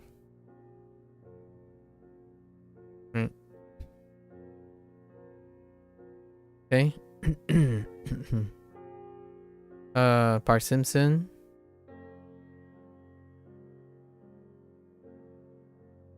In front of the auditorium. operating a illegal bar with the face for the disguise around the mouth and crumbs.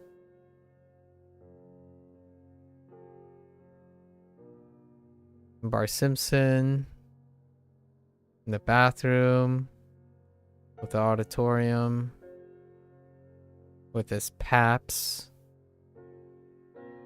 who's eating the crumbs off the bathroom floor. Cho is the heck is X? Oh, this is the Xena thing. Xena is outside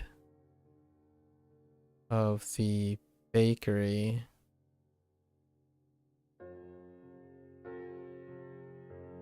Bakery resting, and Slenderman ends up joining her. Link, our new buddy, Link is in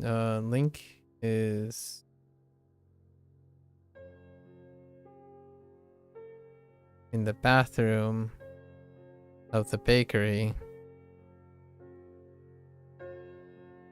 opening the lid on the toilet, discovering 6 battered fins. Yes, weird, I know. I guess we did cover chapel here,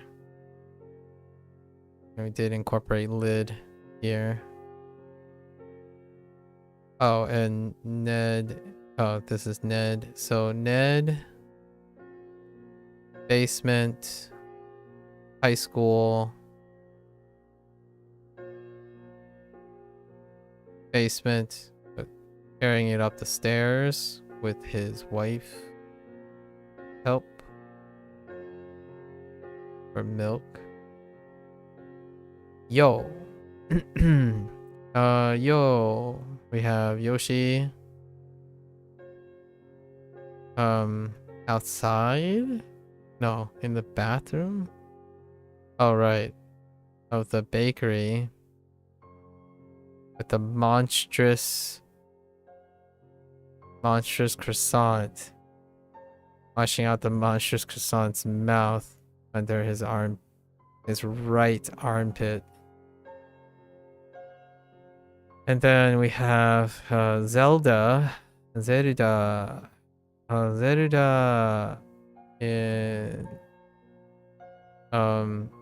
inside the bakery. Inside the bakery. Doing what? Oh no, not Zelda. Zeus. Yes, Zeus. Inside the office building. Combining a sun and a saw for whatever reason to create a time travel to yesterday. Because if you combine sun and saw, you get yesterday, which that's kind of right on the head there. And that's about it. We covered our errors, right? We covered our quick errors. Same time. And that's a wrap. That's a wrap for today. For HanziHero. And then we're gonna spend how much time? Almost 11. So we kind of have 2 hours less, but we'll try our best. Okay, there you have it. If you're only interested in Chinese and HanziHero, you're gonna watch this later. 谢谢. Right? So until next time, 下次见. Yeah. Take care. I'll be back again tomorrow. Working like clockwork. For now, the next 2 days I'm doing the Japanese review, right? Then I got a break, and then we're gonna do the wrap up for the Chinese Duolingo thing for the following 3 days, and then we'll do something Chinese related in a video game format soon. February is around the corner, and Lunar New Year's is happening right soon, very soon as well. Until then, thanks for watching. Right, I'm gonna get up, stretch a little bit in prep, and I'll be back to doing day 2 of the Duolingo Japanese review. Okay. Thank you.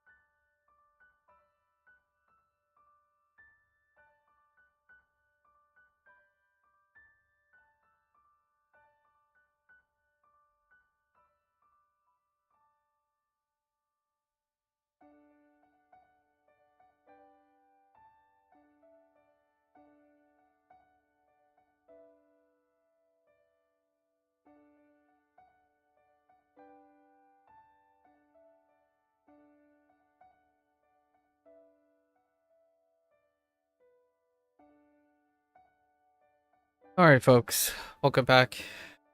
It is day 307, and we're on the second part of our review of the last 100 days. I covered most of this introduction previous day, so we're gonna hop right in.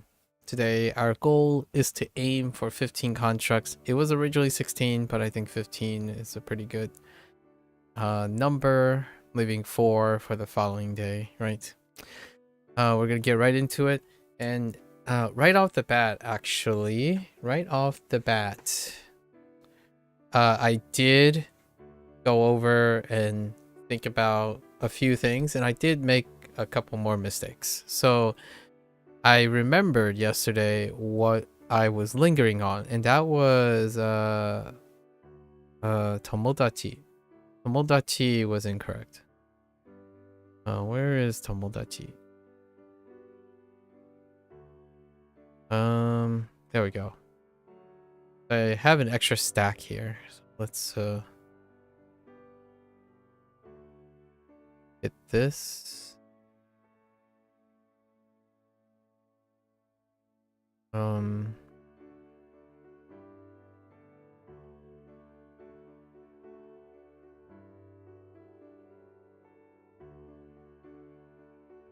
I think it's right. Oh, tomodachi. And then there was also that little pause where I soku. Soku is ashi. So I tried to make it different, but it actually isn't different. They are the same. Had a nice conversation with Shinra, so I got didn't end up going back to look at most of these. Soku, how did Soku work? It was a counter, right? For clothing. So it could be Soku. Oh, and Fuku. Fuku was also another thing that was wrong. That is not the correct right radical for Fuku. Fuku. Whoops. Fuku is.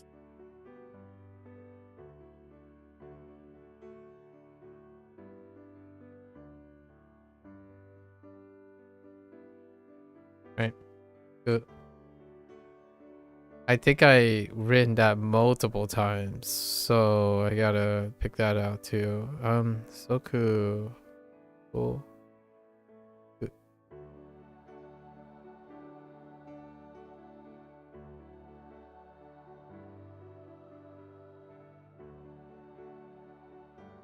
Again, there are probably more than these errors, but the idea is to try to be as consistent as possible. And not spend too much time doing so kind of iron it out along the way. Where the heck was Soku?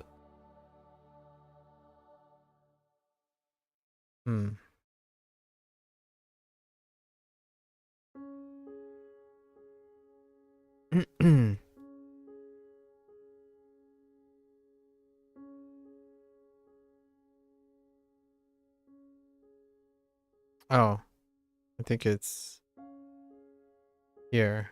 No.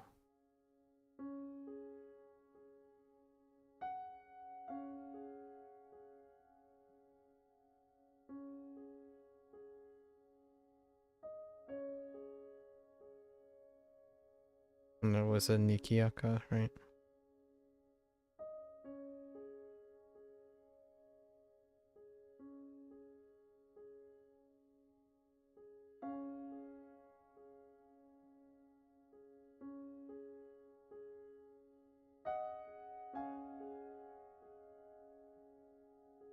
Things are fine.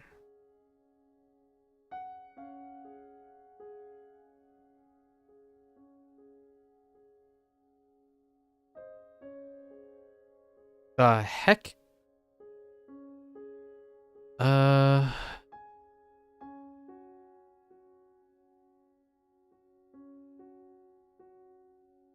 There's a counter somewhere.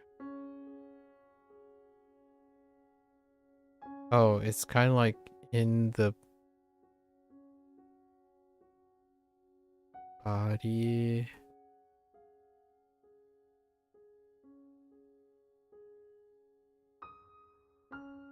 Clothing. Not clothing. Tableware. Position. Date. Nature. It's gotta be here. Oh, there it is.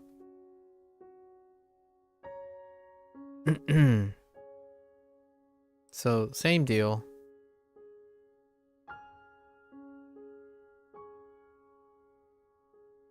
And that's all that's what I remembered. So, all right. So let's get back. Where are we? Unit 59. So we're doing unit 60. 60 deals with classes. Classes. I'll just pick different colors today. Improvise. This looks like a color. Okay. Or just focus. Meditating, you know, meditative. Practice. Okay. Class stuff.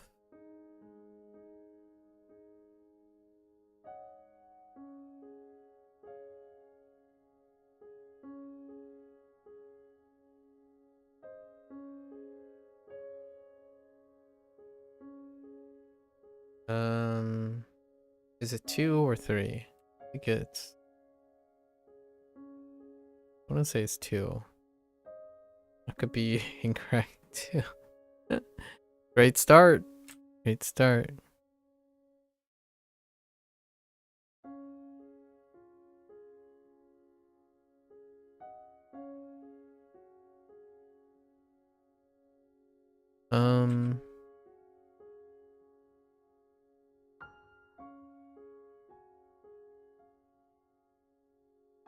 Right. Shikudai. Shikudai. Okay. And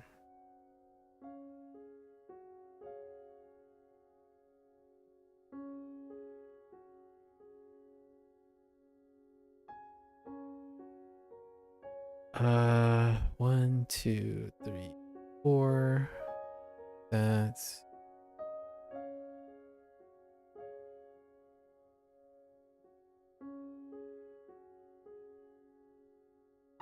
right. Yu-Gi-Oh. Yu-Gi-Oh.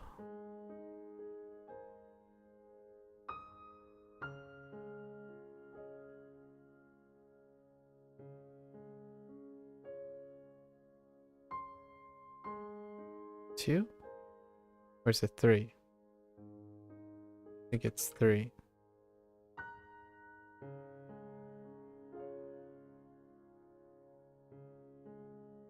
Yes. Whoops.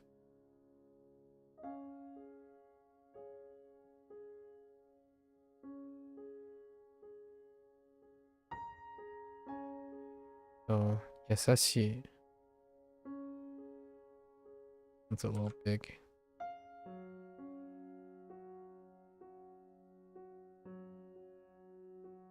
Yasashi.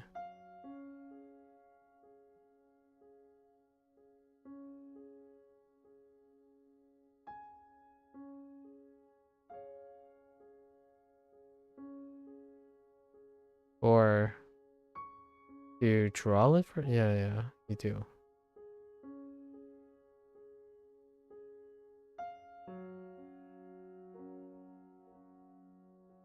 None, right? None is the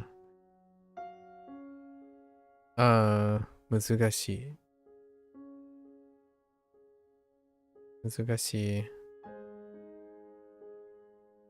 It goes so much faster than this. Kanji.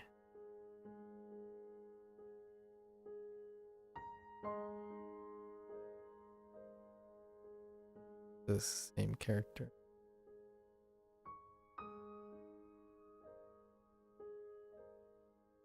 Right. And just got this. Okay. In money.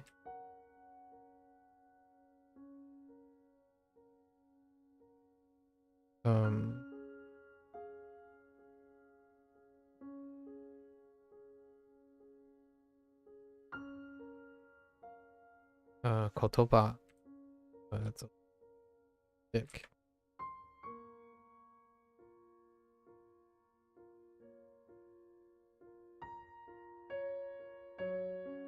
Kotoba Imi I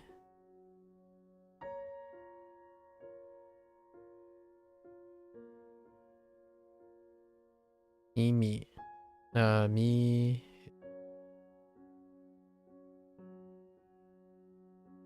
right Me, or is it the other way around? This length could be different. It might be the top one, but I think it's the same. It's the bottom. Well, yeah. I think the top one, there is a chance the top one is longer. Fine.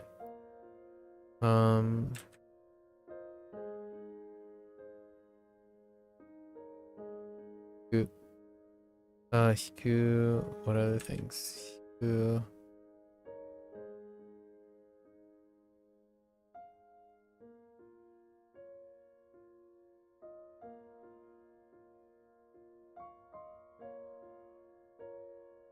Osieru. Osieru.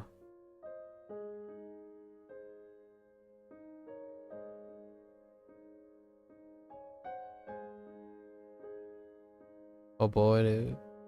Oboeru.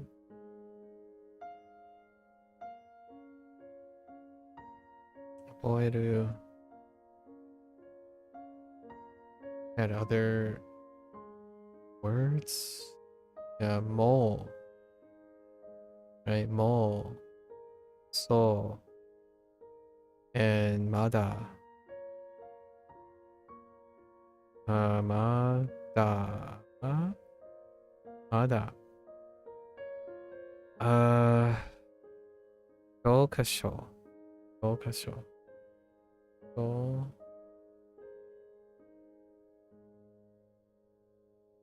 Ka.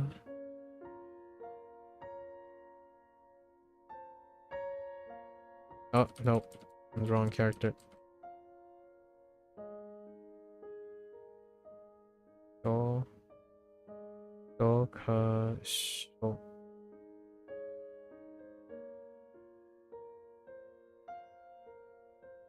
And Jisho.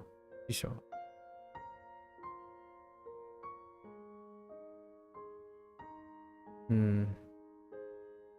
Was this? Wait.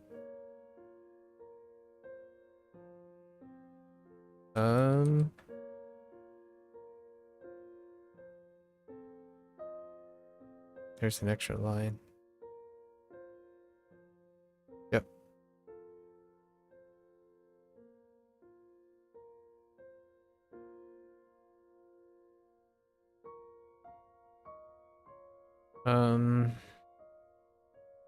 Oboeru.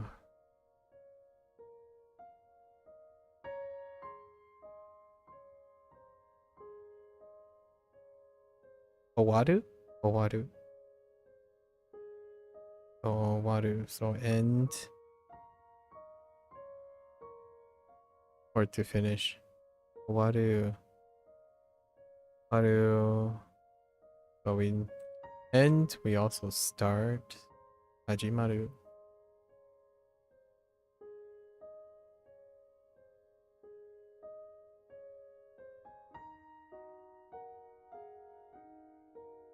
Maru.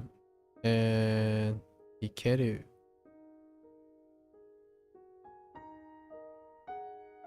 Okay. Next one. Let's do this. Unit 61. What's unit 61?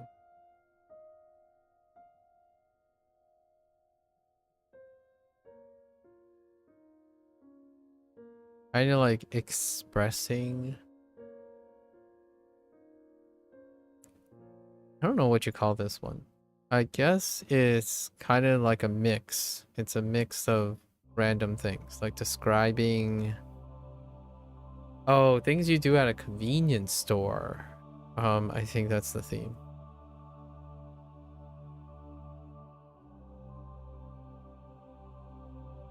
So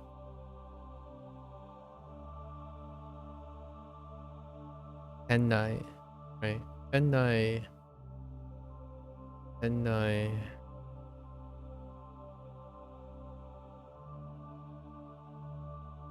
Yeah. Whoops.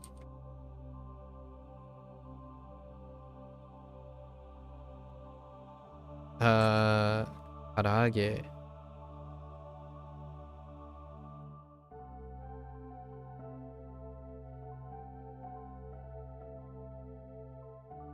Was there an extra line here? There might have been.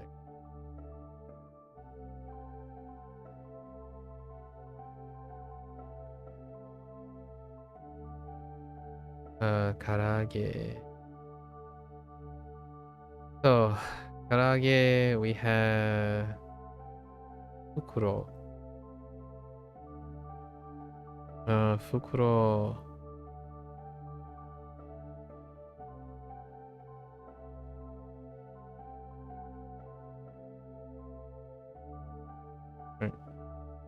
Fukuro and Reji. Reji Fukuro. Eh? G.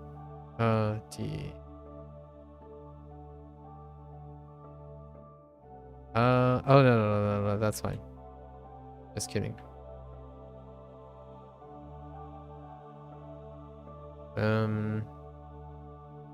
What else was useful? Oh, okashi. Right, okashi.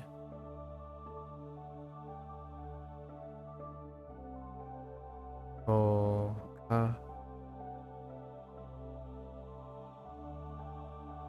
shi. Okashi. So, snacks, right? Or sweets, snacks, sort of. Okashi. Things like phrases that are useful.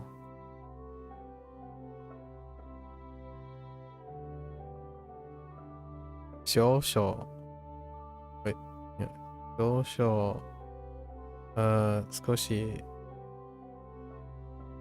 Which we kind of got today in WaniKani.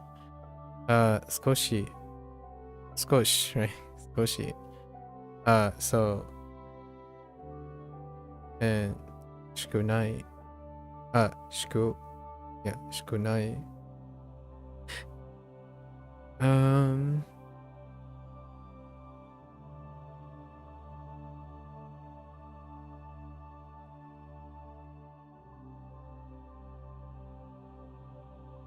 Yes.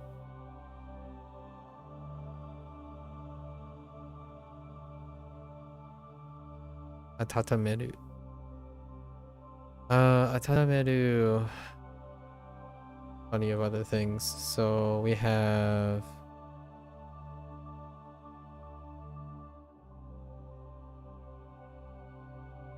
iru or need. Iru. Hitsuyo.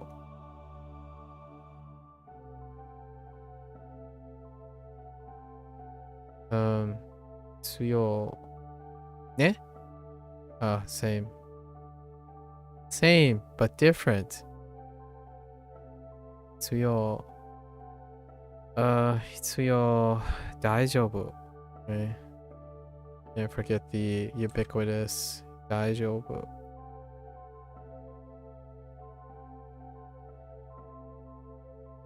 It's 2, right? Yeah. Daijoubu also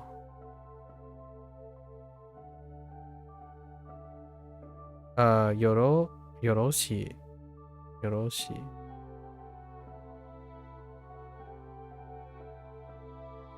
Tatameru and Tatameru, there's also mochi kairu. Mochi kairu.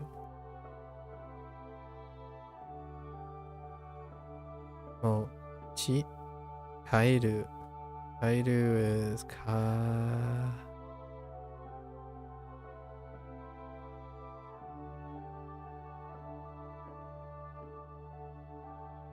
Wait, hold.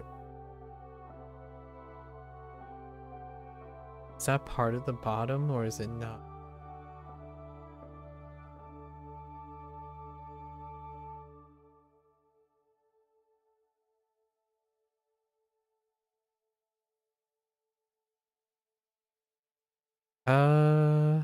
No, that looks fine.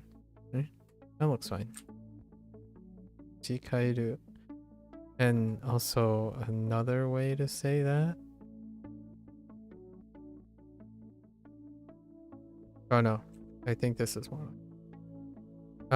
Mochi. Mochi ku. No. Really an honorific. Oh, machi. Did I say mochi? Omachi? No, omochi. Yeah, omochi.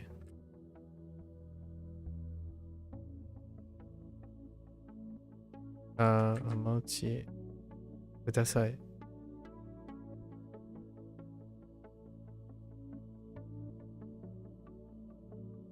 Just add it here. Ooh. Cool.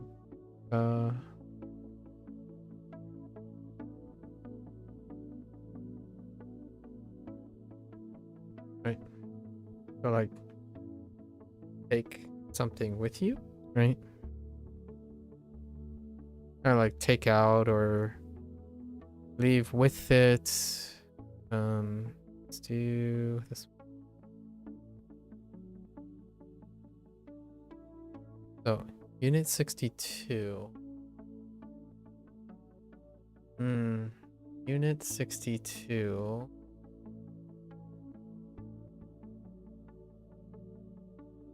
I think it's more class related things. Okay.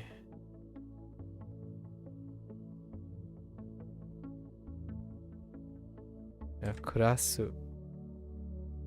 Kurasu. Still Yu-Gi-Oh. We have some overlap here and there. Good practice.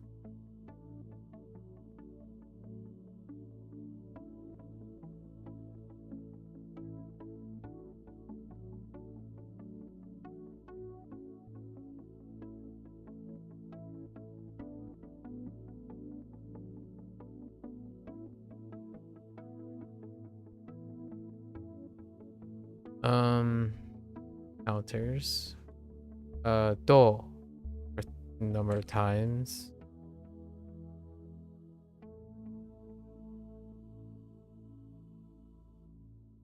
And hon.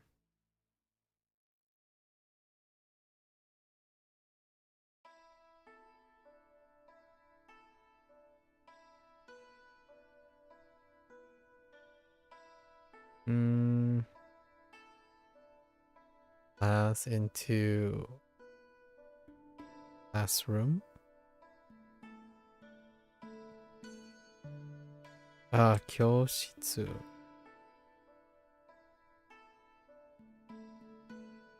Shitsu.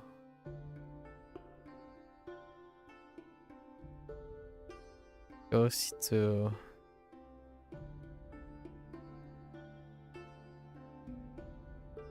things to do. So like esto. Esto. Esto.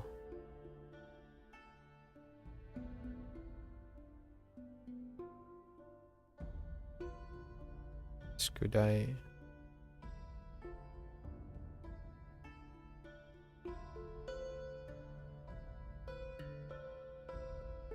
That still looks okay. I'm still debating if it's 2 or 3.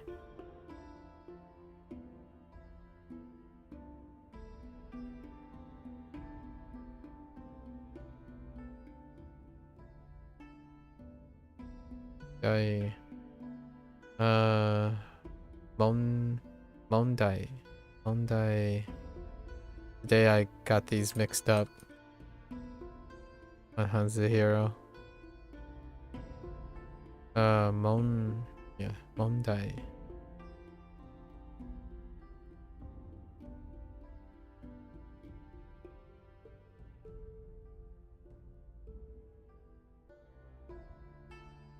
Mondai.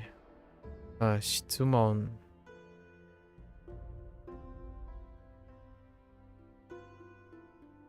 Something like this. Right? Is it 3 or 2? Oh, wait. Does it have a...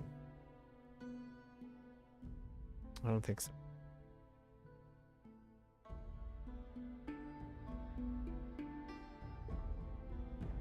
Yes.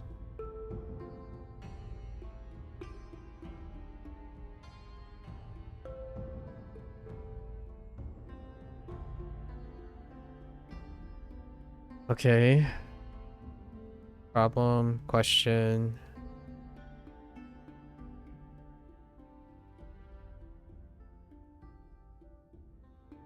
Okay. Things to bring to a classroom, right? We have... Oops. Have a pen. Pen.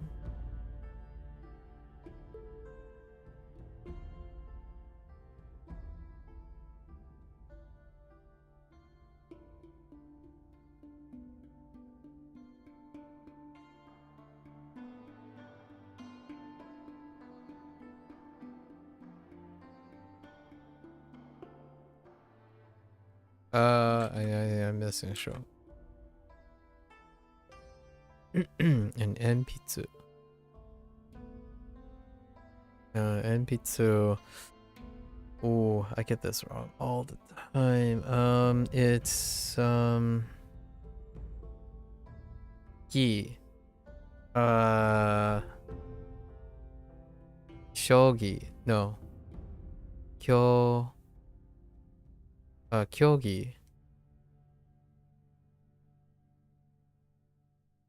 Jogi. Jogi. Oh, it's jogi. A ruler? Jogi.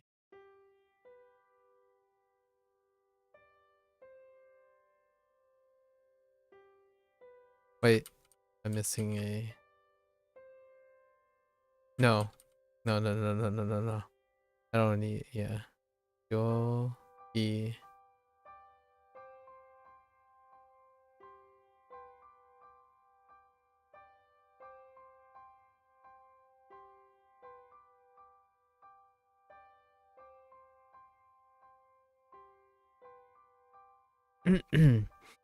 Yogi, and then descriptors. Sheena used this yesterday or the other day. Kantan. An.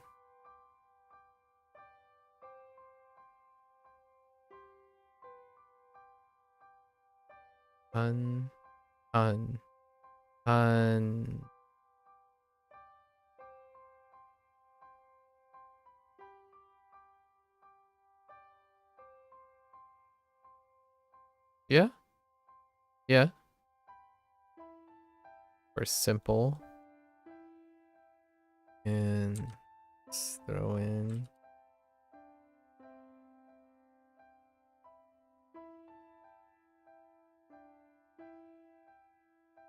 right, Yasashi.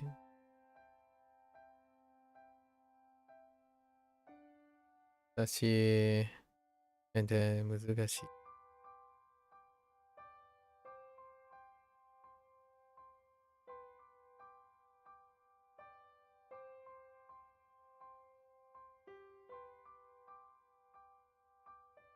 Muzugashi. Muzugashi.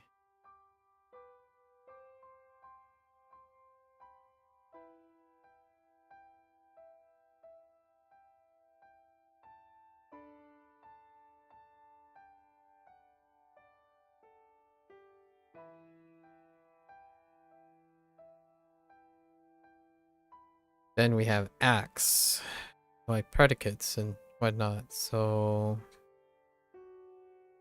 okay.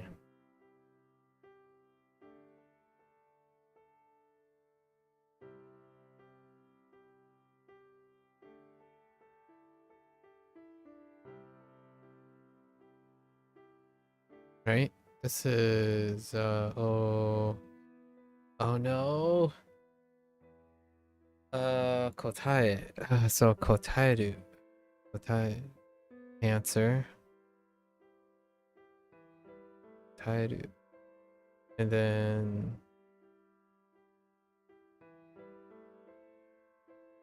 shiru. Shiru. Then so have.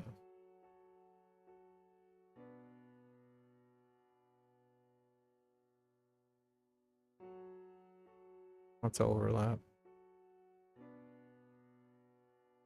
Right. Oshieru. And then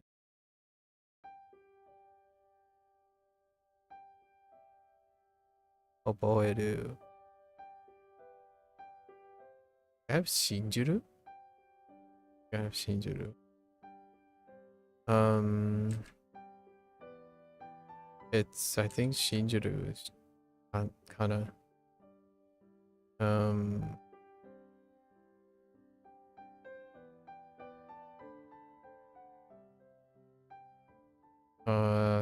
yobu.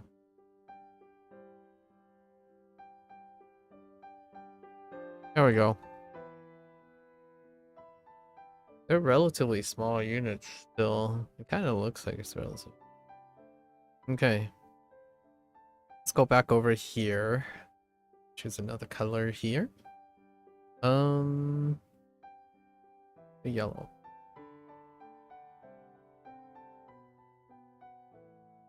I think we're on unit 63, right? Unit 63. What is unit 63?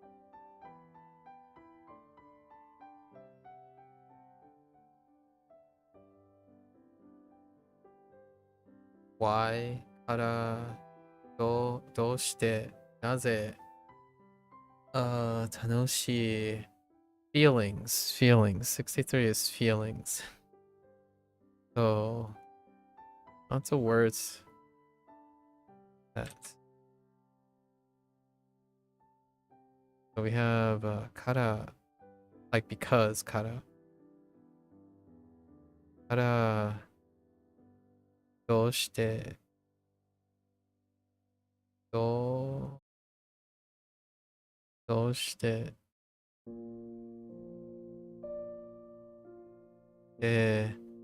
なぜ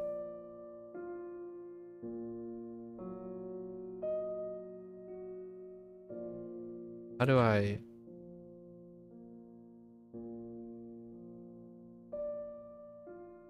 なぜ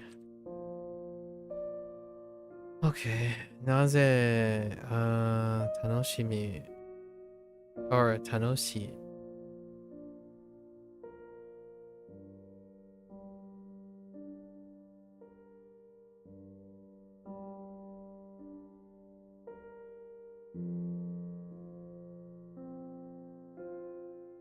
How do I do Duolingo now that I completed it?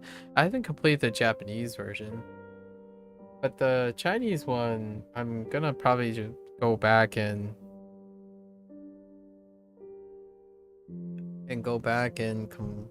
like finish off the stuff. But largely, I'll probably just do some daily refreshes from time to time, like squeeze in a little routine here and there for the Chinese one.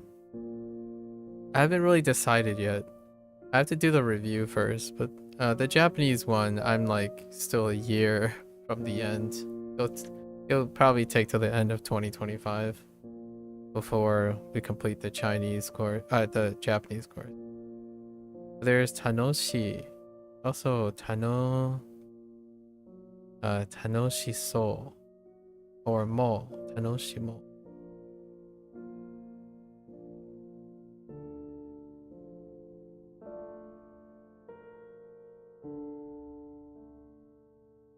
Am I using to write down? This is Krita. This is Krita, the art program that I used for Inktober and stuff. I use this art program specifically. Not specifically, exclusively. I use this art program exclusively for hand-drawn stuff. Why are you writing the words down? It's my review. This is reviewing what I learned in the last 100 days. It's the review.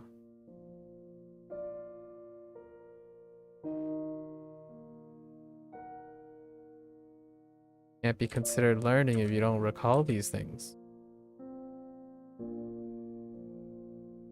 If you're sitting there doing flashcards and stuff and you're still thinking like, what is this and what is that? When did I learn this and when did I learn that? It's largely because you're context dependent. However, that doesn't mean you have to do it or anything. I usually do it as a mental exercise. Largely because this is the goal. This is me.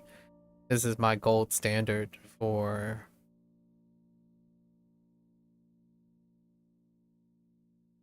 how I do things.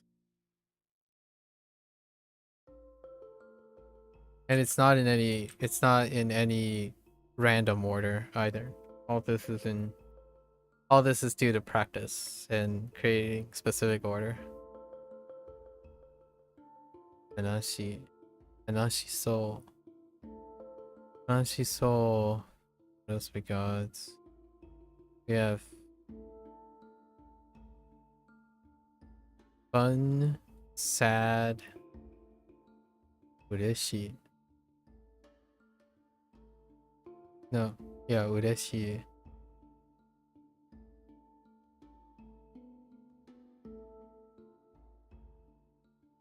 The closest thing I can think of is like doing a test. If you're not testing yourself on things if you're not testing yourself on things you like, then you're not keeping yourself honest as well.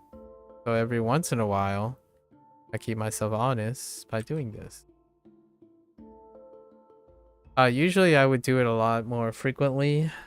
I'm pushing how long this was supposed to be. So waiting 100 days, which I'll talk about tomorrow. Waiting 100 days was a little too long. I had to take quite a long time to review stuff. So I learned where my limit is, basically. Ureshi. Ureshi. Kawaii. Kawaii. There a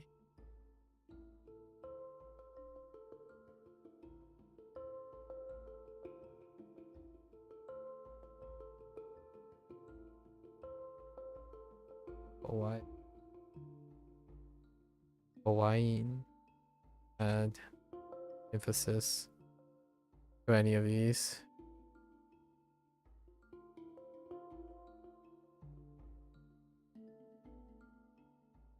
Yeah, for me, why, since you're asking why, generally, if you can't create things and associate things yourself, then for me, I have not internalized it.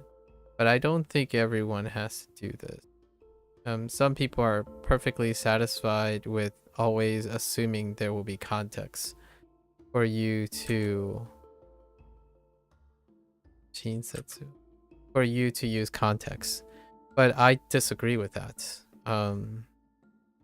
Being creative and being intellectually stimulated means that the context comes with you. Obviously, you can go outside, walk around, and observe and be inspired at the same time.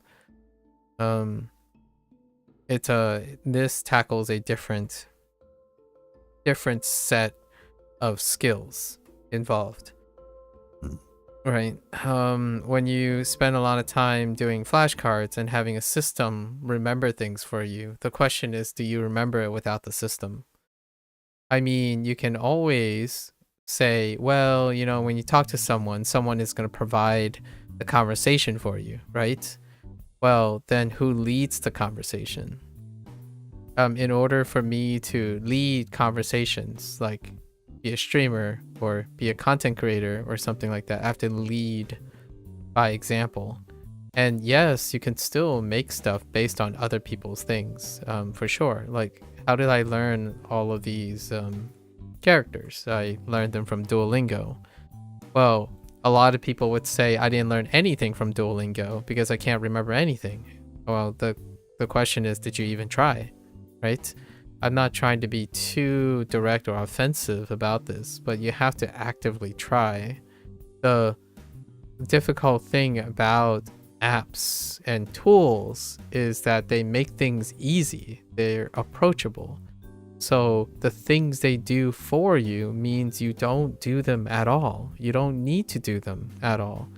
And then when you're talking to someone, if you're always going to assume that other person is going to lead the conversation, then what happens when you have two of those people put together?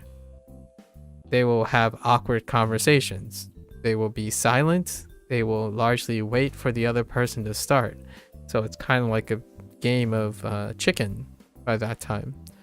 So this is me trying to encourage people. Now the thing is, oftentimes when it comes to learning like a language or learning anything, the fear comes from being wrong, or the fear comes from saying things you're not competent in. And that's something that I push back on. I'm like, if both of you are insecure about talking and leading conversation, talk about that, because that's a common share. And for me, that's kind of why I do this. Like, no one asked me to do this, right? No one said this was an effective way of doing anything. So I'm writing down and I'm reminding myself what I've learned. And this is how I remind myself how I learn. This is also how back in the school days, right? Back in the school days when people say, write this character 60 times, fill this page up 60 times and hope you remember it. While everyone was doing that, I was also making my own stories, writing them in my own way. And that's kind of how the stuff gets maximized. So I'm not writing characters in any specific order, or like what I mean is in any order that's provided for me. I'm writing them in the order that I want to remember them. So arrows, these are all the constructs. So you can see all the constructs in my Duolingo videos. At the beginning, all of these constructs are made. In day one, at the end of the session, I make a construct. These are all the constructs for each of the units that I organized myself, right? Based on whatever was offered. And that act of organizing makes it memorable. And then one day the organization will get reorganized. So this is how it looks in my brain. In my brain, these are how I organize the characters. So when you do this type of exercise, for me personally, most people actually stop before they start creating and reorganizing. It takes a little bit, and it is very difficult to make it normal. usually this part takes the most effort. Like practicing like this for me takes the most effort. Practicing with context is the easiest, lowest effort, which makes it easy for other people to learn from, right? Watching anime, watching manga and stuff, there is something to tether you to it. So it's excellent. It's a very comforting place. And usually that's probably the situation you're going to be in. So yeah, you would definitely get a lot of practice from that. Then I ask you, why don't you write a story with your Japanese? And that's pretty much what we're doing here. Only in a lesser form because I don't know enough Japanese. So I'm writing a story about my 100 days of Duolingo. And this is what it looks like. Every single color represents 3 days in the Duolingo's 100 days. So every single color is 3 days. And then every color advancing is 6 days of recall. And this is the first day. So this was 100 days ago. Roughly 100 days ago. This is roughly 97 days ago. And you count down. So I'm going from the beginning of 100 days all the way up to the current day. And that's what legacy looks like to me. Whenever you think about you're watching someone, right? And they're like, let's just say it's a musician. And a musician, someone challenged a musician, hey, can you listen to this? And then reproduce it by ear. And then that person took like 3 minutes to reproduce it by ear, and the comment section would be like, nowadays it's a little bit more apparent to people, like that's not just 3 minutes, that is years and years of experience wrapped up into 3 minutes. So this is my way of showing what the last 100 days of Duolingo looks like. And it's going to take me 3 days to do this. Today, I'm like already behind because I only wrote, 2? I'm at 3 of 15. I need to do 15 of these by today. There's 31 total. Yesterday, I did 12. And today, I'm supposed to do 15 or 16, 15, 16, and then leave 3 or 4 tomorrow. So then I can talk about the other parts of the 100 days. Yeah. Make meaning.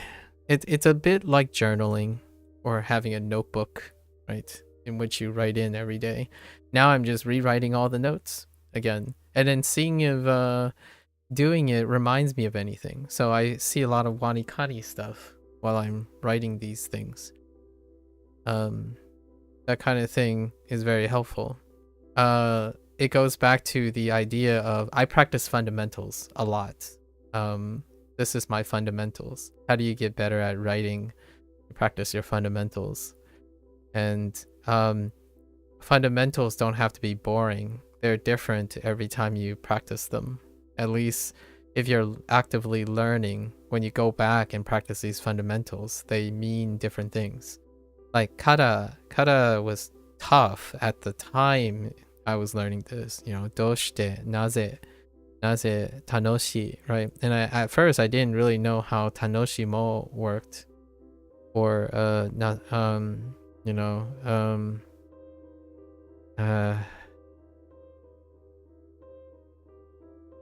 why kanashi so, right? I don't know what those meant. About 50 days ago? Yeah, 50 days ago.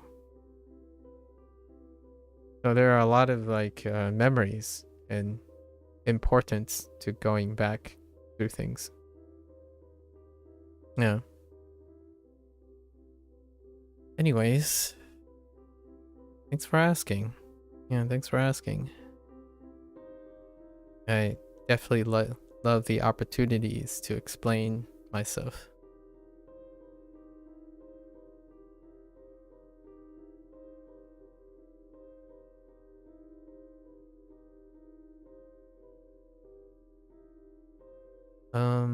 Kibun.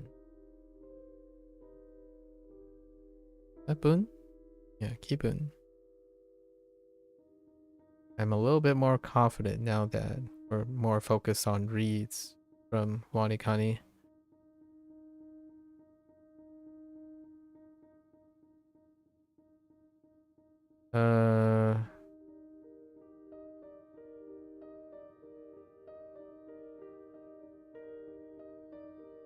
Kimochi.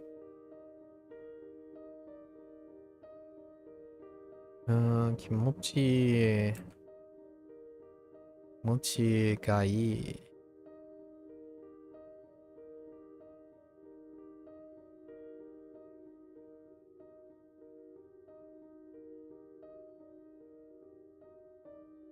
Good feelings, good feelings.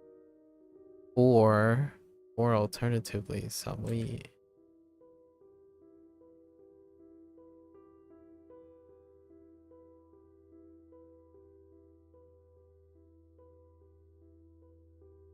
No. Warui, not samui.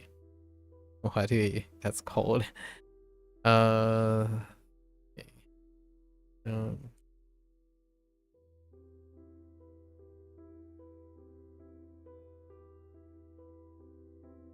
Wait. Did I do that in the wrong order? Yes, I think I did. Hold up.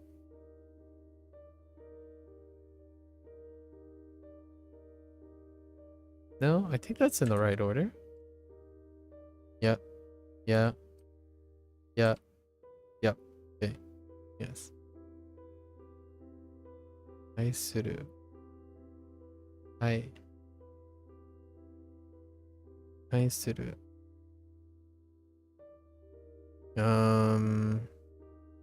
Ibun.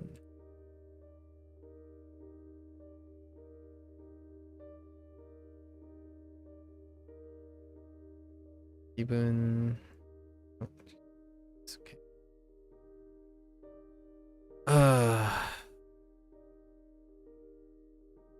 So yourself. Got more feelings. Got more feelings.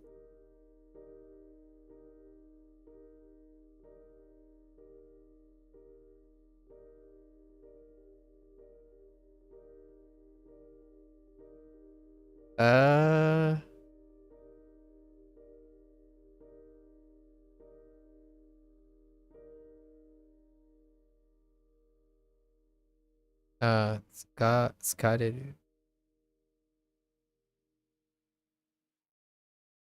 Tsukareru. Tsukareru. Tsumaranai. Tsumaranai.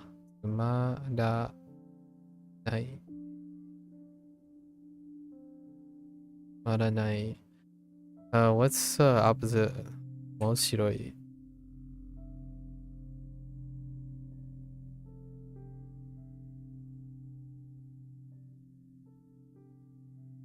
Moshiroi. Ima. Ne? Ima.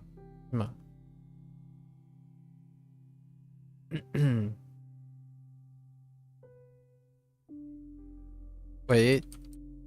No, that's right.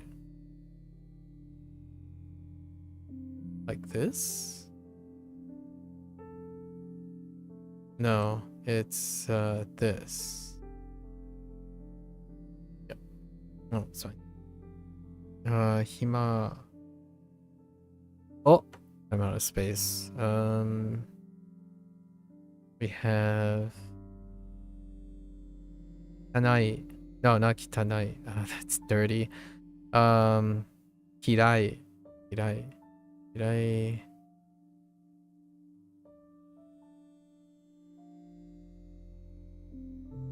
Oh, Kirai. 1, 2. So it's like the.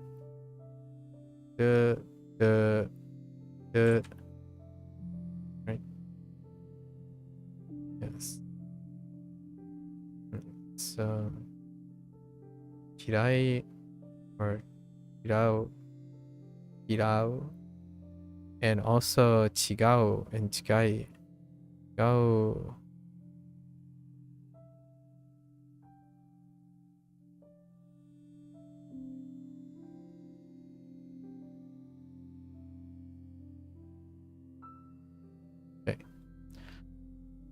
That's it for feelings, I think. Yeah.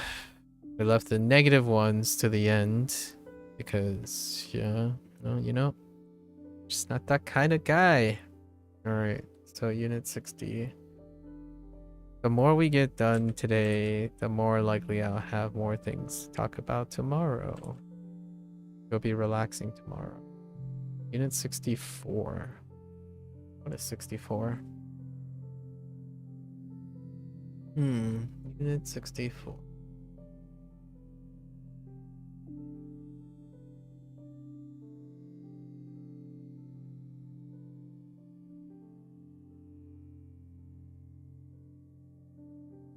We're getting to the bigger chapters too. The last couple units are pretty humongous. They get bigger and bigger. What time is it? Oh my gosh. Almost midnight. I think this one is getting around town or like getting around places, right? I kind of remember things like toll, which funny enough, it was introduced in WaniKani really early. Toll,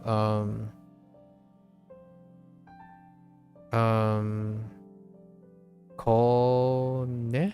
Oh no. Oh, what is it? Roka.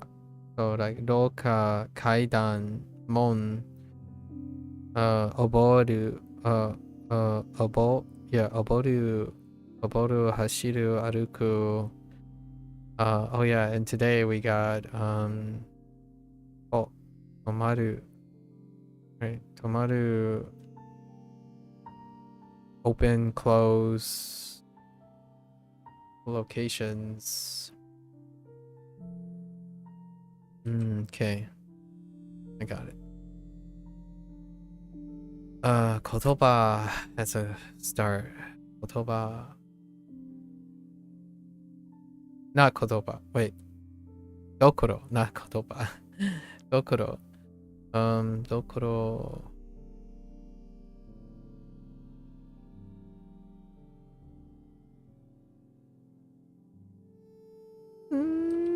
That kind of looks.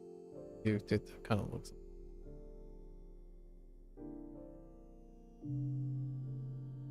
Okay, Machi and Machinaka.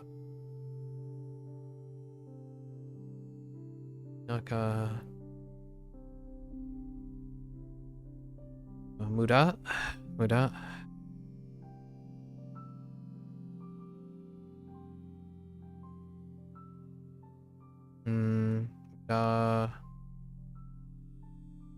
Got it.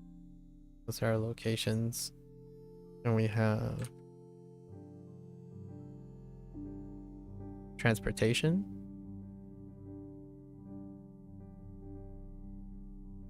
Jidosha. Jidosha. Do is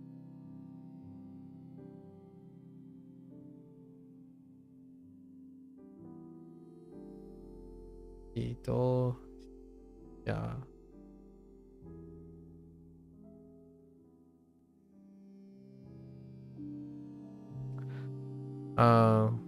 We'll have Wap Tensha. Tensha is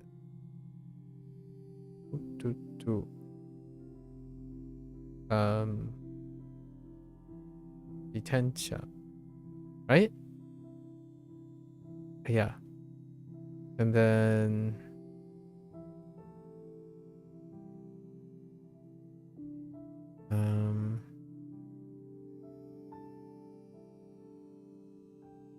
all these terms are related.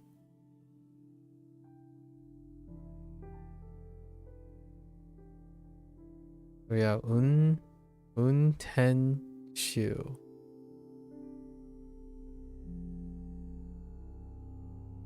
Untenshu.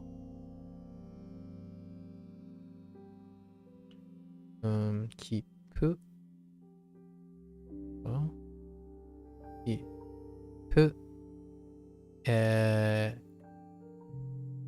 Is it a crown? No. I think it's these things.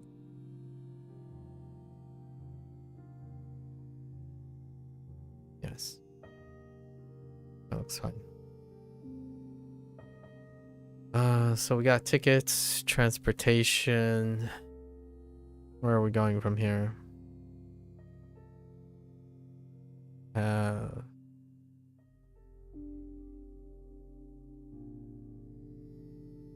Kolban.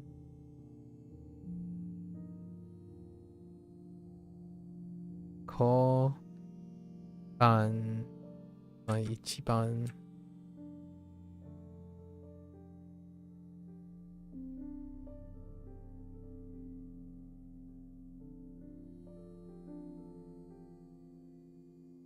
That might not be correct.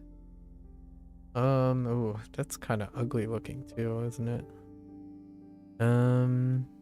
Oh, I think it's a cross. It's a cross. It's a cross.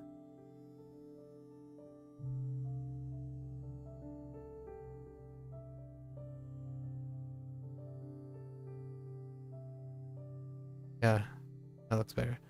Kolban, Kolban. We also have Abunai. Abunai is like this. This. Yeah. Abunai.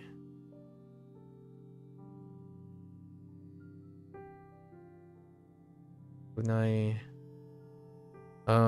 What other locations we have? Michi? Michi.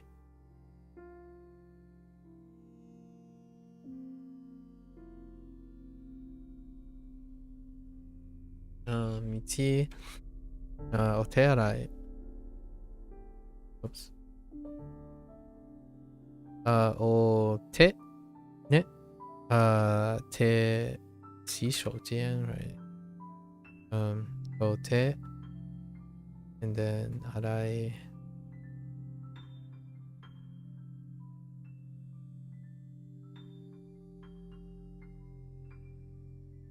Yeah. Ara. Yeah. We have Oshokan. Oshokan. Oh, which toe is it? Izu?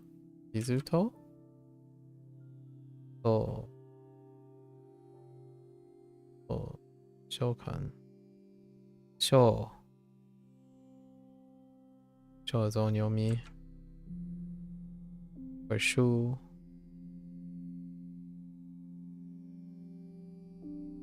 Shokan. Kan is guan. Guan. Oh, wait.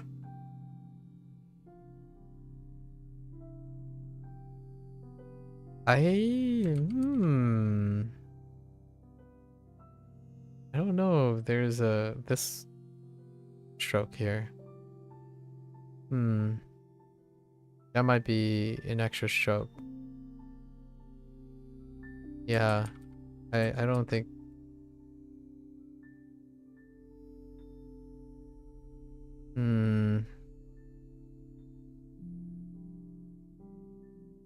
Okay.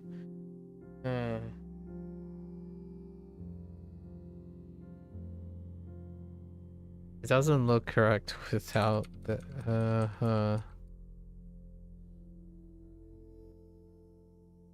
I'll leave it like that. I might have to correct that tomorrow.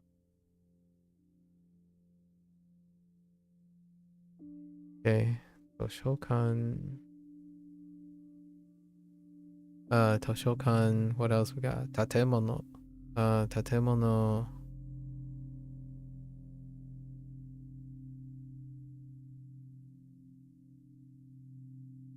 Tatemono.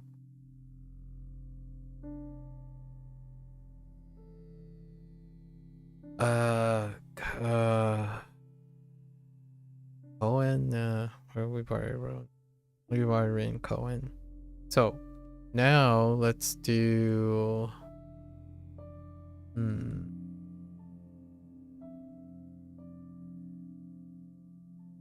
where are we going from here?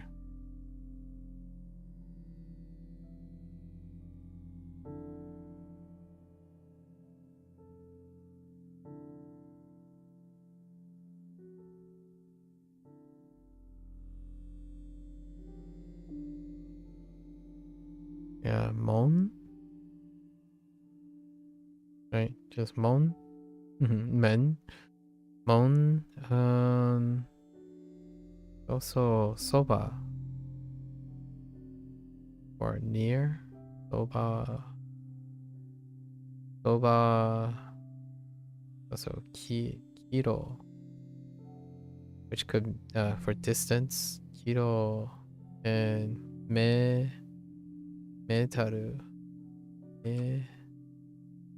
Metoru.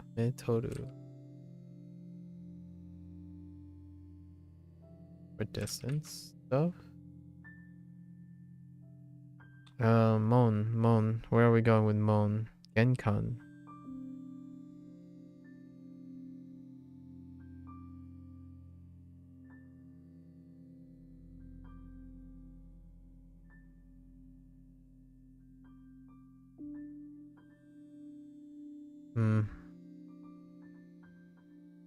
I don't know how to make this look decent.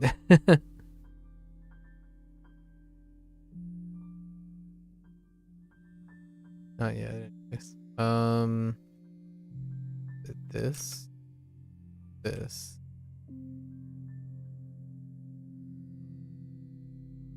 Yeah. Genkan. Oh, Genkan, we have do. Right, we just go straight into do. To.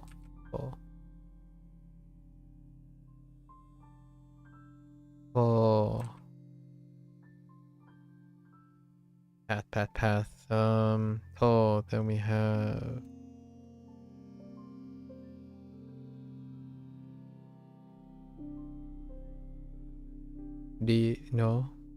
doka. Doka.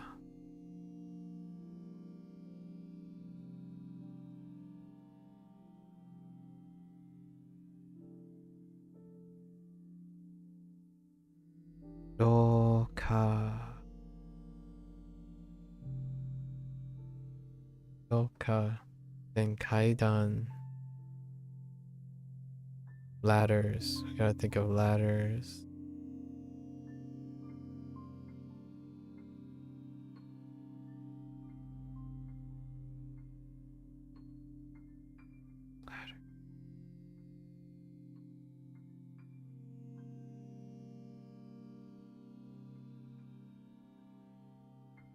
Kaidan. Okay, kaidan. So what do we do with kaidan? And stuff. We climb. So noboru. Boru walk or run. Those. Shiru. Oops.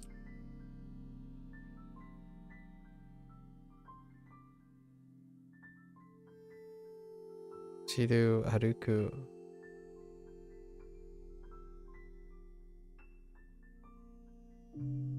Oh.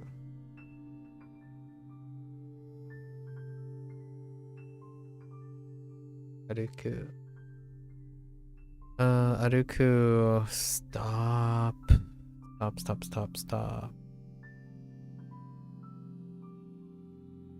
Tomaru.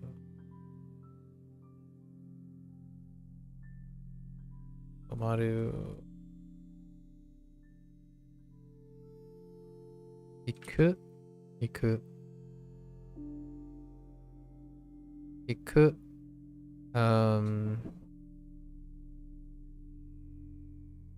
Ikeru.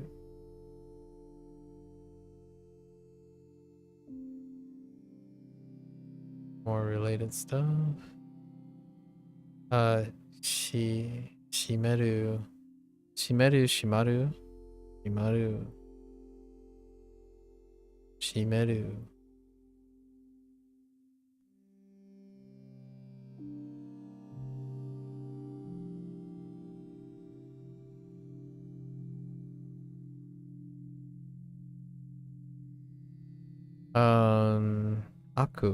Aku and akeru. Aku. Aku is aku. Akeru. Okay. Also had Kasoado.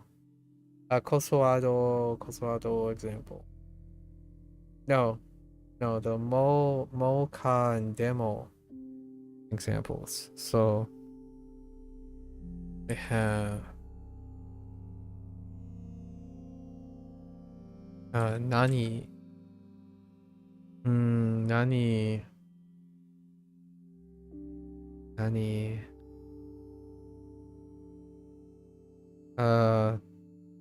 Do. Oh no. Doko. Oh, the question, right? Dare.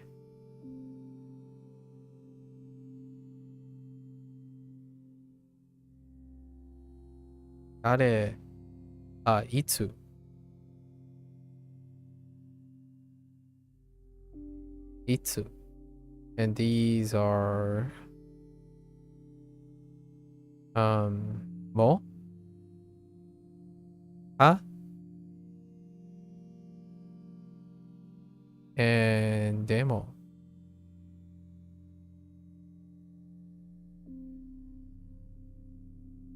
Right. So like nani mo, nanika, nandemo. Yeah. Okay. Next unit. Let's do nice color.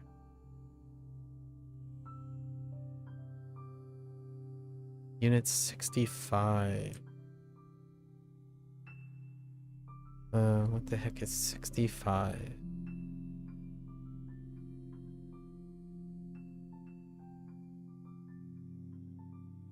What time is it? That took 20 minutes or like 15 minutes.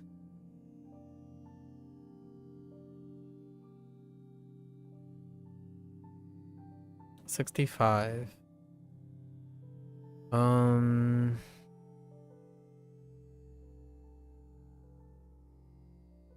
This is where I think it was pretty random, but it was more like habits. Talking about habits. Bad and good habits.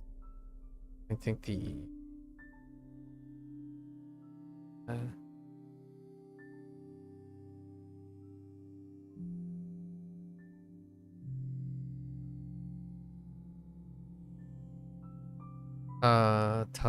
tobacco.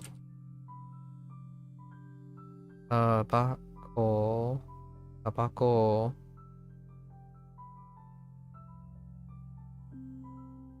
That's not gonna line up very well. Here.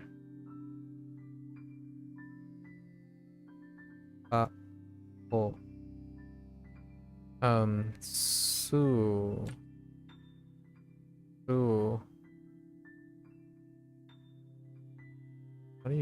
How the heck do you write?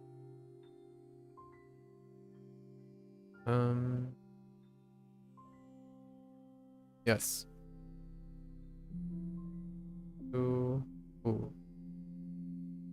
Sue and ikemasen.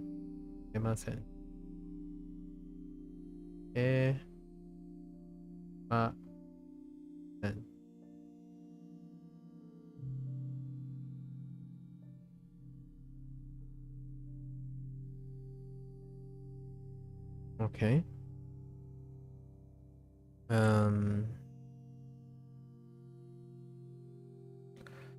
Botan.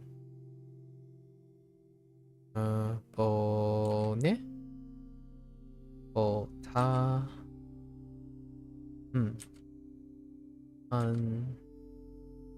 Botan. Osu.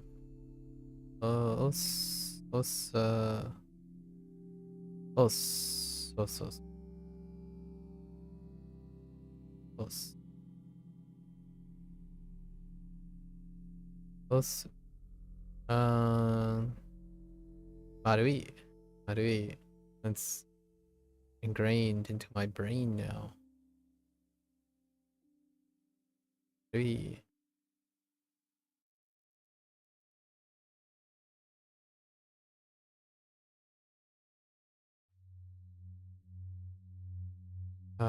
Poketo.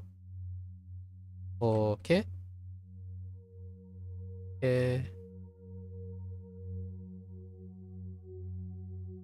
Poketo. Poketo. Hairu. No. No. Ireru. Ireru. Put into pocket. Ireru.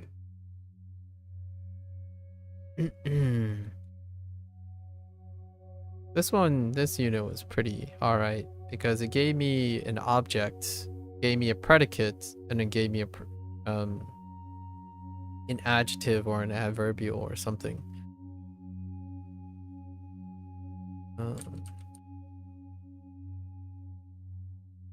Hashi? No. Hako. Yeah, hako.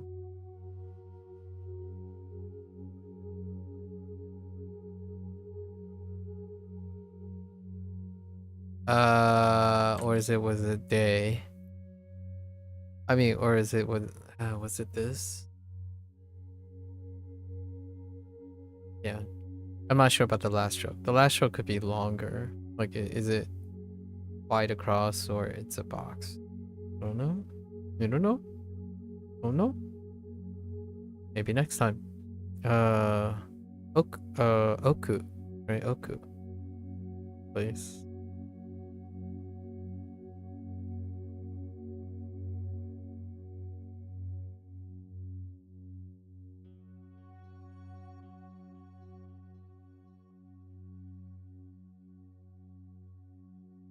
Oku. Oku. Seken. Stone, right? Stone. Set.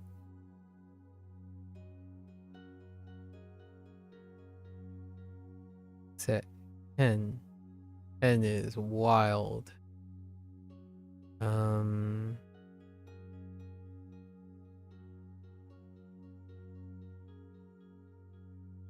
That Ken, the right side of Ken.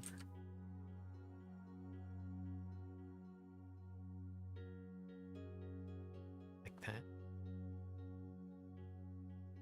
No.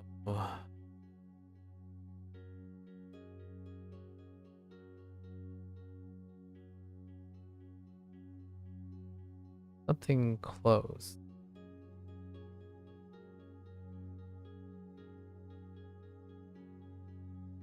Close enough. That can. And this is Go.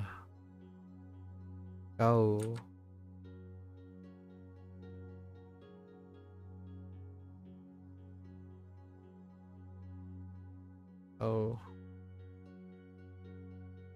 Let's go in Arau. Go in Arau.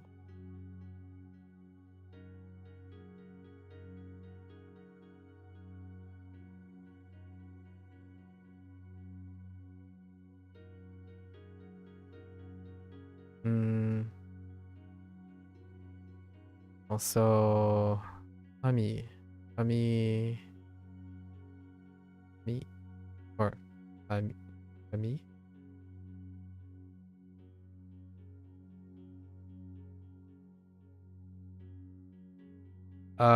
Wait. That doesn't seem right, does it? No, that's fine.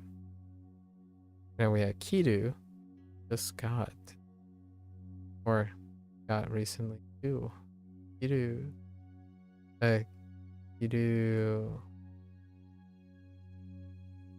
Raising in.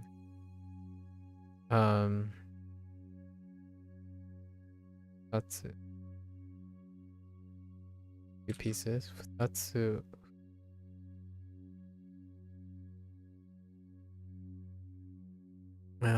How much space do we have? Space. Okay. Descriptor. Michi and Hashi.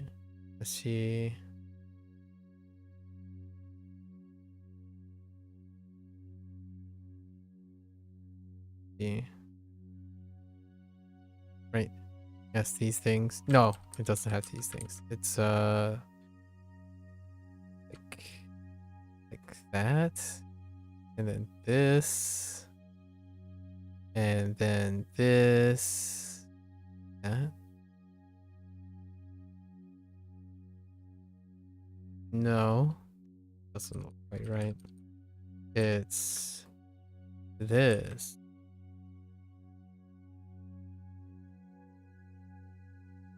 Two strokes? Three strokes? I think it's a 1.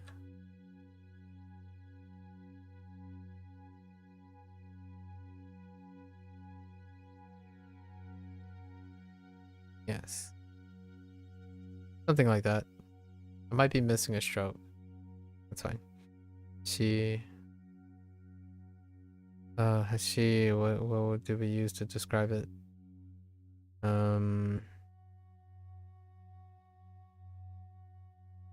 Hosoi. Yeah, hosoi.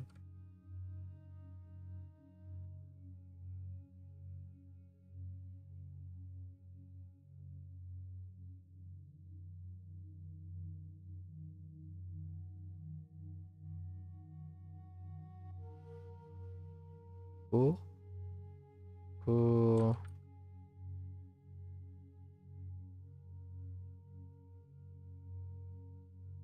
The 3. It's this. Cool. Yeah. Cool.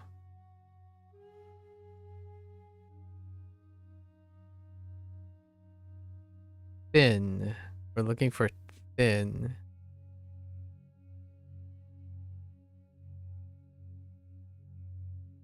Yasui. I think this is Yasui. This. Got the crown, the water.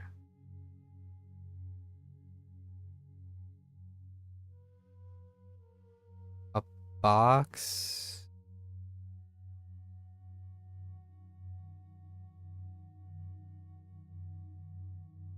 Like this.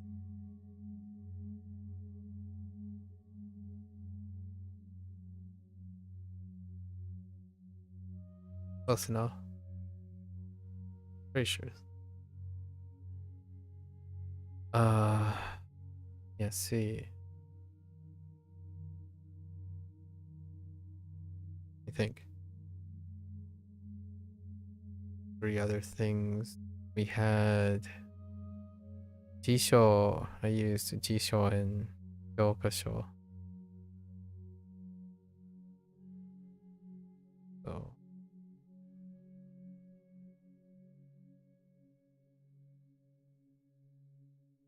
no. So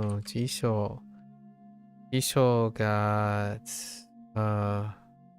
Koi.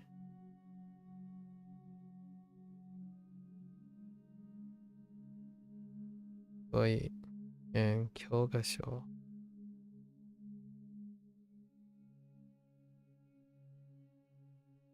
So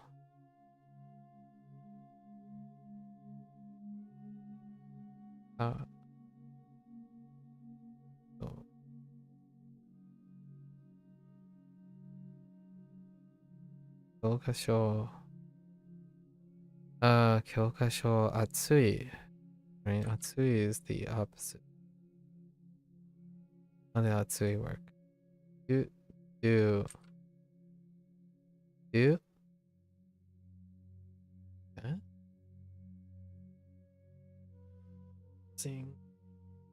I'm missing a stroke.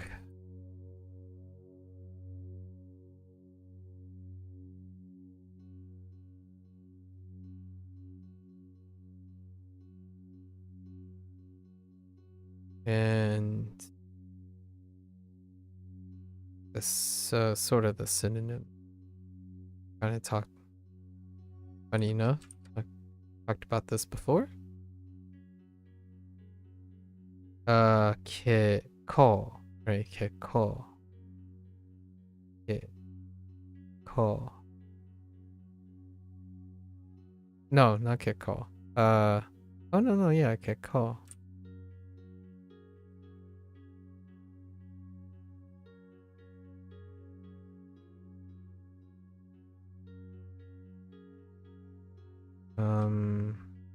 Like this. Oh yeah, it was.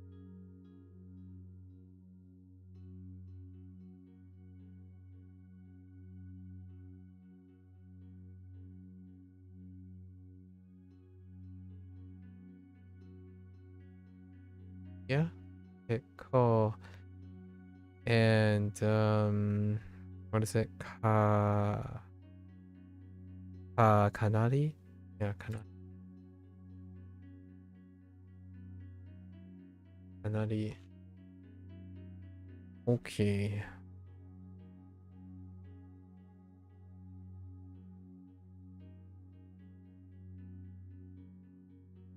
What color are we?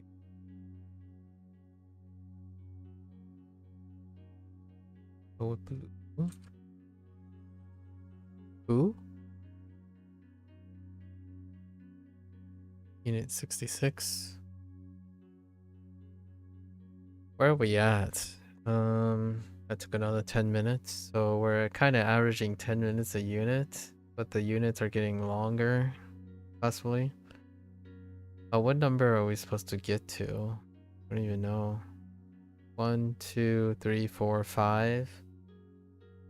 Third. Oh my gosh. Alright. Focus. Focus.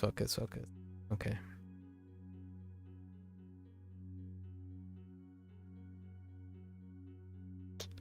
This is meat, like groceries or buying things, lots of things at the store.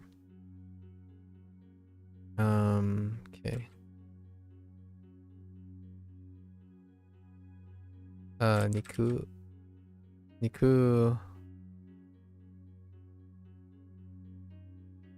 Niku niwa not niwa tori. Oh no. What is the right, so what is the left side of tori?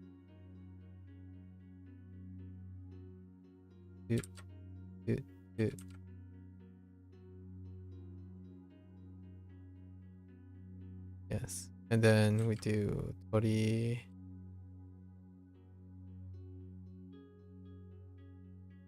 Wait. Yes.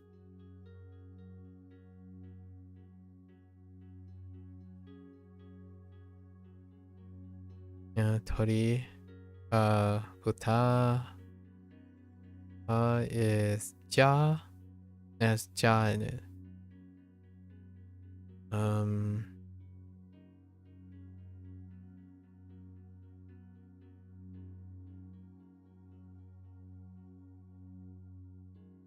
Like that. Yeah. Maybe a little less stretched out.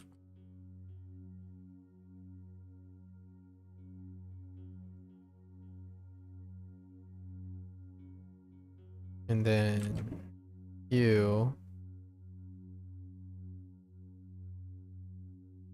Alright, you.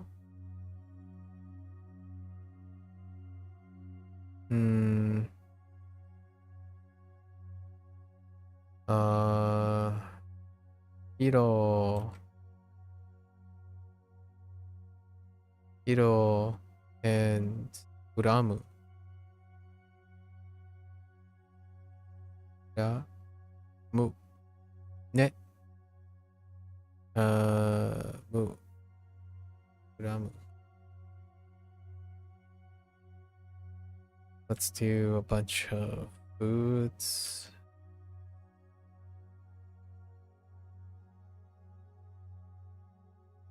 Yeah, sakana. 魚、卵。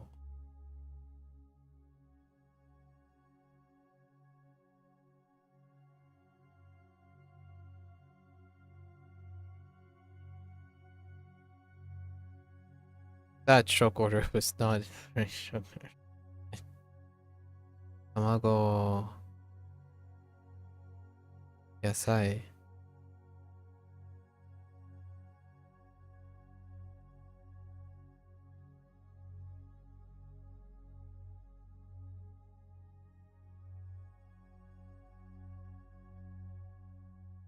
野菜。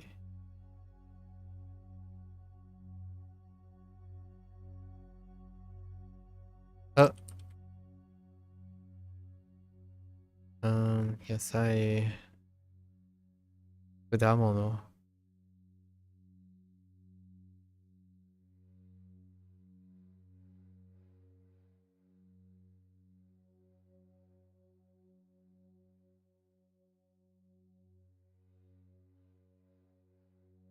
Hi, you believe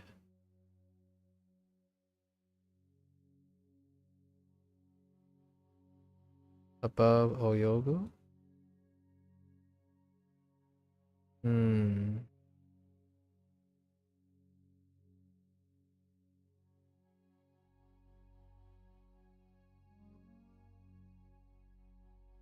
Is it because you think this should be longer up here?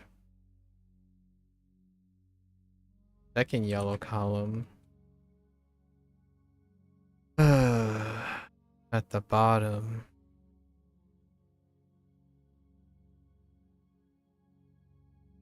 This is not the point of this, but okay. At the bottom. Another one.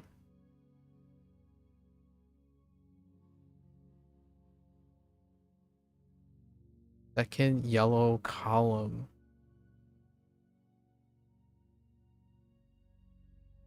I don't even know what you wrote there. In Do-o-su? Oh, Do-suru. I didn't write a Do-o-suru. I don't know. See, it would help if I actually knew what you were referring to. But I don't. Unit 59. Okay. 59. That's koe. That's not do.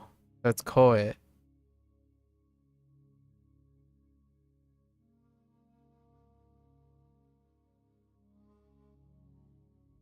Koe o suru.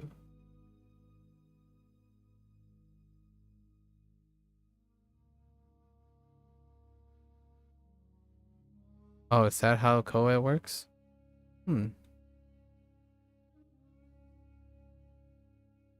Oh, yeah, you're right. Well, actually, let's look. Oh, yeah. I miswrote koe. Nice.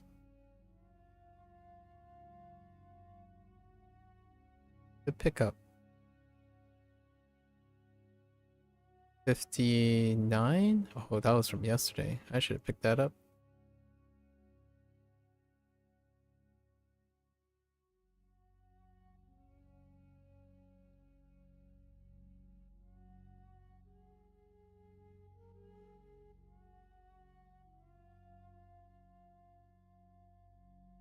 I missed the stroke.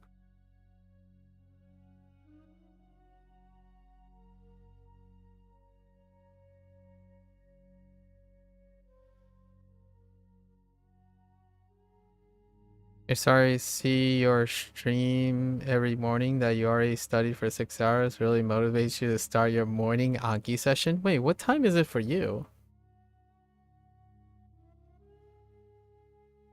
Yeah, that's a good pickup. I'm not sure if I've been writing koe incorrectly for a while.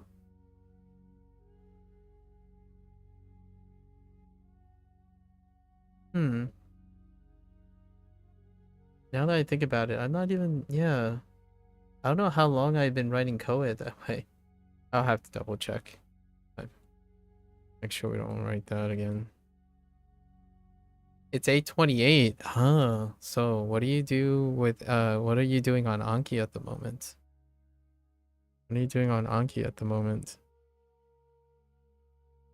Where was I? I was right? Yes. Okay. So we had yeah, kudamono. How long have you been going at it? I do recognize your name though. Shogun. Yep. I'm very, very far behind today. We just crossed the 33% mark. Okay, so what happens if I decide not to do... Okay, so if I don't cross 10 today, that's gonna leave way too much for tomorrow, right? Yeah, I won't have enough time to talk about things.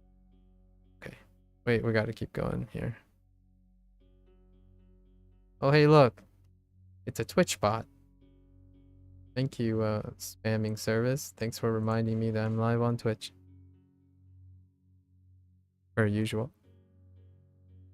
Let's see. So we had stuff. Bateau. No, Shio. We're gonna go with Shio first. Shio.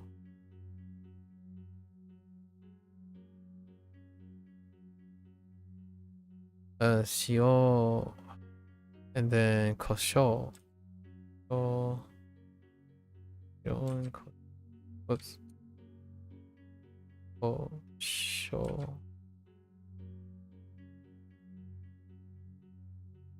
Kosho. You're doing the 6K word deck plus RTK deck for writing kanji. Didn't mean it. Oh yeah, no worries. An RTK deck for writing kanji. Nice. Always appreciate a fellow writer. Always nice. Yeah, I'll keep on going. Good luck. Good luck with your morning. Good luck with your morning sessions.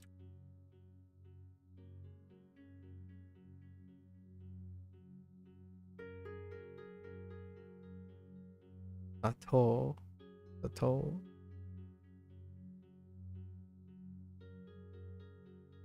Gambaro. Atoll. Atoll.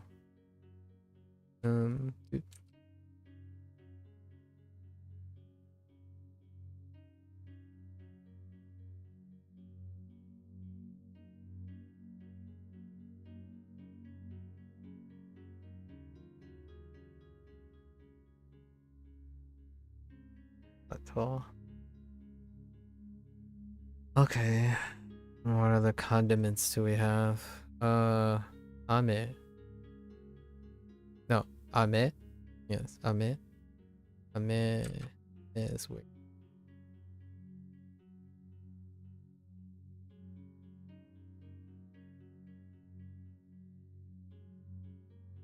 Ame.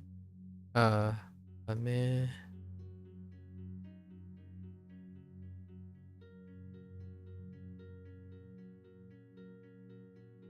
Ame.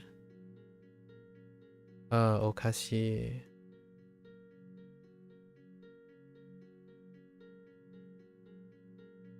Okashi. Eh? Okashi ne? Yes.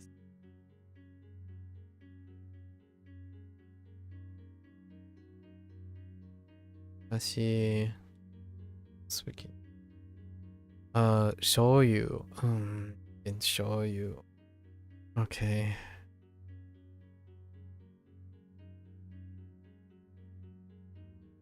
Okay. Got that. This. And then this. Good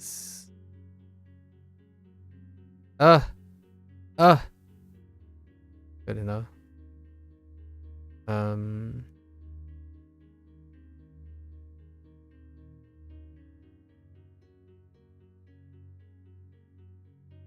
Okay, show you. And then it kind of goes a little bit weird because it deals with gifting next. So we did like Diamondo, which surprisingly comes up more often than I would expect. Came up a couple times in the most recent anime.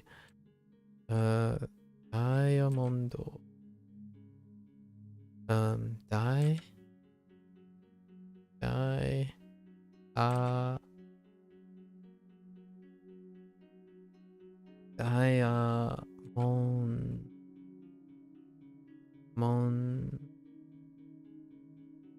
Diamond.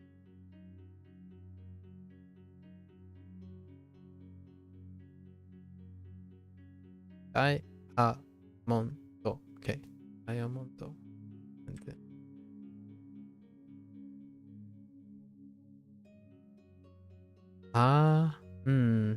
then Ankachi. Ne? Ankachi. Yeah, Ankachi.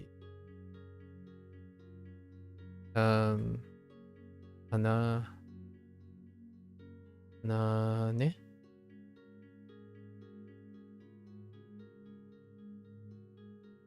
This is where I give stuff, right?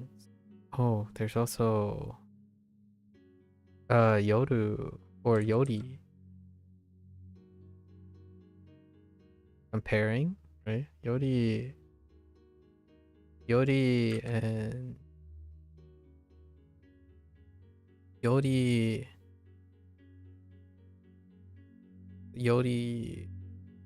and Noho.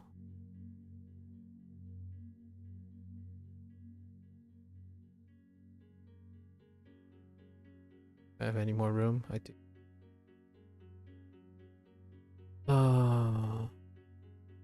Descriptors. We have descriptors, so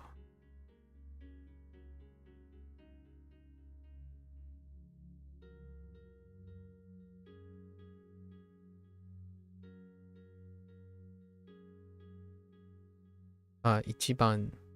Ichiban. Chikai.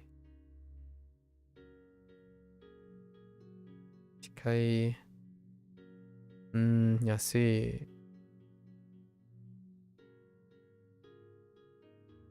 Takai. Takai.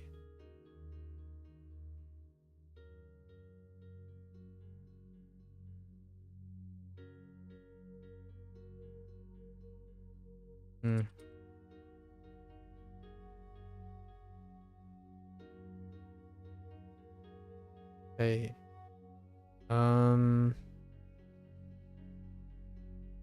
Predicates. Okay. Harau.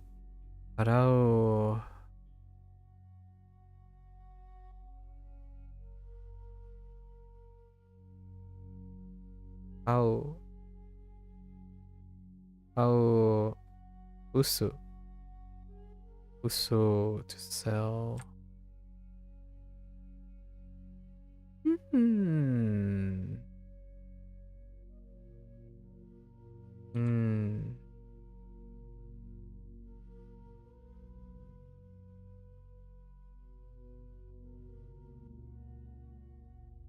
No, Udu, not Usu. Udu.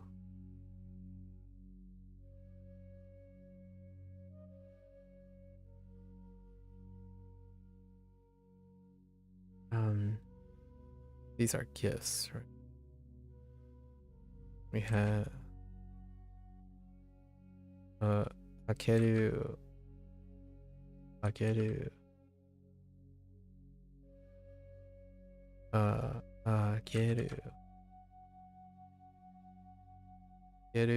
And Morao. Morao.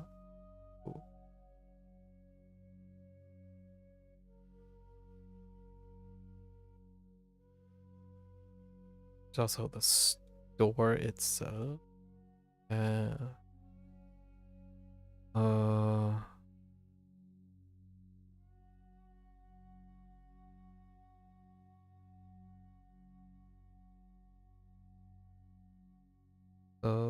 Deguchi and Iriguchi.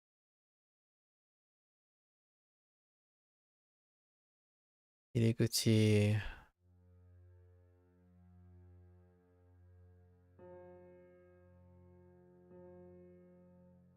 Desu. Or Dasu. Not this. Dasu. Dasu and the opposite. Ireru? Ireru.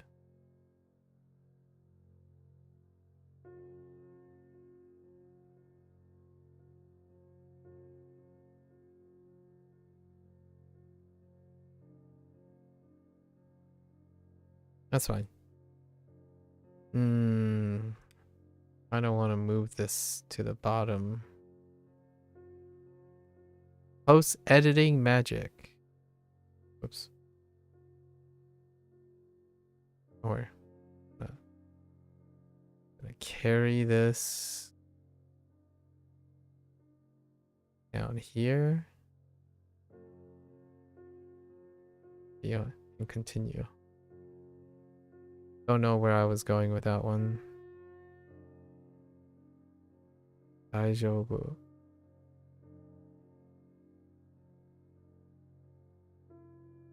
All right. Number 6.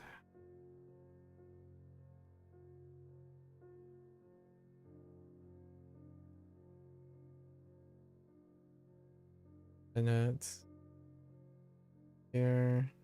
All right. Color. Let's use.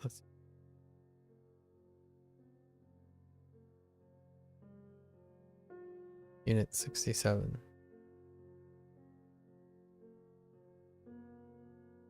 Unit 67 is dealing with clothing. Oh, yeah, clothing. I was talking about this today. Shoot.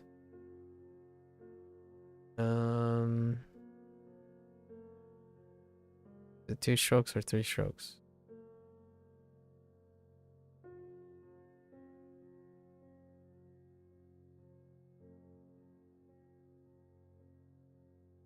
I think it's like this.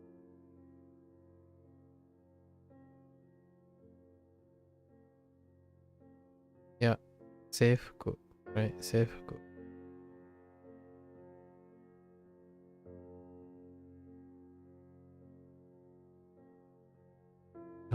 Okay. Seifuku.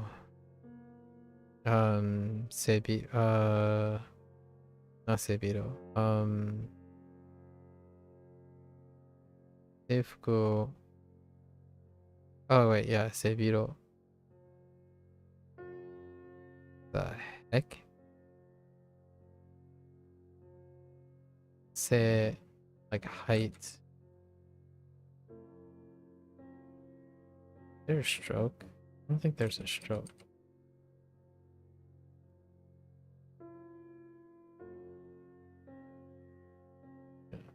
Seihiro. That's a rendaku on hiro. Right. Yes. Okay. So we also have yo something. Western clothing. Yo was like young.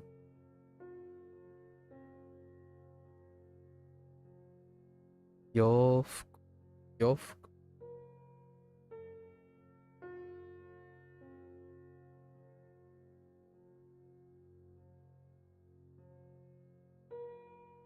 Yofuku.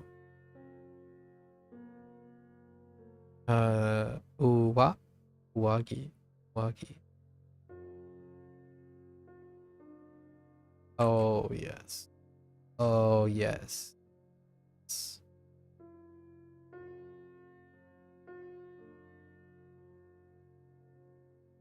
Yeah. Oh wait, is it 2 or 3? It's 3. 3. Definitely 3. Uagi. Ne. Uagi. Then we have kawa. This kawa.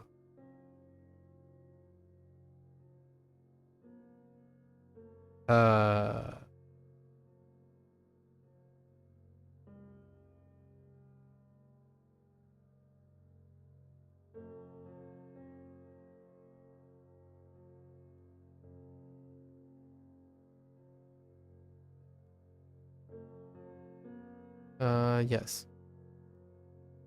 Kawa. Sode. No. Sleeve. Sode, right?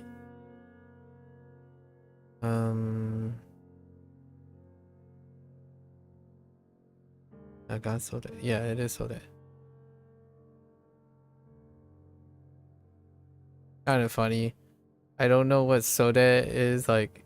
Does soda sound right? And then I had to place it next to where I first learned soda, and it was nagasode for long sleeve. I'm like, oh yeah, that sounds okay. So naga was modified.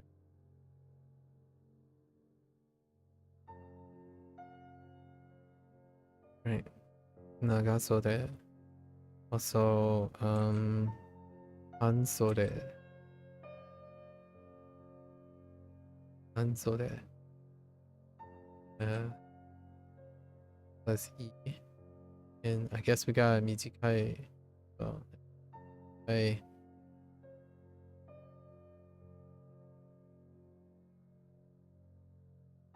which is Duan.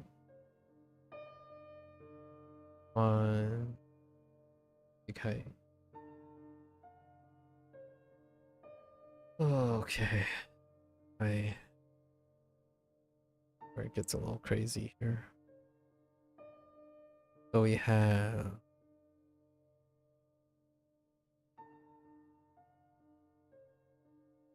right. Iru for wear. Also kimono.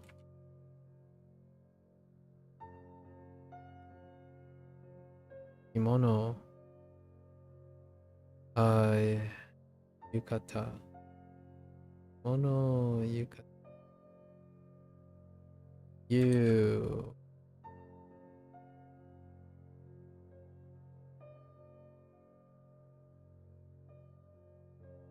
Stand alone.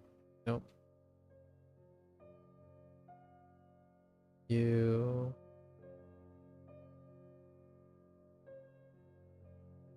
Yukata.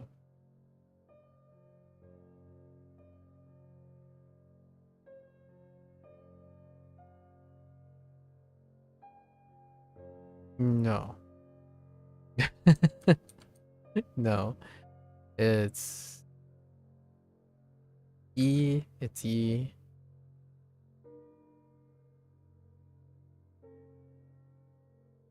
Yeah. Yukata. So.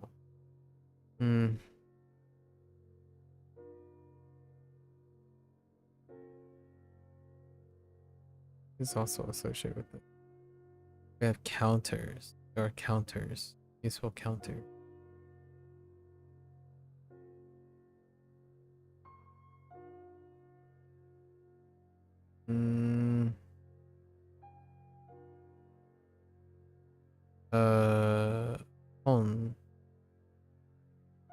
On my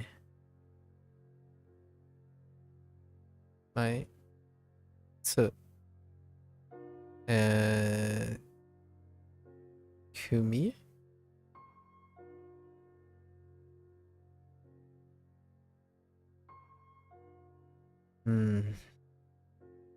Got more stuff, right? More stuff. Running out of space. Okay.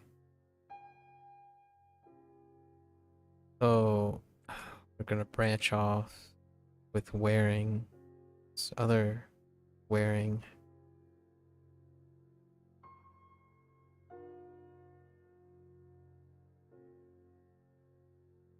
Shimeru, shimeru, shimeru.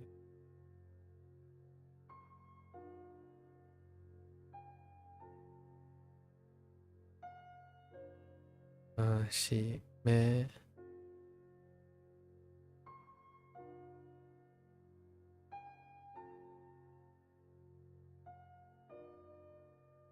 Shimeru. And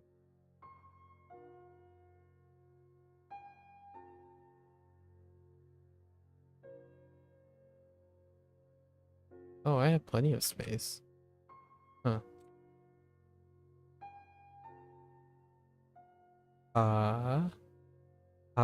Meru? Meru, right? Meru. Meru.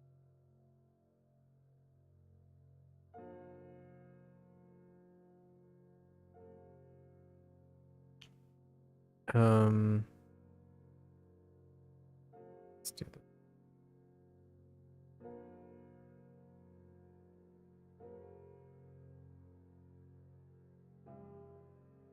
Let's do it this way. Okay, what can we wear this way? Shimeru is for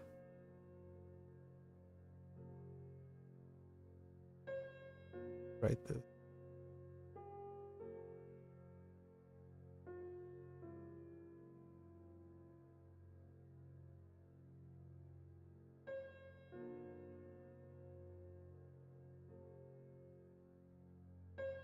Eh. Like a sash. Sash is dye.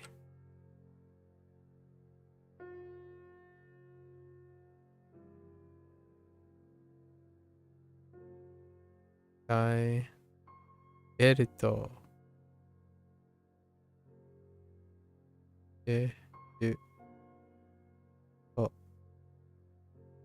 Beruto. Necktie.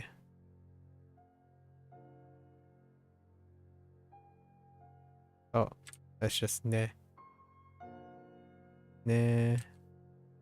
Neku. Ne? Neku. I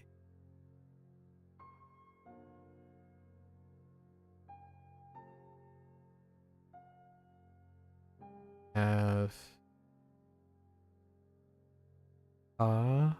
Ameru.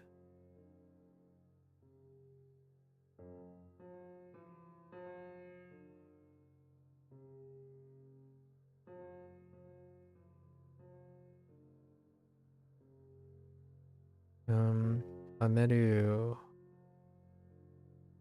This is for the random for gloves. Tebukuro.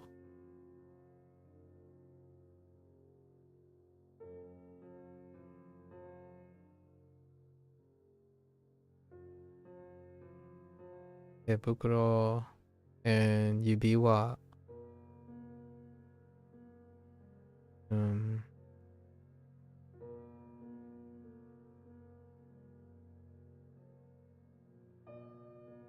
Yubiwa. Oh, wa is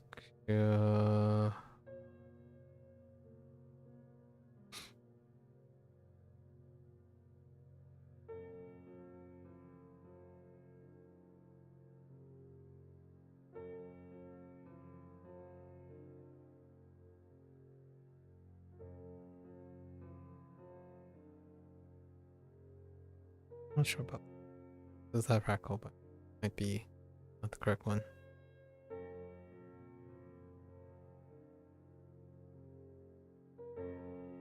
Or have conjunctions. No. Yeah.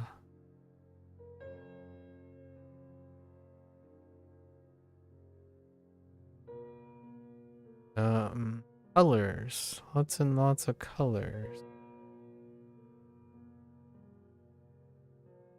All right.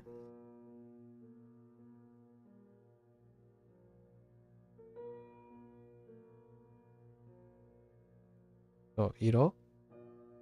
Iro. Name our colors. Start with.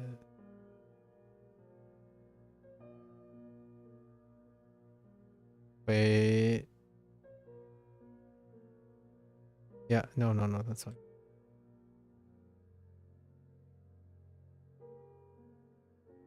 Akai.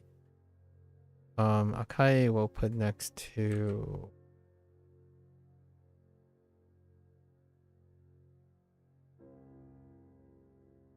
Aoi. Okay. Then we do Hiroi or Shiroi. Shiroi.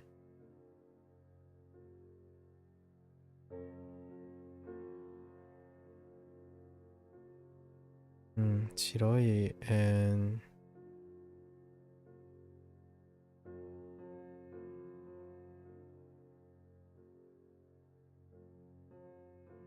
nope.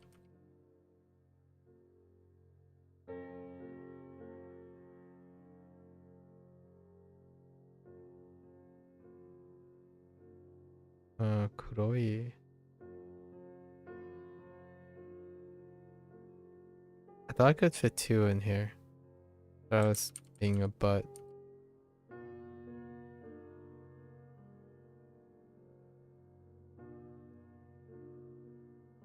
Like 2 more. Kuroi.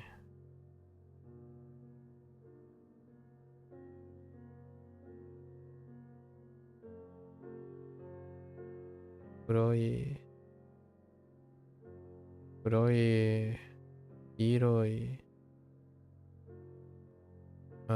Ki?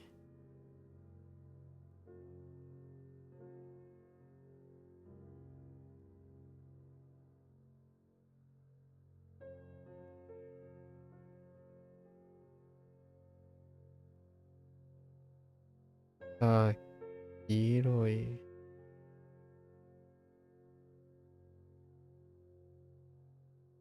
Hiroi.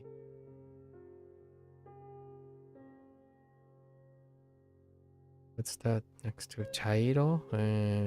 Not really, but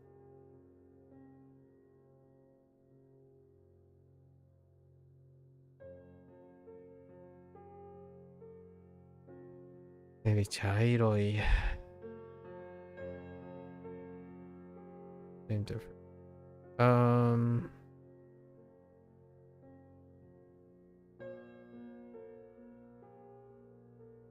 Exotic one. Like high. Oh, we could put high over here.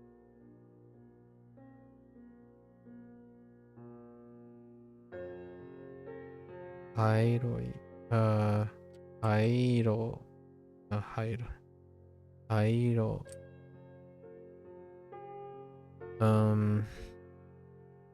Murasaki.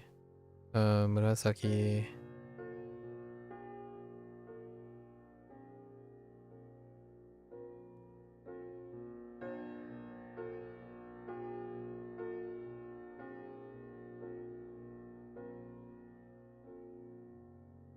Murasaki Midori. Midori.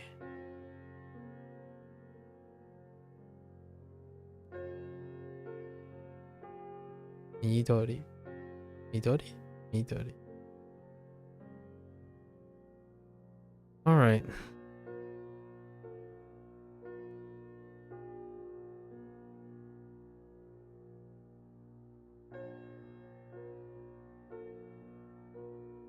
$68.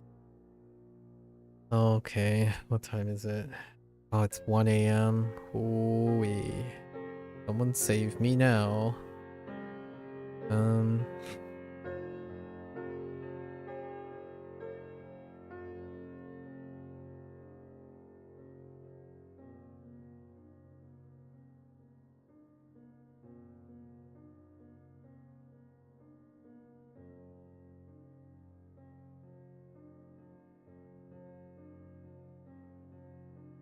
68?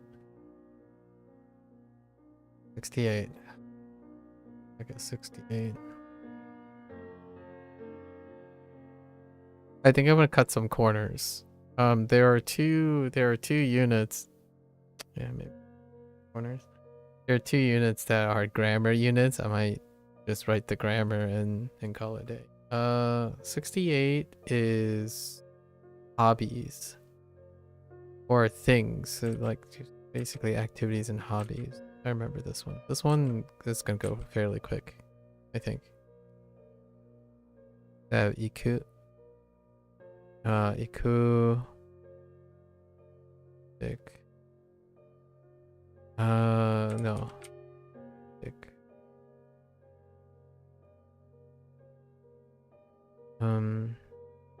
Tokyo. Right. Tokyo. Hiru.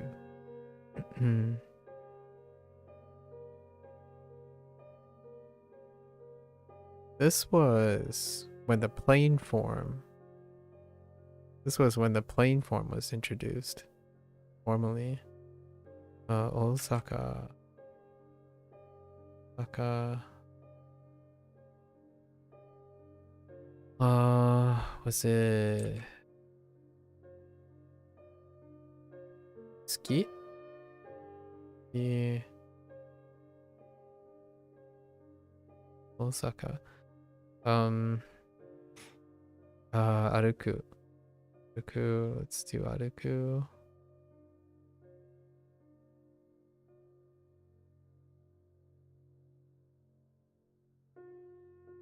Aruku. When am I walking in? Koen? Koen.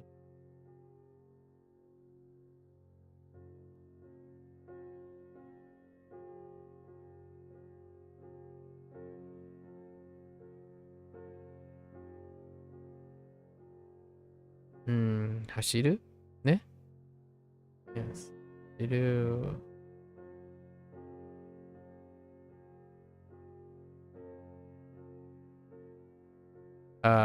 Can I? Am I writing my... Why does that look awful?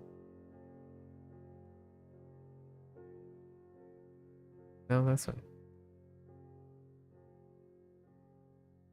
Hashiru, where am I running? Ichi? Ichi?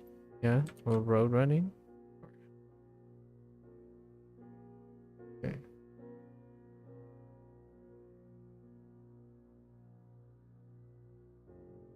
I told myself this was quick, but it's not. Oyogu. Oyogu.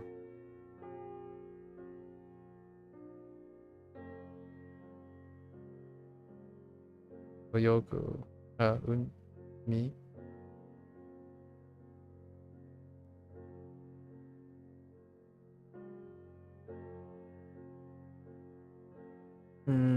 We have miru. So miru. Miru. Miru. What are we reading? Manga. No? Oh, miru. We're looking at eiga. Eiga.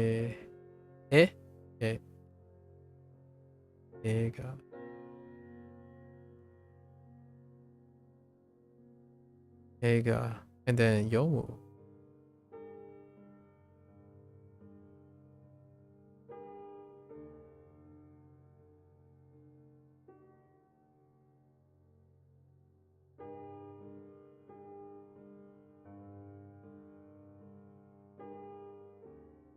Yomu. Manga. How did manga work? It's water.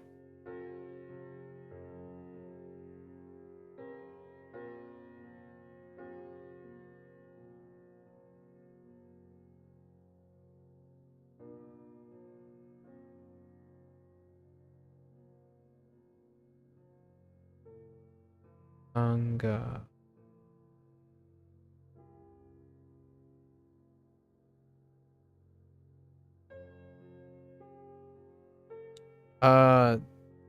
No. That was a mistake. That person was talking about the mistake. It's supposed to be koe. That's what the person was pointing out. So we fixed the koe.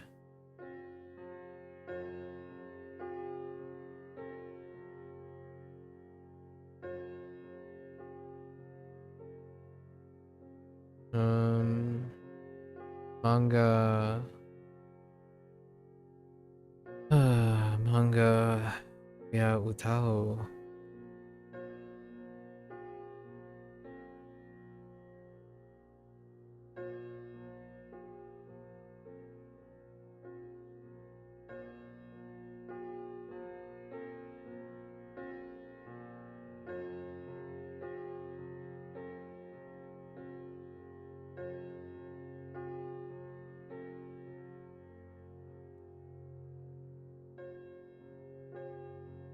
Oh, this koe, right? Yeah, this koe.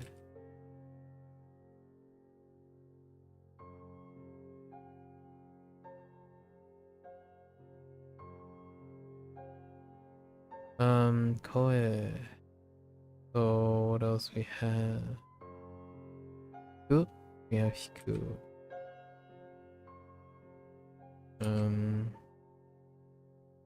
Hiku.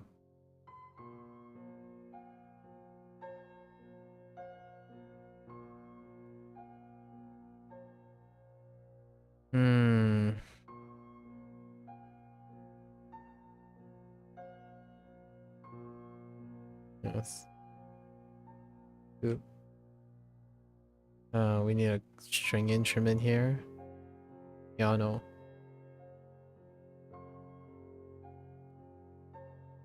E. No.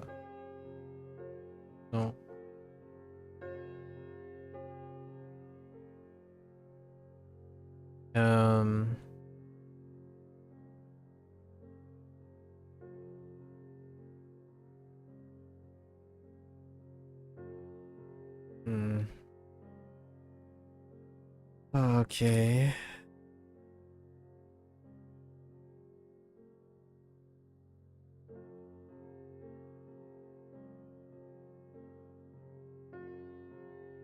Kaku. Kaku. E. Ne. E.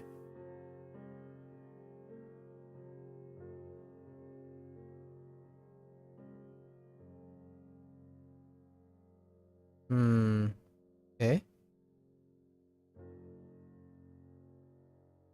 No. E.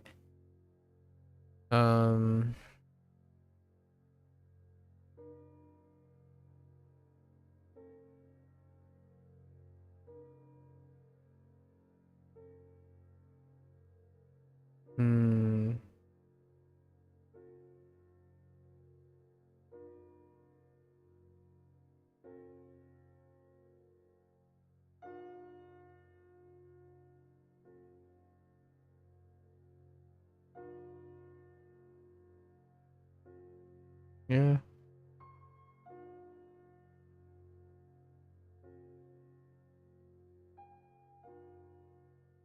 Kaku.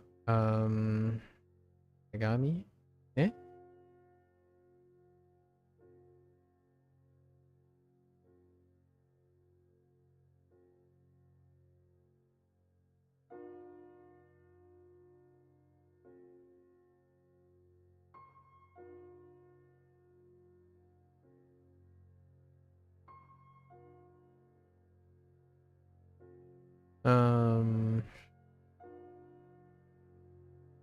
Toru? Tobu? Toru. Toru. Toru.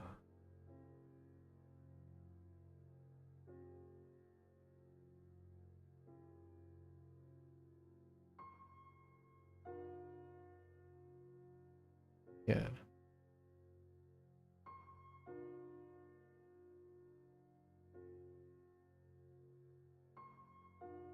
Toru. Dashin.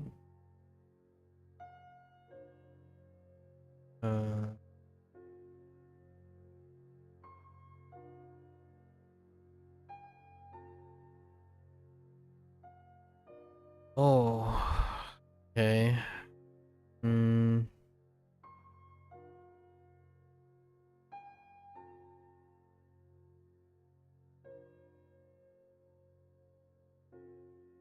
Nakeru. Nageru. Nage. Nageru. Nageru. You. Eken Yakyu.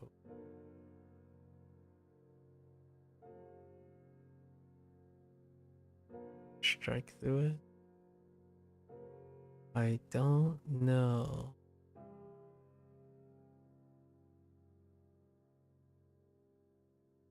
Yeah, that one. And then it's this.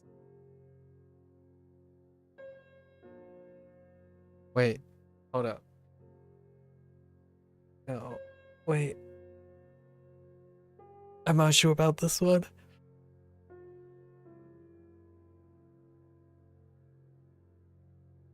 Does it look fine if I do this?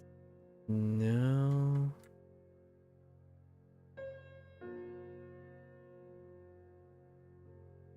It kind of does.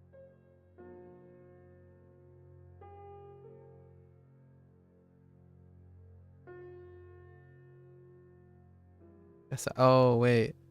Oh, I know how I can cheat this. Oh, yeah.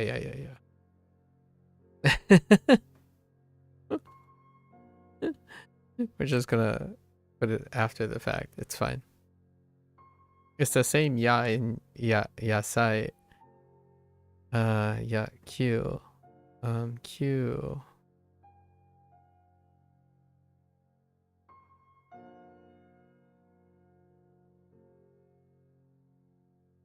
Okay. Yeah, Q. You have Keru as well. Keru. Oh my gosh, Keru is huge. Yeah, right?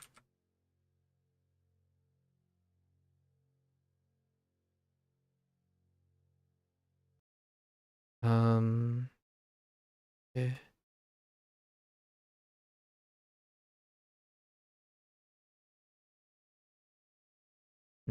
Yes.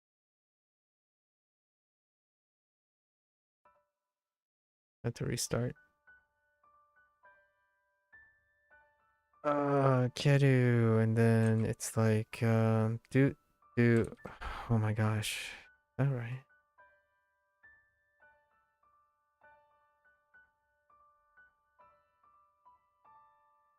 Yes. Do. What do we put for Keru? Boru? Ama? Boru.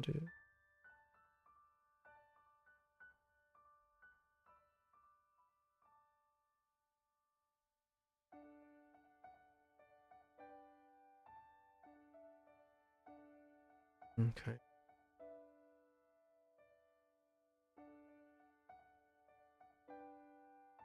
Modifiers. So all of these modify.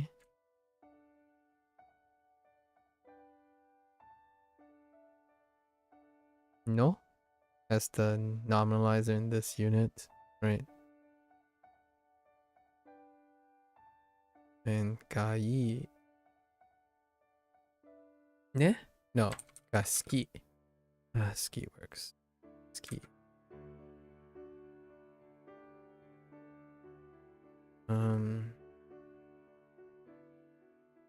It can also terminate in conjugation like da or ta, ta or da. Yes, you can also replace this. Anoshi. Anoshi. Hoshi.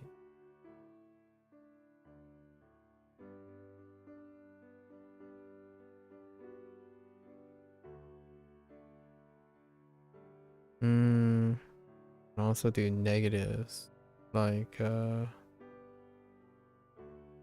irai.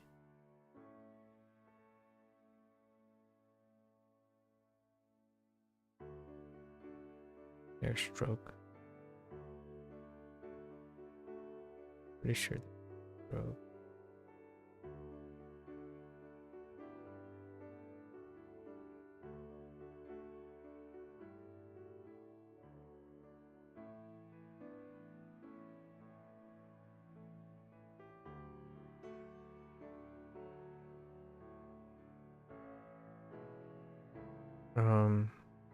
There's also safe words. So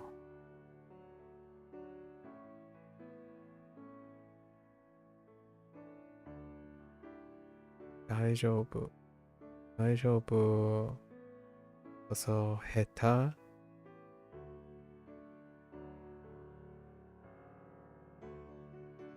Heta.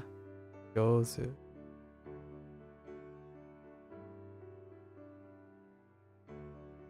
Yozu. Tabun.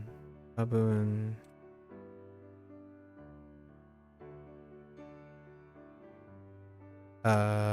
Bun? Bun.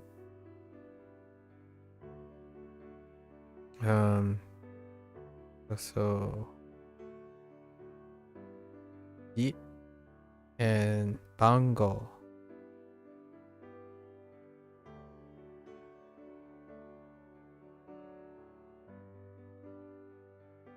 Bango.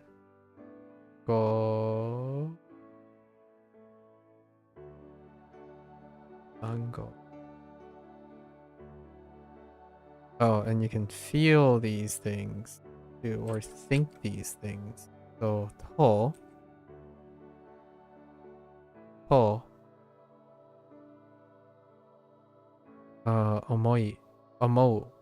Yeah, omou.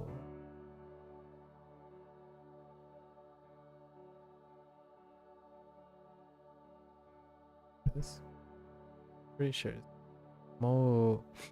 Also request. The heck is request? Tanomu. Tanomu.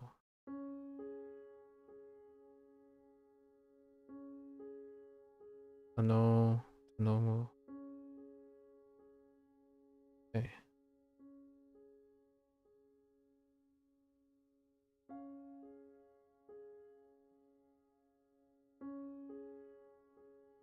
Okay. We're getting there. Getting there. I have to flip to a new page soon.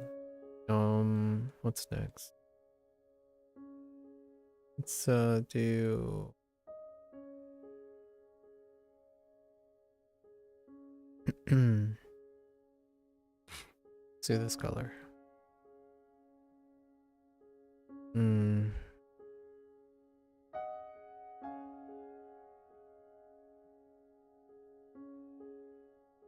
Unit 69. Okay, Unit 69. The heck was 69? It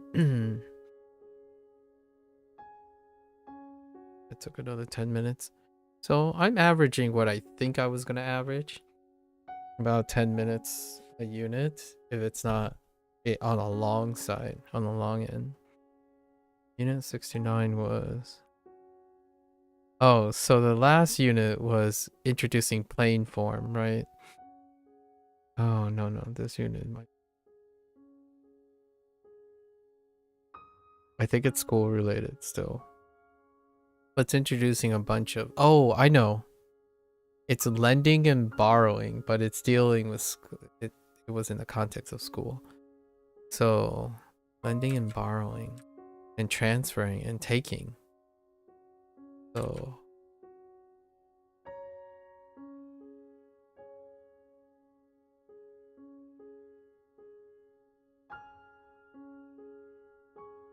They have toru, yaru,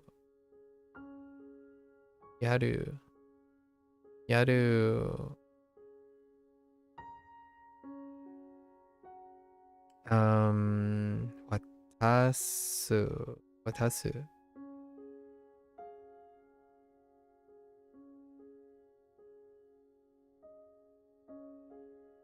Watasu.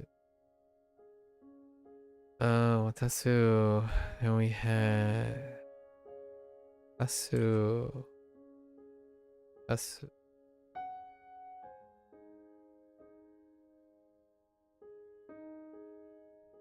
Right?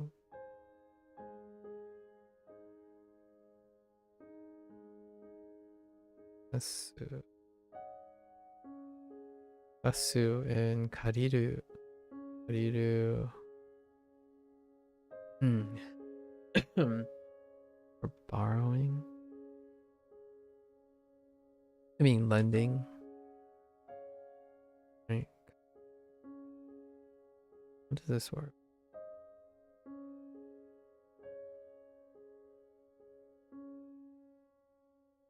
Kariru. And kaesu. Return.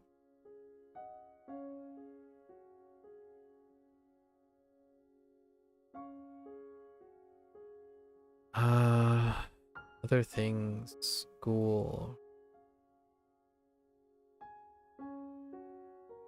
This one's a relatively short one, if I remember correctly. I don't think we're gonna have to go over the other stuff. So, got kakus. Yes, fine. I think the things we need to cover are the new school terms. The new school terms are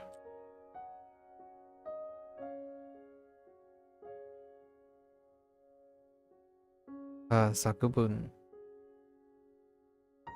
Sakubun. Buncho. Buncho.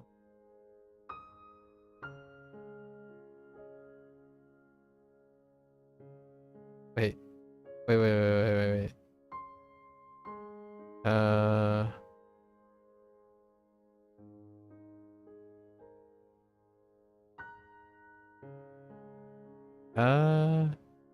Yeah. Kind of wobbly. Right, does it?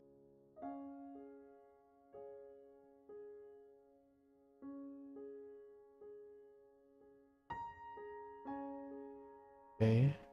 Buncho. And Zashi. Zashi.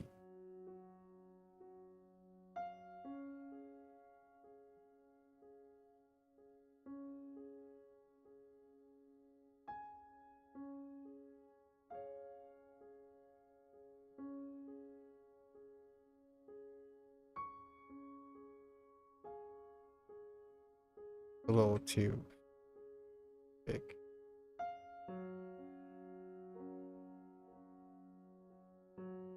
Zashi. She was this one.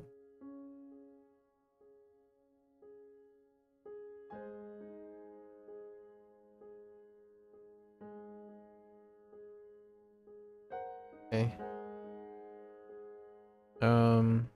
And it's just a bunch of books, so let's just place on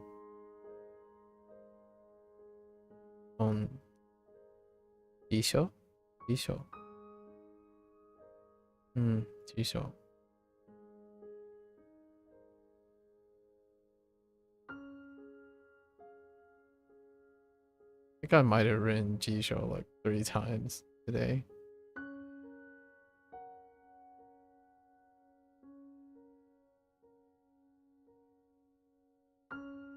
Oh, Besho. I wrote this character like 6 times today.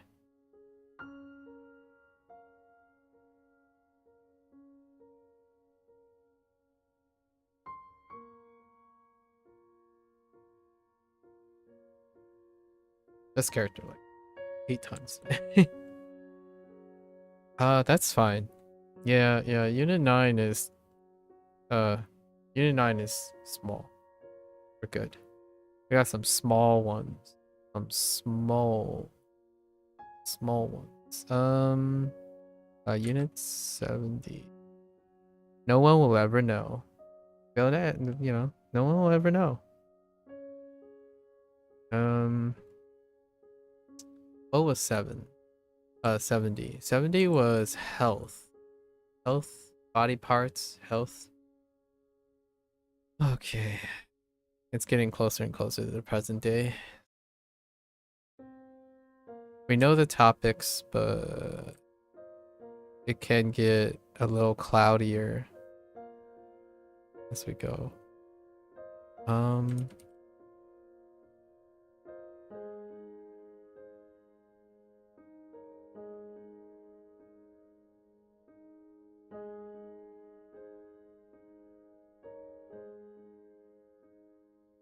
Atama. Yeah. Atama. Oh, heckin' Kami. Kami, I think I constantly write this in the wrong direction. Is it this way?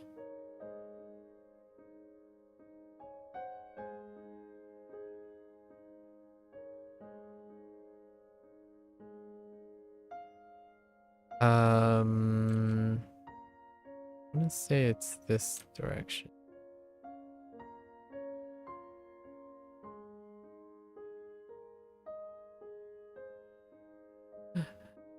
Yeah. Oh,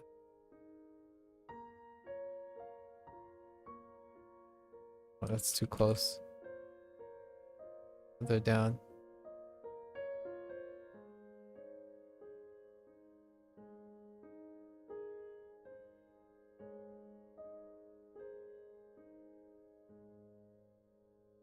Wait. Yeah, it's Yo.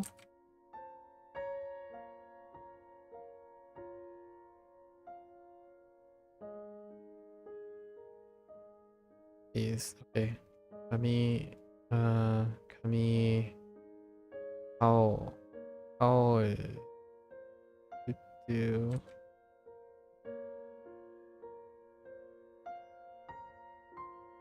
and it's the same character. Oh. So we had the face. Now we're going for the eyes. Meh. Now we're going for the nose. Nose is wild. I don't have a good nose looking. I don't have a good nose character. It's 3. Right? It's 3. And it gets bigger.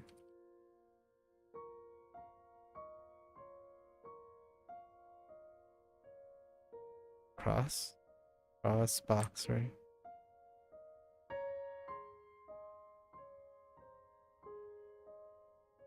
It looks okay. Anna, then Mimi, ears.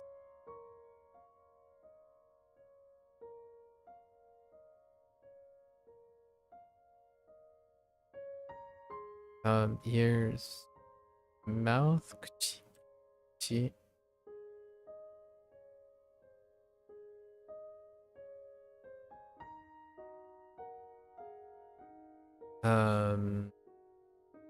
Ya? No, ha. Not ya. Ya is Chinese. Ha?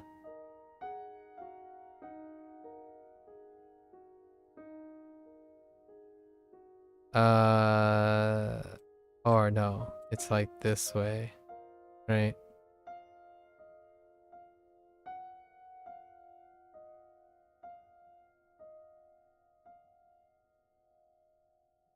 Yeah, the stroke order might be out of order there.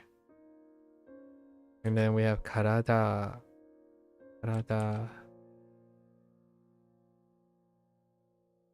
I'm pretty tired right now. I'm trying to like suck myself up a little. Get that second win. Karada. Then we have te.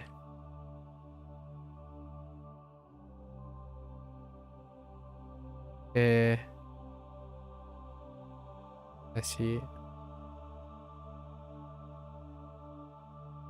Okay. Hmm. You might have health related things, right?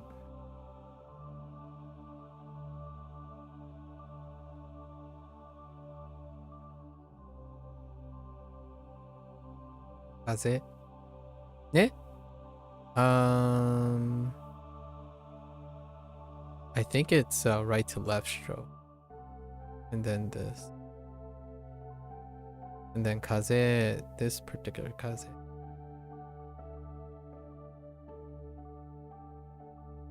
Kaze. And to catch a cold. Hiku.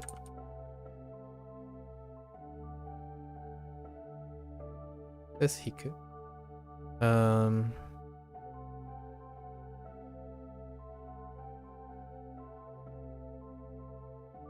Itai. Itai. Itai.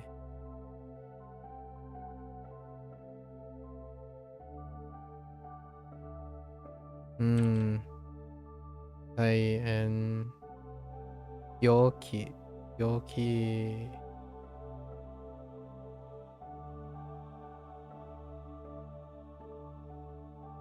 Byoki.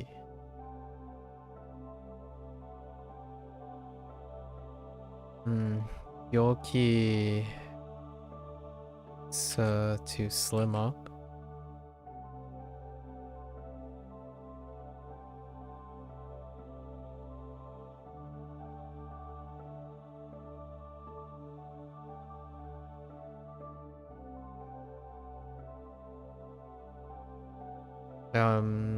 Yaseru.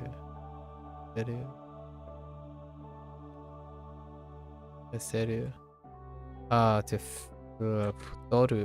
We got this in WaniKani. WaniKani. Okay.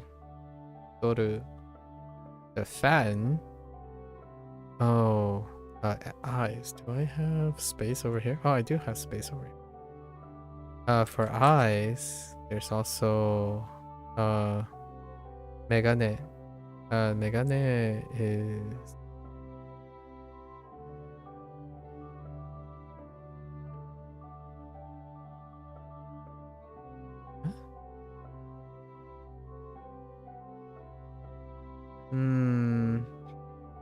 this might be incorrect. I'll have to check the night sometime for tomorrow. All of versions of these, I'm not entirely sure anymore. So check those.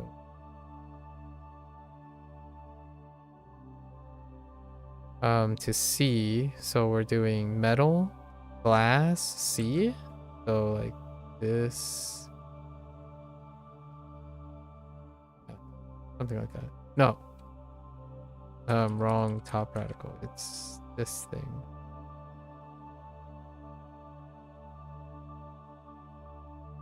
Yeah, glass. Okay. Megane. Yeah. So we got skinny, fat, stuff. When that happens, we consult a doctor. Sha.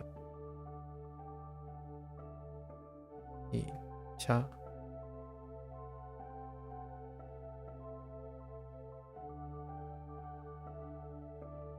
Isha, then we'll provide kusuri. Right. Kusuri.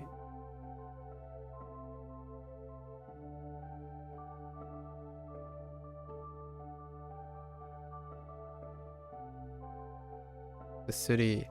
Or ask you to exercise, right? Undo. Undo.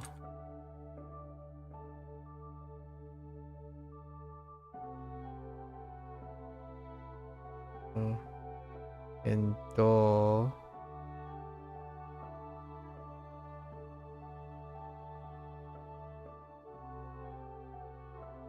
Okay. Fast. I think there was to polish or to brush, like to polish one's teeth is it's definitely the two trees and then the street thing. No, It's not. It's the 2 trees and the stone. 2 trees and the stone. Which is... Nakaku. Nakaku. Pretty sure. I think it's Nakaku. Nakaku, and then body. Body also has se. Se.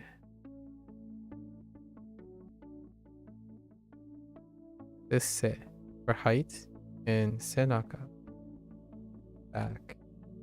Senaka. Senaka. Not gonna worry about it now. Okay. So 70. All right, keep going. I'm gonna do this. Perseverance. Start here. So what the heck is 70?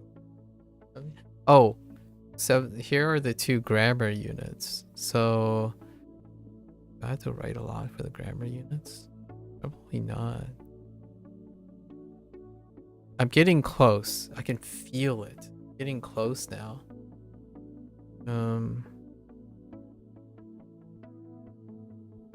Yeah. You know, if I get 2 more, I think good. Leaves me with 6 tomorrow. I'm surprised I could fit that many in here.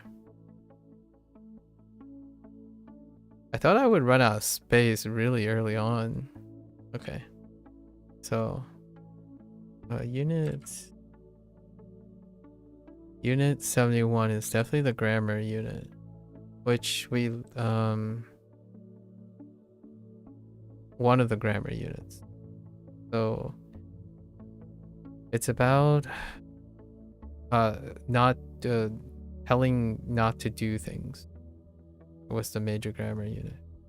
Those in the context of being in areas. So issue was one of them.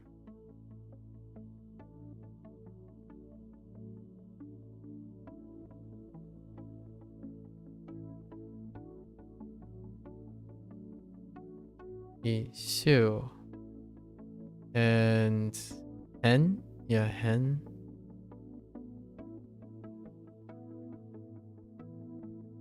Hen and atari. So we combine this hen and atari, or in the vicinity, and then gaikoku, which is funny because WaniKani coincidentally had this too, to some extent. Gaikoku. Koku. Gaikoku.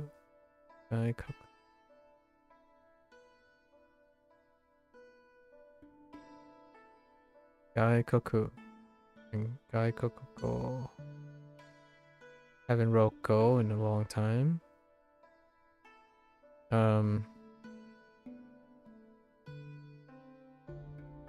Wait, is that it? Yeah. Gaikoku. Kaigai. Kai. Which kind of makes sense because of hi. Kaigai. Cool. Kaigai. Overseas. Ryokan. Ryokan wa. Yo is yo. So, right? Yes. Wait.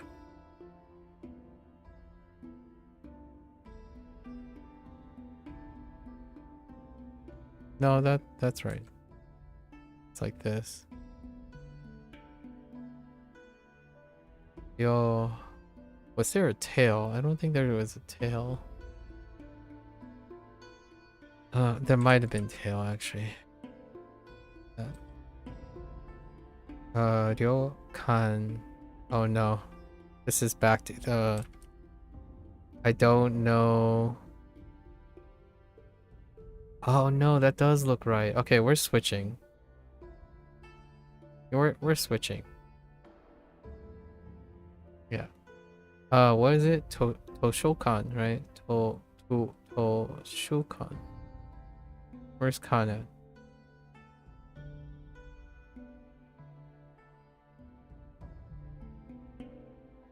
Yeah, now that I look at it even closer, I don't think... Oh, there are so many that I actually... I think I've been writing that this one incorrectly. I'm not sure about the other one though.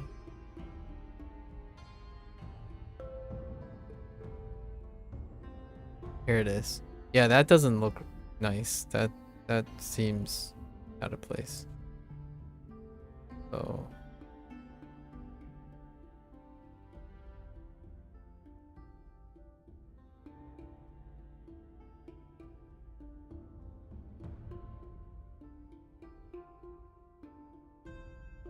it's so long.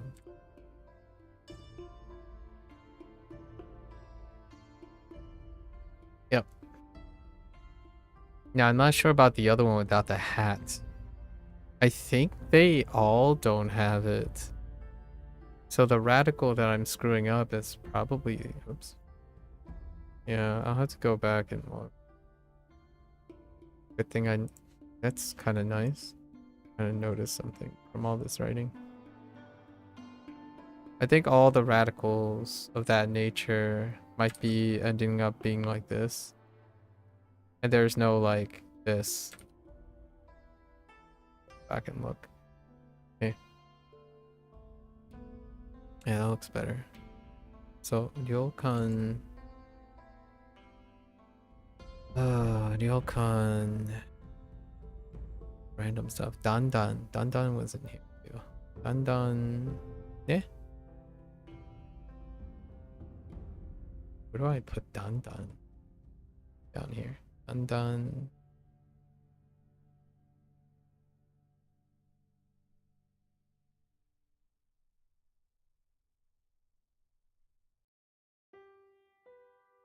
Wait. Yes. Dandan. Bendy.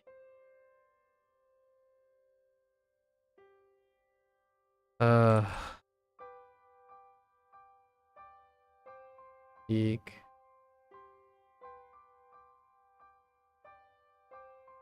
Bendy and Koto. Koto. Oh, Koto was one of the grammar things.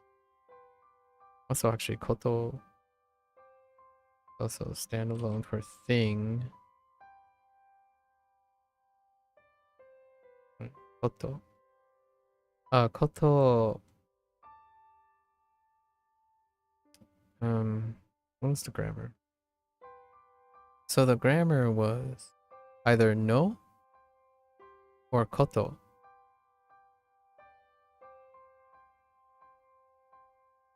Kana. There's also, I remember this stuff.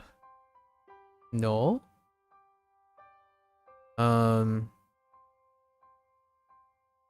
You had like adjective. Have adjective ku right in the ku, and you can nai ku. Negate. There's also te and de for e, and na adjectives. Multiple adjectives.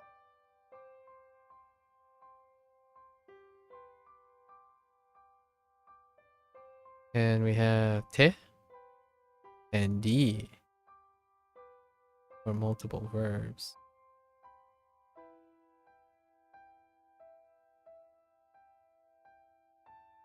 And negate tie form.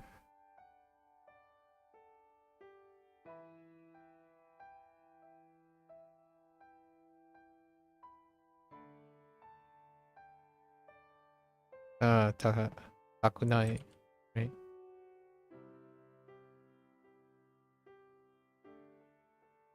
Is it taikunai or takunai?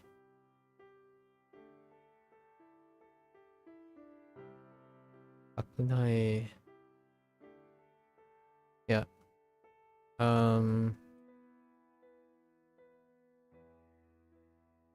And then the big one is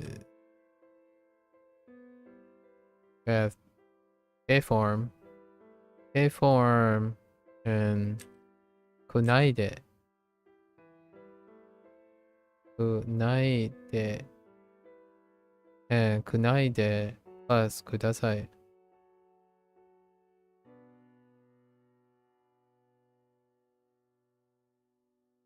Oops. Kudasai, and also it can also take haru.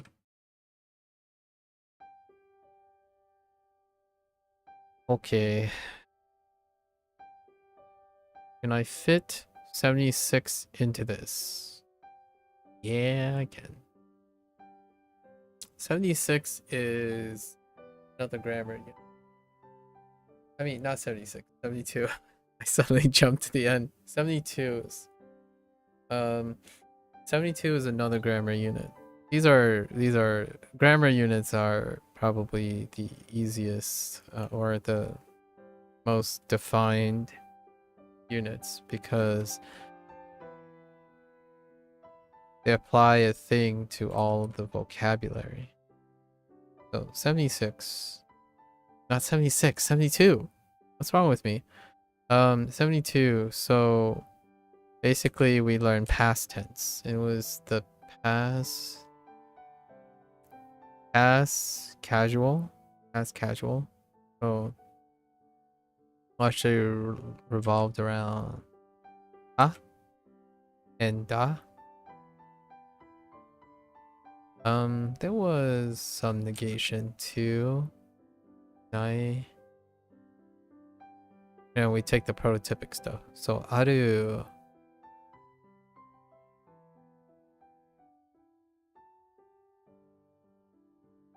Oops.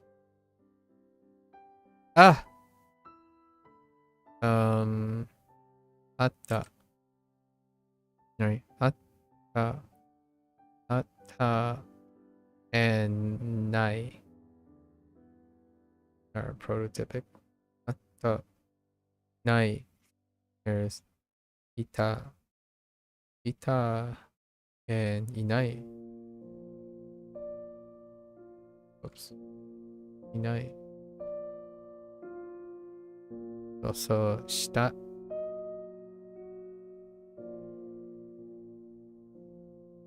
Shita and shinai.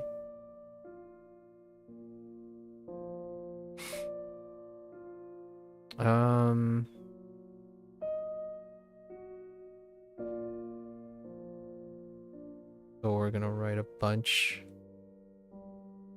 of versions, I suppose. There's also verbs plus, okay, so we have like this was also introduced this unit, sugiru.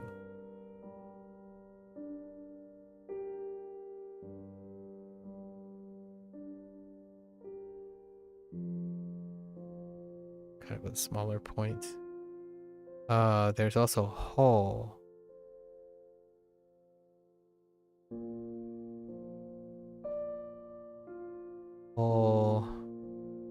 Olga.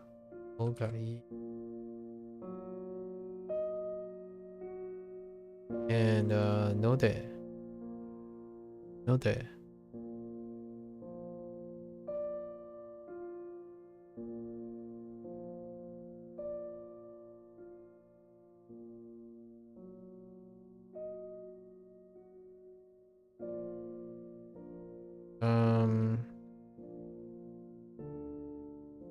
Let's write a bunch of conjugations because we need godan, some godan, and ichidan examples.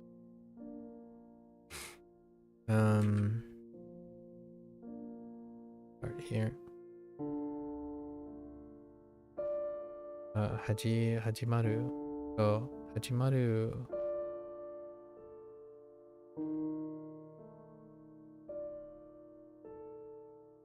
Wait, did I mess up before? I think I might have miswritten. I think I wrote Hajimaru incorrectly earlier.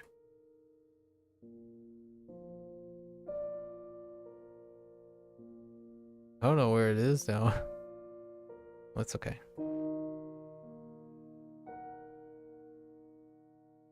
I don't know if I've written the correct...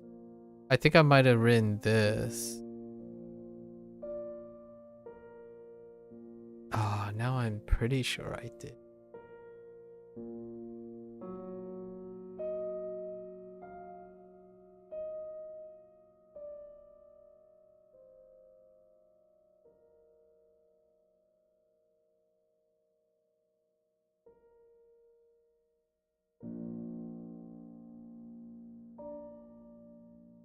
There's no time for this. There's no time.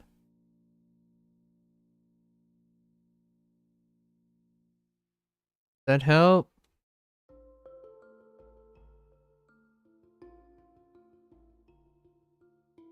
Wait, no.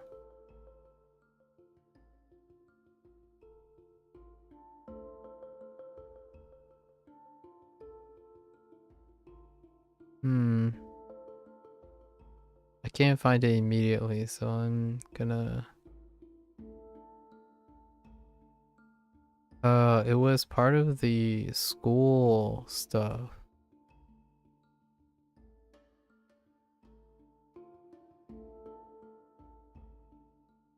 A school...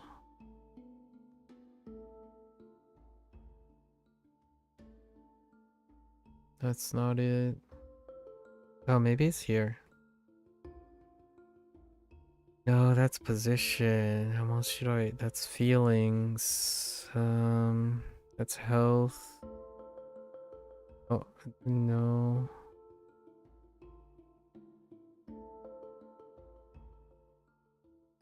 Oh, here it is. Oh, no. Oh, no. I don't know anymore. Oh, no. I have no idea.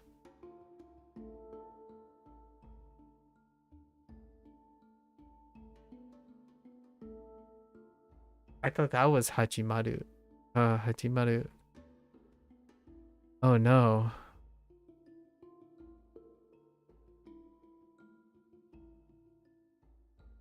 Yeah, okay, well, that's something I can check later. We will go with... I think this is more likely to be accurate, right? Yeah, this is definitely one of those. We'll go with the 50-50. It might actually be a 0%, because it might be no, there's no way it's this. No. It's either this. Oops. Either this or this.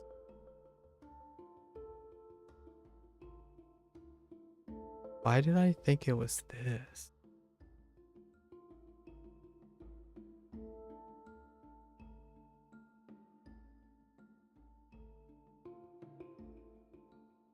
I actually feel like it's probably this. Son of a bee sting. We're gonna go with this. This actually seems okay. I'm gonna regret this tomorrow. Okay, so Jimaru, so Hachi.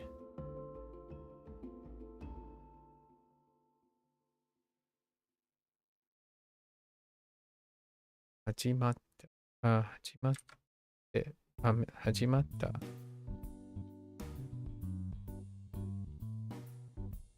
I don't think I've ever checked if these were correct.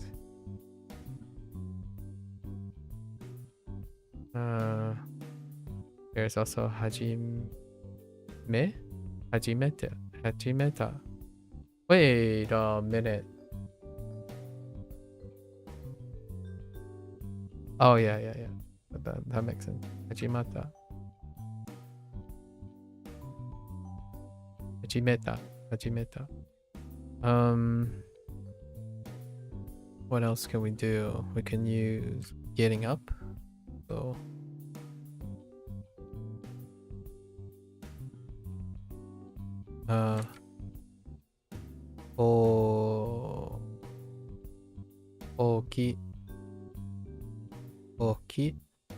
okita.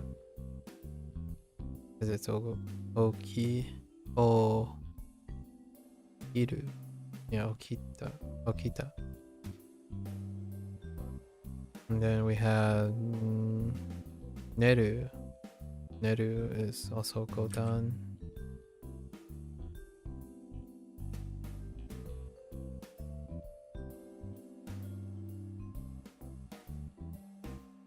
Yeah.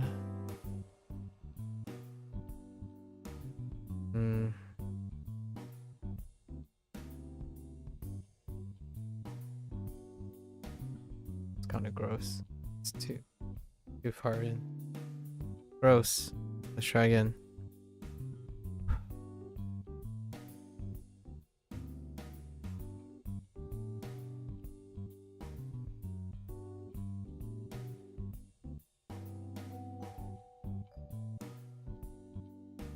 Yes.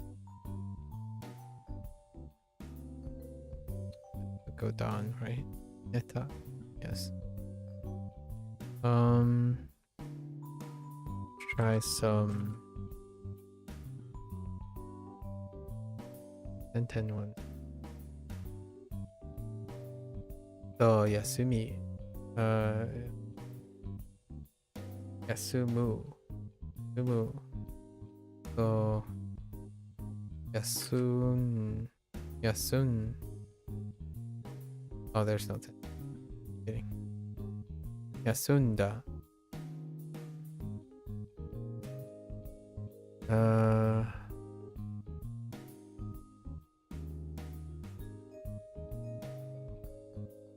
So resting, when you rest, you're also tired, right? Tsukareru. So tsukareta.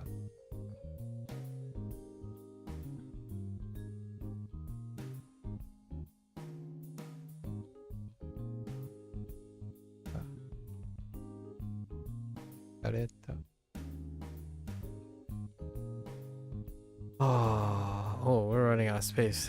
Okay. Kareta. What others can we have? Choice? Erabu. So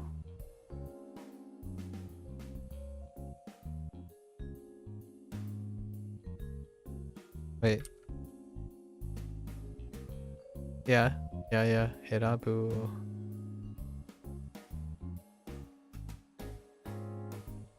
I think it's... Ain't no way. Yeah. Real. Oops. Real way.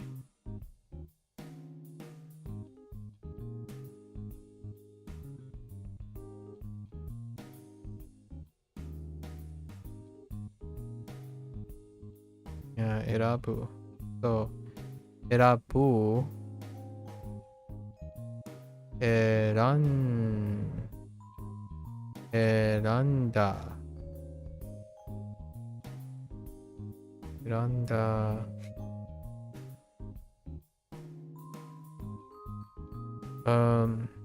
We can do...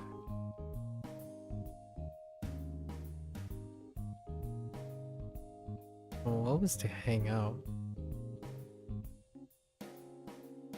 Oyogu? No, that's swimming. Oyobu? Ayobu?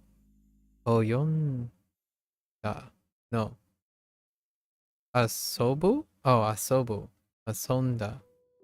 Asobu. Asobu is like vacation. Breaking out our kinda like it's not really.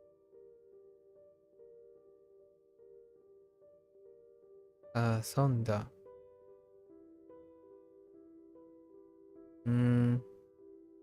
Do a few more. Eating.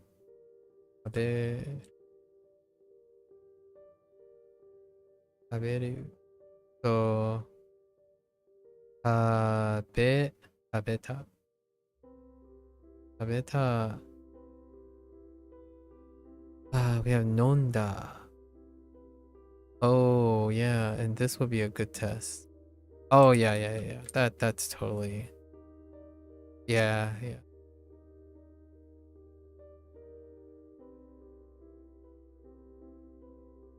Nomu, right? Nomu. No. Nomu? Okay, yeah, mu is actually.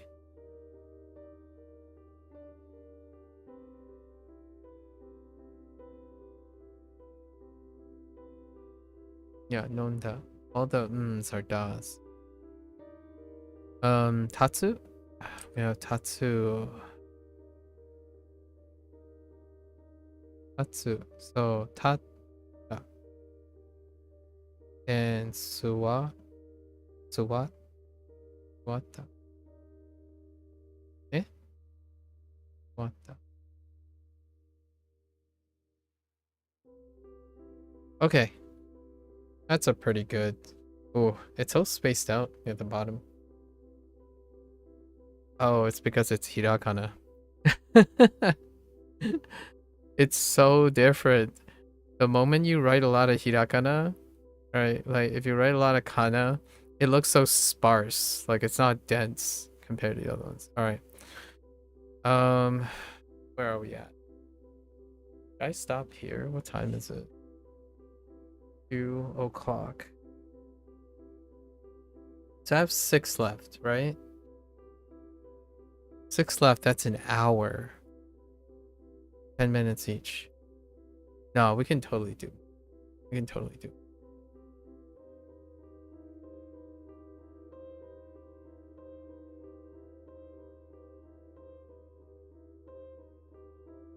I refuse. Okay.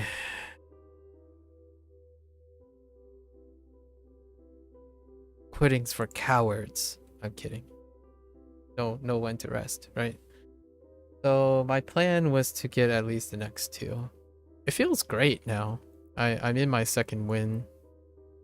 I talked about this before, where like when you're getting close to like the finish line, I typically have a second win. Oh, for the day anyways. Start strong, finish strong, right? As opposed to start slowly. No. Start slowly, finish strong. So 73 is male, right? Yes, it's male. So, oh, and we got lots of space now.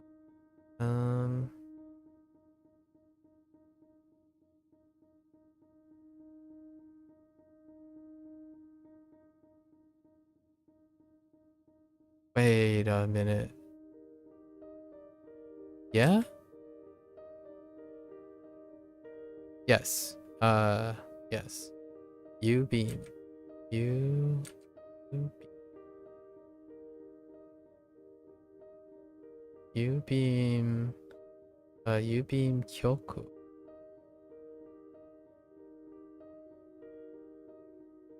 Wait. Was it like this? Yes. We also have Funabeam. Funabeam.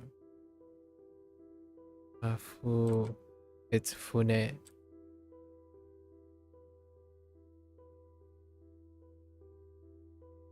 Oh no. Which one is the Japanese version? It's the house.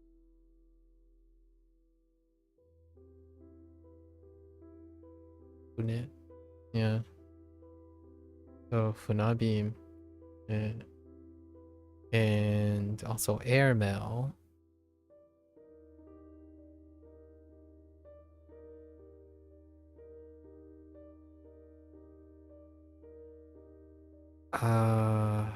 Gi. It's like that. Kokubin. Kokubin. Ku is sora. Ku is so.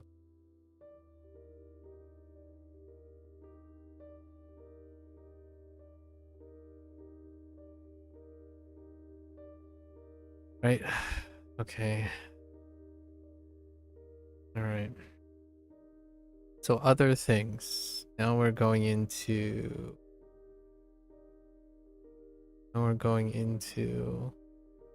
mail related things. To me, right? To me.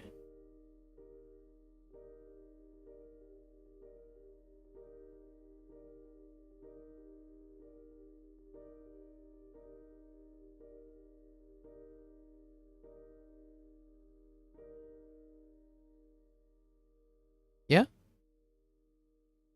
Wait. Yes. To me. To me. Then we have both to me. Both to me is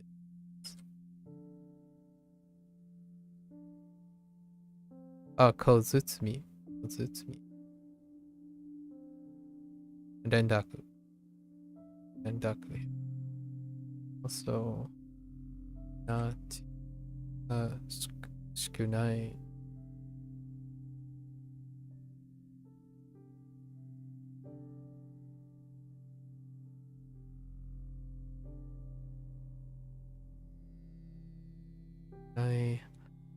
Okay, Kotsumi. Kotsumi.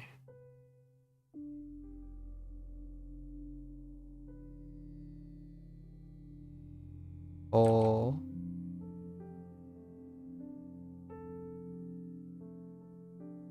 Todoke. Ne? Todokemono. Naru todoke desu.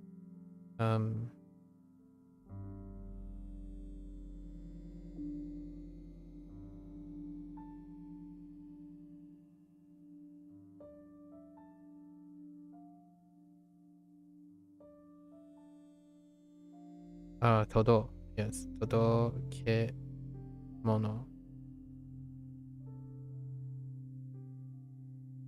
Or todoke. No, todoke. Todokemono. So, haitatsu. Haitatsu.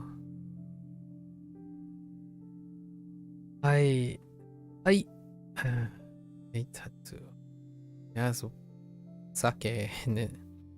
Sake and tea from Chinese. Sake.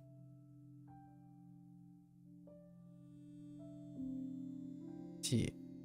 Sake. Tatsu. Tatsu is that tatsu. The tatsu that I written incorrectly. Wait. Right? This tatsu.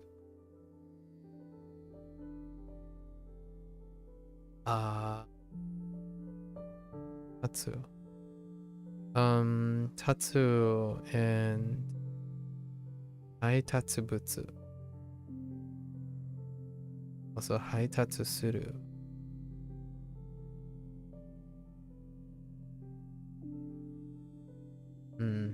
Okay. Other things. Envelope.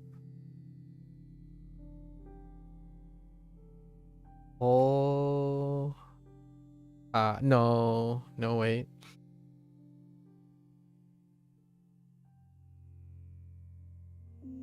Futo. Yeah, it's Futo.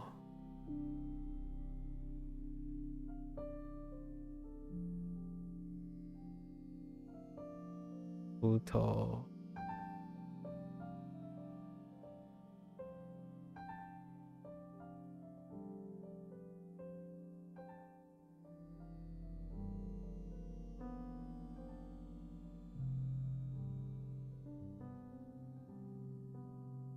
Is the right hand thing.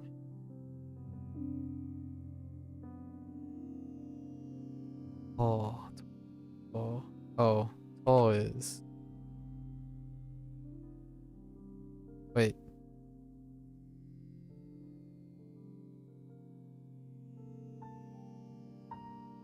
Futo. And then this one I don't understand because it's Nakami. They didn't use they didn't use onyomi for this. It threw me off for a while when I was learning, and I was like, oh yeah, like I'm used to seeing this, and then I'm like Nakami, right? Because Naka, I would have thought it might be like Chushin or something. Chushin. It's Nakami. Contents. Nakami and Agaki. Agaki.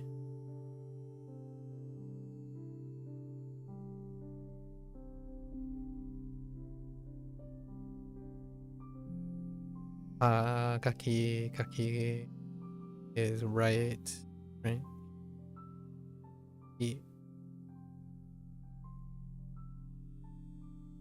Postcard. Gaki. Gaki. Yeah.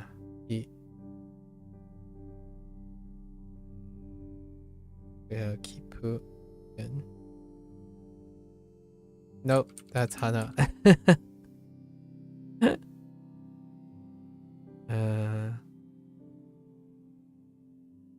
So Kipu and Ki. Stamp. Special verb. Just stick. Stick is haru. Haru. Yes.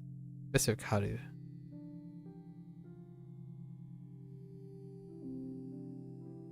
Haru.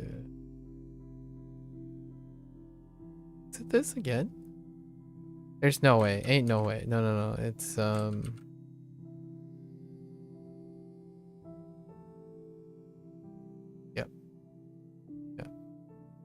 Yep. Haru. Okay, and then now we have a bunch of things that deal with the post office. If I remember correctly. And other phrases. So there was one for kagi.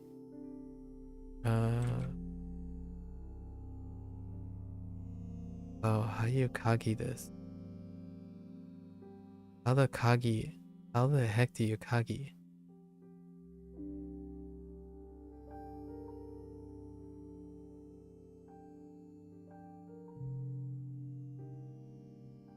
I'm gonna go on a whim and say it's probably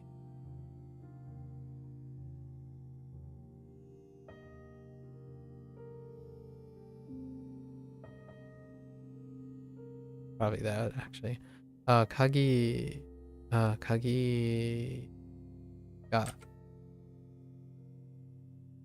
ga use to unlock. To unlock is kakaru. Haru.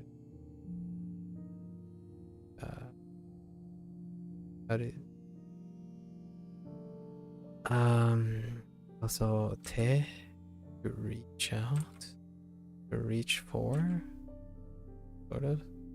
E ni todokeru. Todo. Yeah, todo.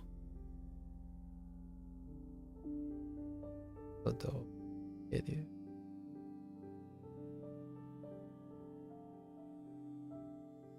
And there's also todoku.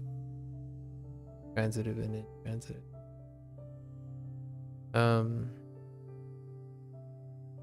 Use of dasu for das for sending things. And then okuru. Oh no, okuru? Or oruku.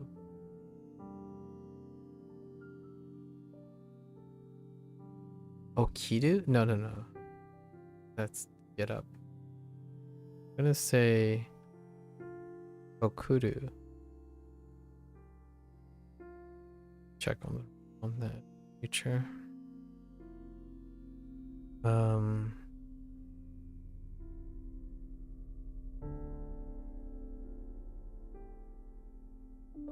Yeah, no, that's fine. Yusho. Jusho.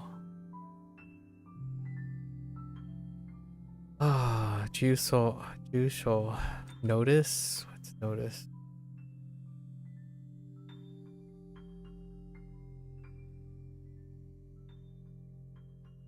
Son of a...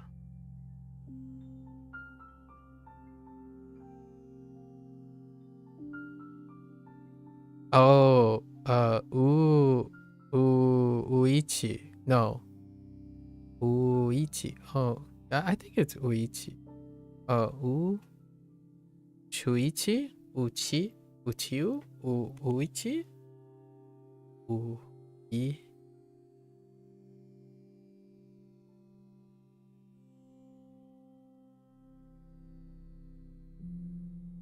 Tsuchi. Oh, Tsuchi. So Tsuchi is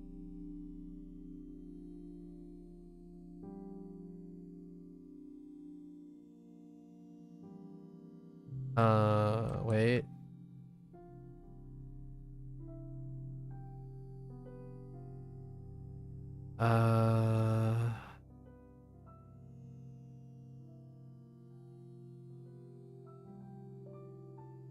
Oops. There's no in it. There's no in it, right? So to know or notice. And then address. Write down kakitome. So kakitomeru.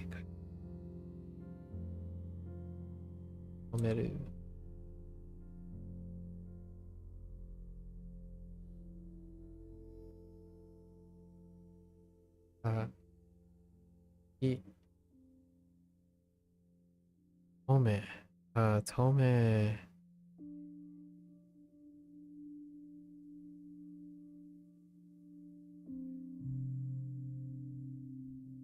Tome was like study abroad. Tome. I think this is a cross. Tomeru. Write down. And then to change is henko. Ne? Henko ne. Henko. Oh no.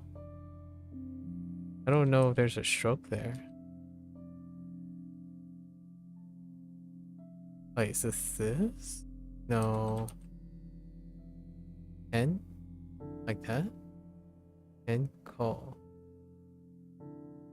And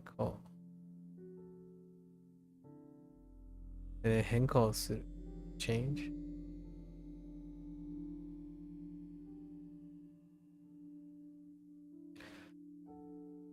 Okay. One last one. Got this. I really thought I wasn't going to make it.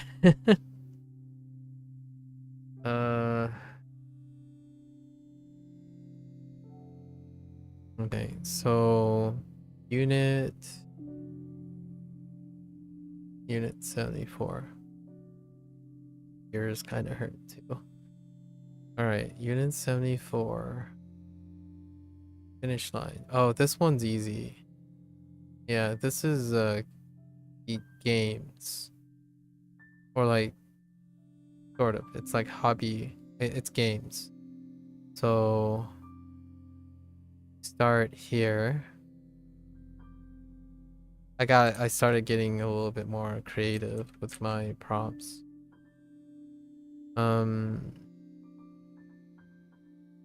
This is Chinese inspired. Xiai.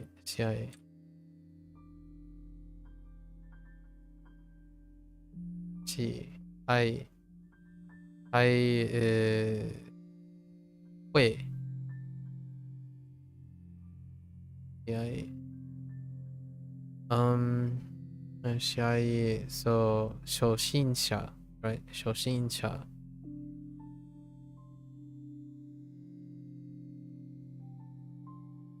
Show. Which one's show? Oh, it's this. Show.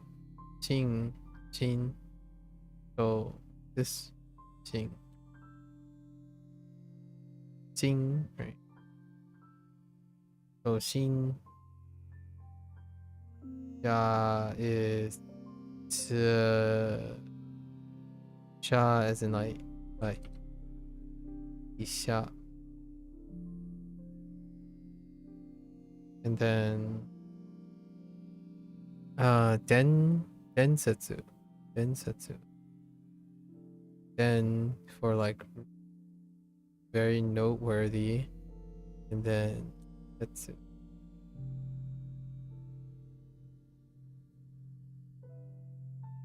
Densetsu.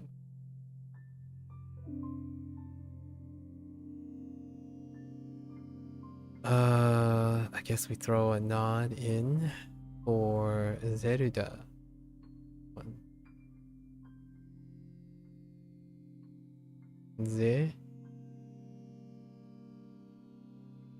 Oops.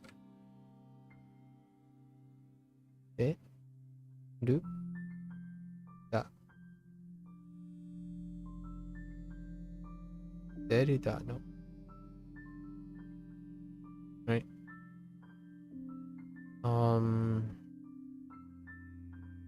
It's also rock, paper, scissors. Jan. Right? It's like Jan. Ken. Jan. Ken. Hon.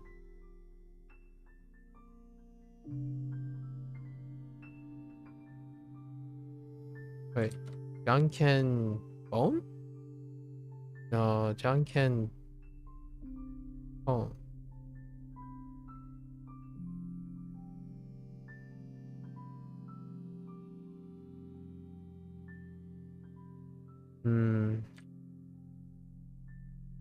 And from this, we also have Gu.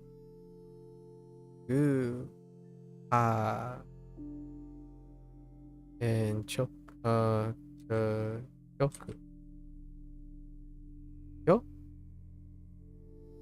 Yo, no.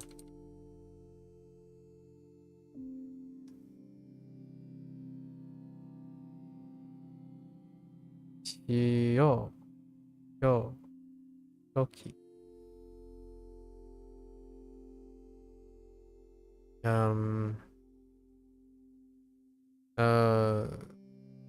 Leberu.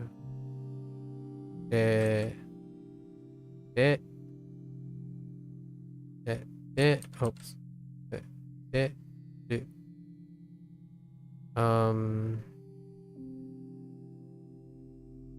Osu.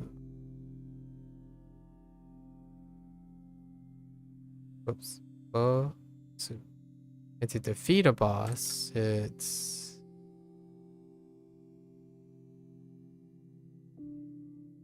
Taosu. Yes, Taosu. What does Taosu look like?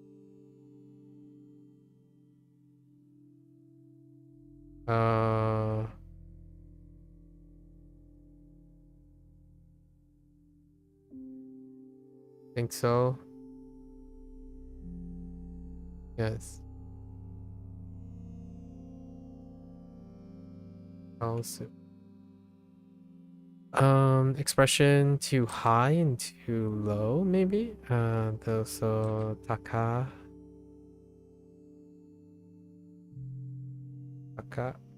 takasugiru.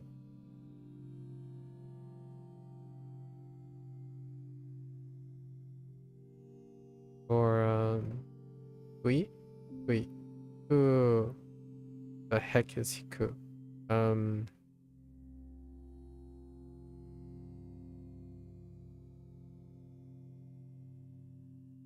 Oh yeah. Yeah. Good. And then we have two things here. Of course, when you're playing a game, winning and losing. So katsu. Katsu dame. Okay.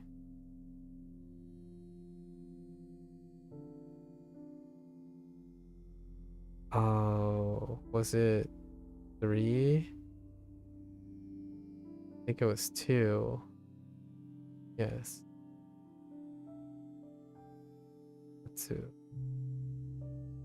Katsu. And makeru.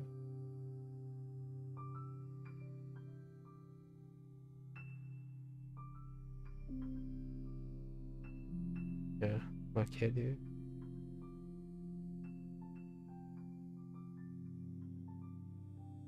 I'm getting a little sloppier as I'm going. Makeru. It's good. And then we have two new ways of expressing bad and good. Nigate. Nigate. Bitter. Because if you suck, of course you're bitter. This is cool. Nigate. Ne? Wait. Is te with te? Yeah, it's te. Nigate. And this one was Okui.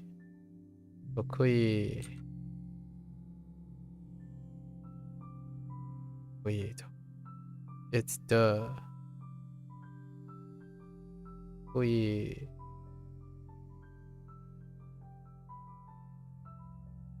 Wait, what's the Kui part? Oh, E, like Emi.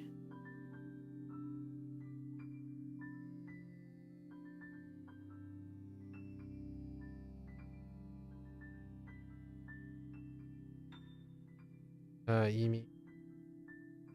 Oh, me. I mean, just E.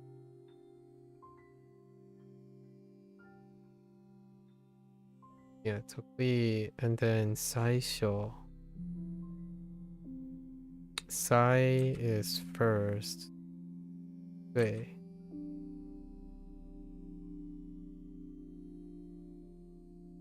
Right. Dui first. Saisho.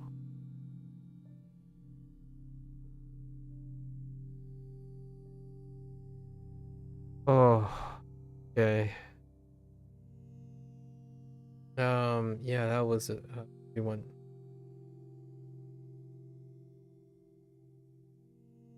Yeah, very small. We did it. That's it. Only 4 for tomorrow. I guess I planned for 16, but that's 15. 15 is good enough. I adjusted my parameters. So tomorrow we're wrapping up the wrapping up the constructs. Do a little reflection. Talk about how the constructs are coming along. Like what am I doing? Like why do I do this? And how effective they were, or maybe things I've noticed. I'll probably reflect on things that I've noticed lately and how we're gonna change it up. I think though, and how WaniKani is gonna factor into all of this. I actually think it's very difficult. It's very nice to have another thing that's actively making me think about reads. Lately, a lot of this, which I'll talk about tomorrow, tomorrow deals with sorting out reads in a different way. I need to sort out reads in a different way. In terms of reading comprehension, it's still non-existent, obviously, because I don't spend most of my time reading all of this vocabulary in context. Usually it's the simple, it's the normal things. Like when someone says, hi, how are you? Today is my, like, I'm feeling pretty good today. How are you doing today? Like, oh, I'm, studying something. I'm writing a paper, or I just ate some food. Those are like pretty typical. And that's pretty much the level of Fujianese and all that stuff. When it comes to technical stuff, you start using descriptors and stuff. So I haven't gotten a chance to use descriptors and stuff, where I would approach using Japanese like I would approach using English. And that's actually my goal. I don't know if other people like to do that or not. I like using fundamental phrases and whatnot in order to get at another phrase. But Duolingo has gone well beyond that already. That's probably one of the to its detriment, which all of this is for tomorrow. So we're gonna head out today. It kind of looks nice in reflection. Look at it. Look at this. This looks so colorful. If I made the canvas just slightly bigger, or I could shrink some of these just slightly bigger, I think my spacings have improved. Yeah, my character thing, I was going to use grid. I was going to use a grid for this, and I totally forgot. Yeah, so like in an art program, you can just grid it up, right? But I guess that also shows that I can normalize the size of my characters even without line paper. I haven't ever written kanji on line paper. So that's something that's kind of neat to talk about. Most of the line paper, like the gridding and the size, is all eyeball. And it probably goes back to the idea that I draw a lot, or I draw a lot consecutively, or I think about proportions a lot of times. More on that later. Anyways, that's a wrap for today.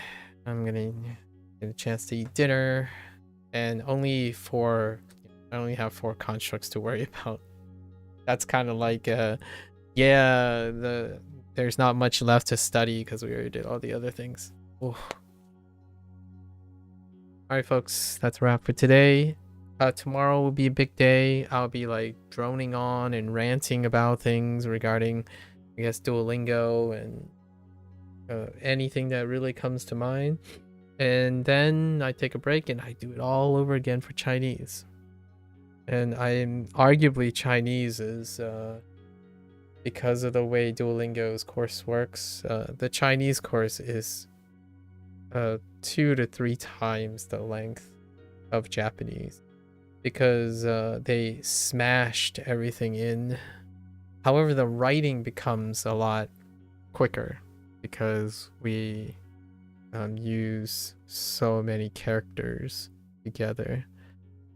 There's no like kana or reads to worry about. It's because it's more comfortable to me. Alright, folks, that's it. That's all they wrote. If you're gonna watch this later, I really appreciate it. Arigatou gozaimasu, right? Obviously, this middle part and the second half, the rest of the first part, is purely for review, right? If you know all this stuff, fantastic. If you also had some experience with Duolingo, let me know. It would be fun to see if you have retained all the stuff, right? I actually genuinely believe one of the hardest obstacles is the idea that they make it look easy, largely because it's aided. It's consistently aided. But the moment you bring yourself up on a canvas, it becomes troubling. And I think I went out of my way to compensate for it, I suppose. Right? It was quite a challenge, and it will continue to be a challenge. So until next time, right? 皆さん Matane. Yane. And I will catch you guys on the next one. Stay safe, stay healthy. Bye.